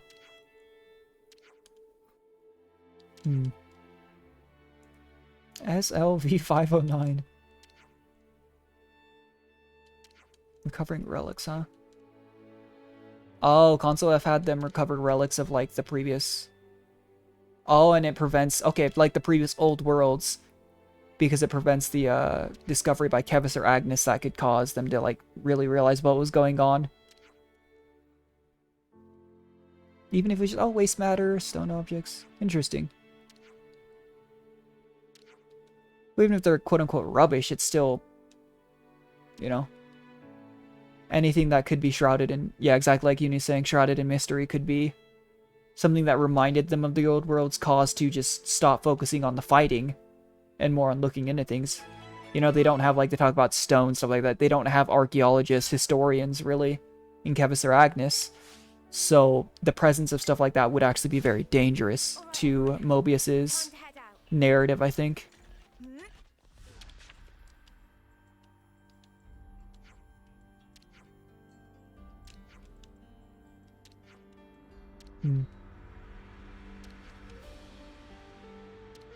They destroyed everything on the spot. That makes sense, though. Because Colony Zero was, again, like the, secret in the shadows, keep the war running type of colony. Not really their fault, it just... There had to be something like that, because that's why they had missions all over the continent.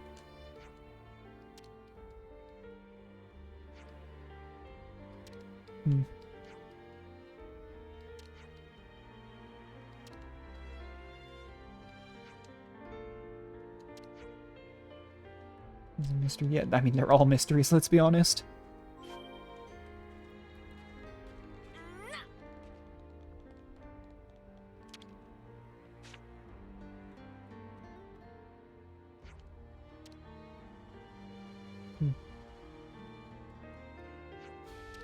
Looks like a painting, yeah. Yeah. It's pretty interesting. I wonder why they kept it. Yeah, they said destroyed everything. Depicts a threat to world order. They didn't destroy it.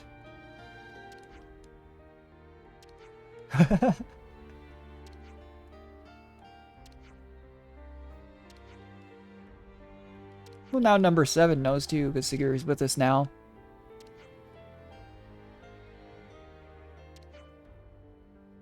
Okay, well.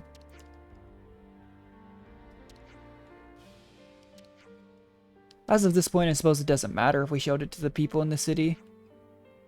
I'm surprised number 10's in the city, though. I wonder if they're aware that they're in the city, or what.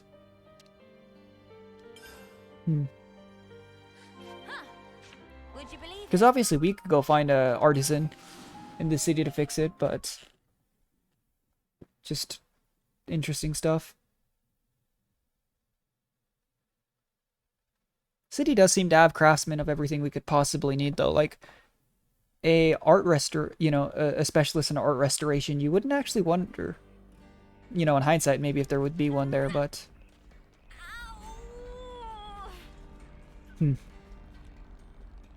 Oh yeah, number 10's just sitting in the city, huh?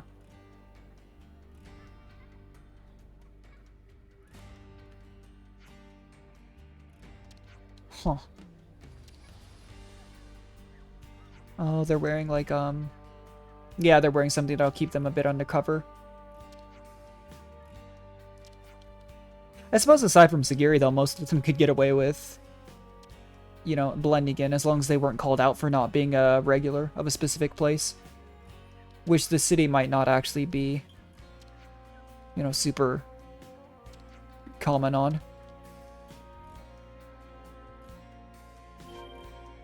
The city isn't that big, but when you compare it to the relative lack of people in the, colonies, it just makes you wonder. Because you would think, someone showed up in, most of the colonies. There's few enough members that they'd be able to be like, okay, you're not from around here, but in the city, I really actually kind of doubt it. Who knows, though? But Colony Zero I just find really fascinating just because of they had the whole limit break thing, they had the Pharaons, and just the fact that their duties were so different from everyone else's. You know? Really cool stuff. I would say my favorite colonies from each side, it's probably 4 for Kevis, and then for Agnes, I really like the dynamic in Colony Mew, actually. I don't know. For Kevis, it's definitely 4, though. I like Colony Iota a lot as well, but it's different when I say like my favorite colony because I like Ashira, but I'm not a huge fan of Colony 11 as a whole. Whereas, you know, the same could kind of be said about Colony 4. Obviously really like that, though. I actually really like Bolieris. You know, the other members we saw there, but they were also one of the first antagonistic squads of Kevis, really, towards Mio's group, so I don't know.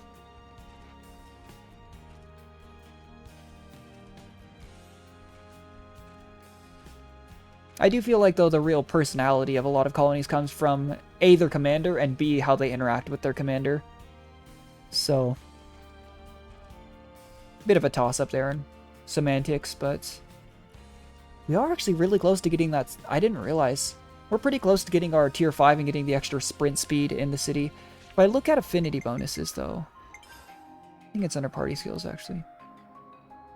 Probably another 14% running speed. That might not seem like a lot, but it'd probably be a pretty big breath of fresh air. You gotta consider that's every 100 meters you have to travel, that's 14 extra you're traveling. Like, it's pretty significant when you're traveling several hundred meters, which happens pretty often. I might actually go do some random side quests off stream. I don't think I'll stream tomorrow. Mondays are usually a pretty bad day for me to stream, but I was planning on streaming either Friday, Saturday, and I just wasn't feeling well. I don't know why, I've just felt terrible the past few days. I think I mentioned it last stream on Thursday as well. I just wasn't feeling well a lot of this past week. Oh, it's Leanne. Hmm.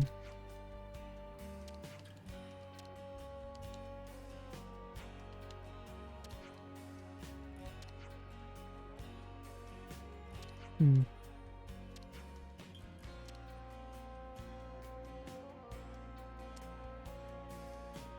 I can't really tell what it is, actually. It's obviously a grouping of people, but... Hmm.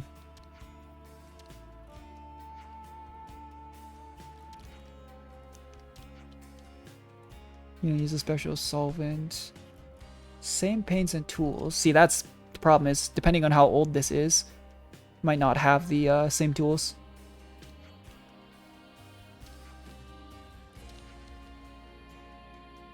Metesia resin, 7 huge seashell.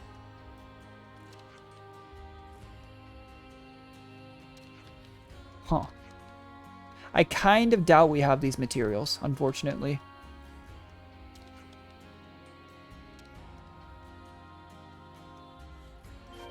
Yeah, we don't have either. I can never tell when they say you need this and this, if it's a material that, you know, we could potentially already have, or if it's something that's brand new, or a mix. Because they really do all of those things pretty often, and without knowing the actual name of the materials, I have no idea. Like, obviously, I've run around in the lower Mock the Wildwood a good amount since we found it, since I have pretty much all of it mapped out. But I couldn't tell you, like, what materials I picked up in specific here. I do wish there were more waypoints in Lower Moktha, though. It's not the biggest of areas, but I've been genuinely surprised at how few there can be.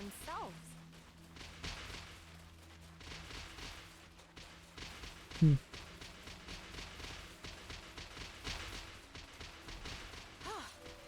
Speak of the devil, another unique. I need to... Hold on. I haven't been doing this as we played, and I'm gonna forget. Because I know we've run through like 5 in this session alone, and I don't remember where like 3 of them are. I did not mean to fight it, though. I can see the mat we need, though. We can grab and dip.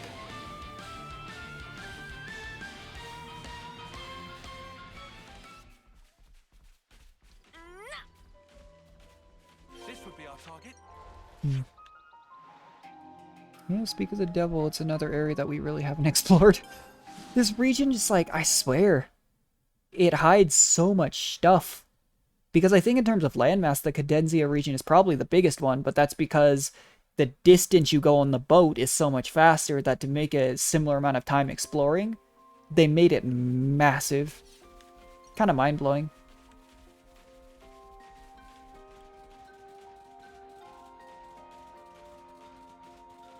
What is that out there? That might be a unique out there too. I still remember how dumb I felt when I realized that you could, in fact, just draw your weapons in the middle of the ocean. I didn't think you could, because for so long I was trying to bait everything back to land when I needed to, and I was like, oh. No, I can definitely just do that. I mean, it makes things so much easier for sure, I just didn't think so.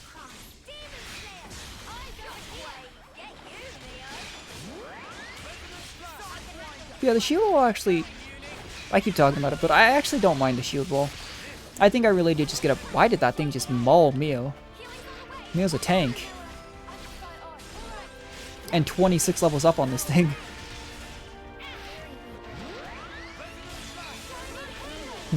Much as I do like the double utility healers, though, it really does feel nice to have a, at least with the way I've been playing, which is to say not super optimized, I've really appreciated having a life sage with me.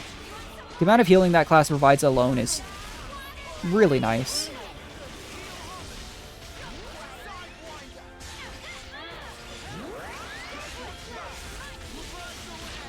Those shells drop behind it? Oh, what just happened? You stunned me? Okay. Right back to Leanne. I'm really interested to see what this painting is, though. I was actually planning on stopping streaming like an hour ago, but we started doing this Segiri Colony Zero stuff, and I've actually gotten kind of invested. That's okay. It just means the VOD might not go up until tomorrow. Which, I don't know if it's necessary to really post my VODs. I just post the VODs because Twitch deletes them after a certain amount of time, which makes sense, you know? And I can't keep them on my computer because, like, a 4 or 5 hour VOD, it takes up, like, 20 gigs of space. I have, like, 200 on my hard drive right now because I bought an extra external, but... you know, when you consider how much time we spend on, like, each playthrough for a game, I just can't keep them on my computer. And I hate to lose the footage because it's fun for me. So... we'll see. But yeah, I have a family dinner in like an hour and a half, so see how much further we can get on these quests. Okay.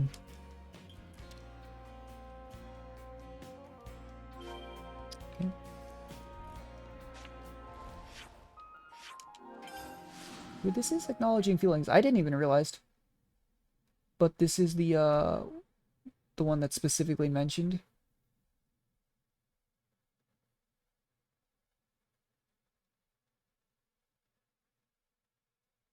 Oh, wait a second. I think this is the last thing we have to do, actually, before we get Invisible Bond. It says, complete acknowledging feelings, go to question mark that appears in Central Cell and Lake Art Prison Camp. Unlock the Hero Quest Invisible Bond. This listed under prerequisites, I think that's actually the Hero Quest itself. It was still a pretty hefty amount of stuff to do prior to getting it done, but...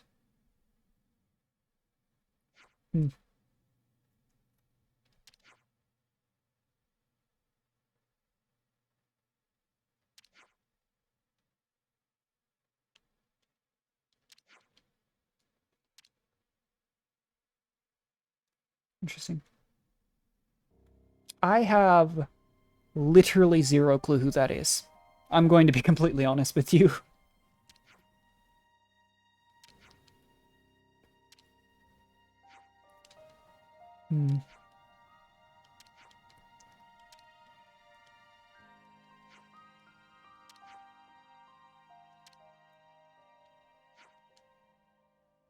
Oh. It's wholesome. What exactly is the point of Colony Zero? I don't think you really want to know the answer to that, actually.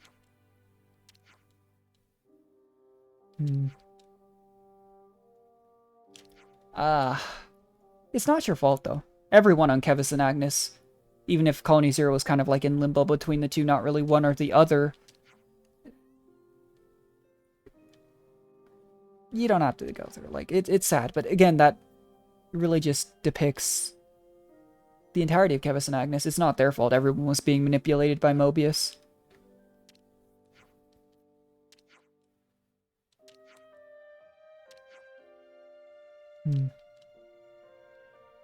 Yeah, I'm wondering, was this meant to just be like a ordinary family to move them, or was it actually a specific character that I should know that I don't?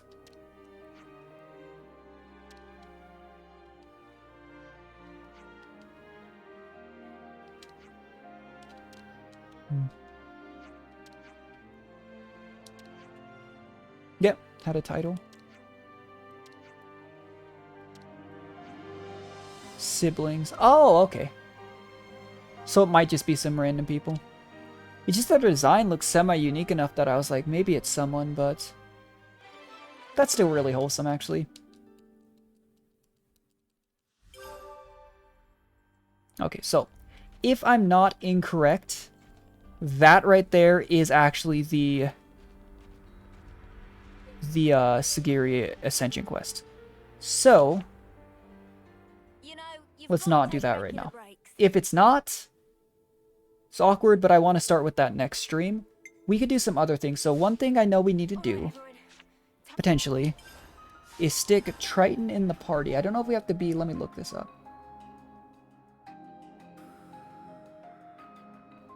All quests can be accepted in EDO region. I don't know if it has to be at a specific rest spot, but it's supposed to do this. And no, that I'm an idiot. It has to be a rest spot, not a canteen. I'm all refreshed and ready. I have no idea if this matters which place we do it at, but we have to cook Manana's battle soup with Triton in the party, and supposedly that gives us information for his. I don't know if that's where we need to be either. I'm just trying to go to a random rest spot that's not in like a specific town, or a colony, sorry. But to my knowledge, yeah, that's Segiri's done, which leaves Triton Valdesian Teach. I'm thinking as of right now, if we can get Tritons figured out, we'll plan to do Triton, Segiri's, and Riku and Manana next time.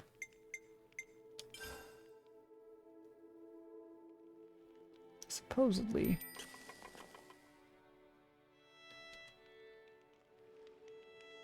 This is one of the things, too, I wouldn't have found out because I never put Triton in the party.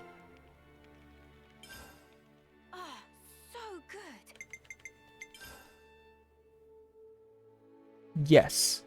Okay. Good. So, in that case, I think I'm probably gonna go ahead and hold the stream there. I might clear out the non-quest discussions off stream, too. I don't... It's cool world building, but I don't think it's important. But either way, I streamed for a little bit longer, actually. I don't mind doing longer streams. I think I've said this before, but generally my Xenoblade 3 streams have been a little bit shorter compared to, like, 3 Hopes I streamed for a lot longer.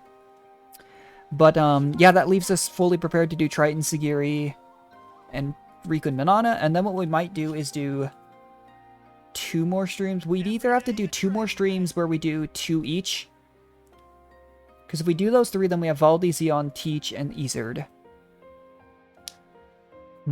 Or we might just do 1 more long stream. Either way, we're really nearing the close of our Xenoblade Chronicles 3 playthrough, but either way, guys, I had a really fun time streaming today. Like I was saying, I don't know how soon the VOD will get up, because I gotta get ready for, like, a family dinner and such. But, the VOD will go up eventually on YouTube. And next time we'll get into those next few that we have prepared. But, yeah, thanks for everyone who stopped by, watched the VOD and everything. It's always very appreciated. And I will catch you guys later.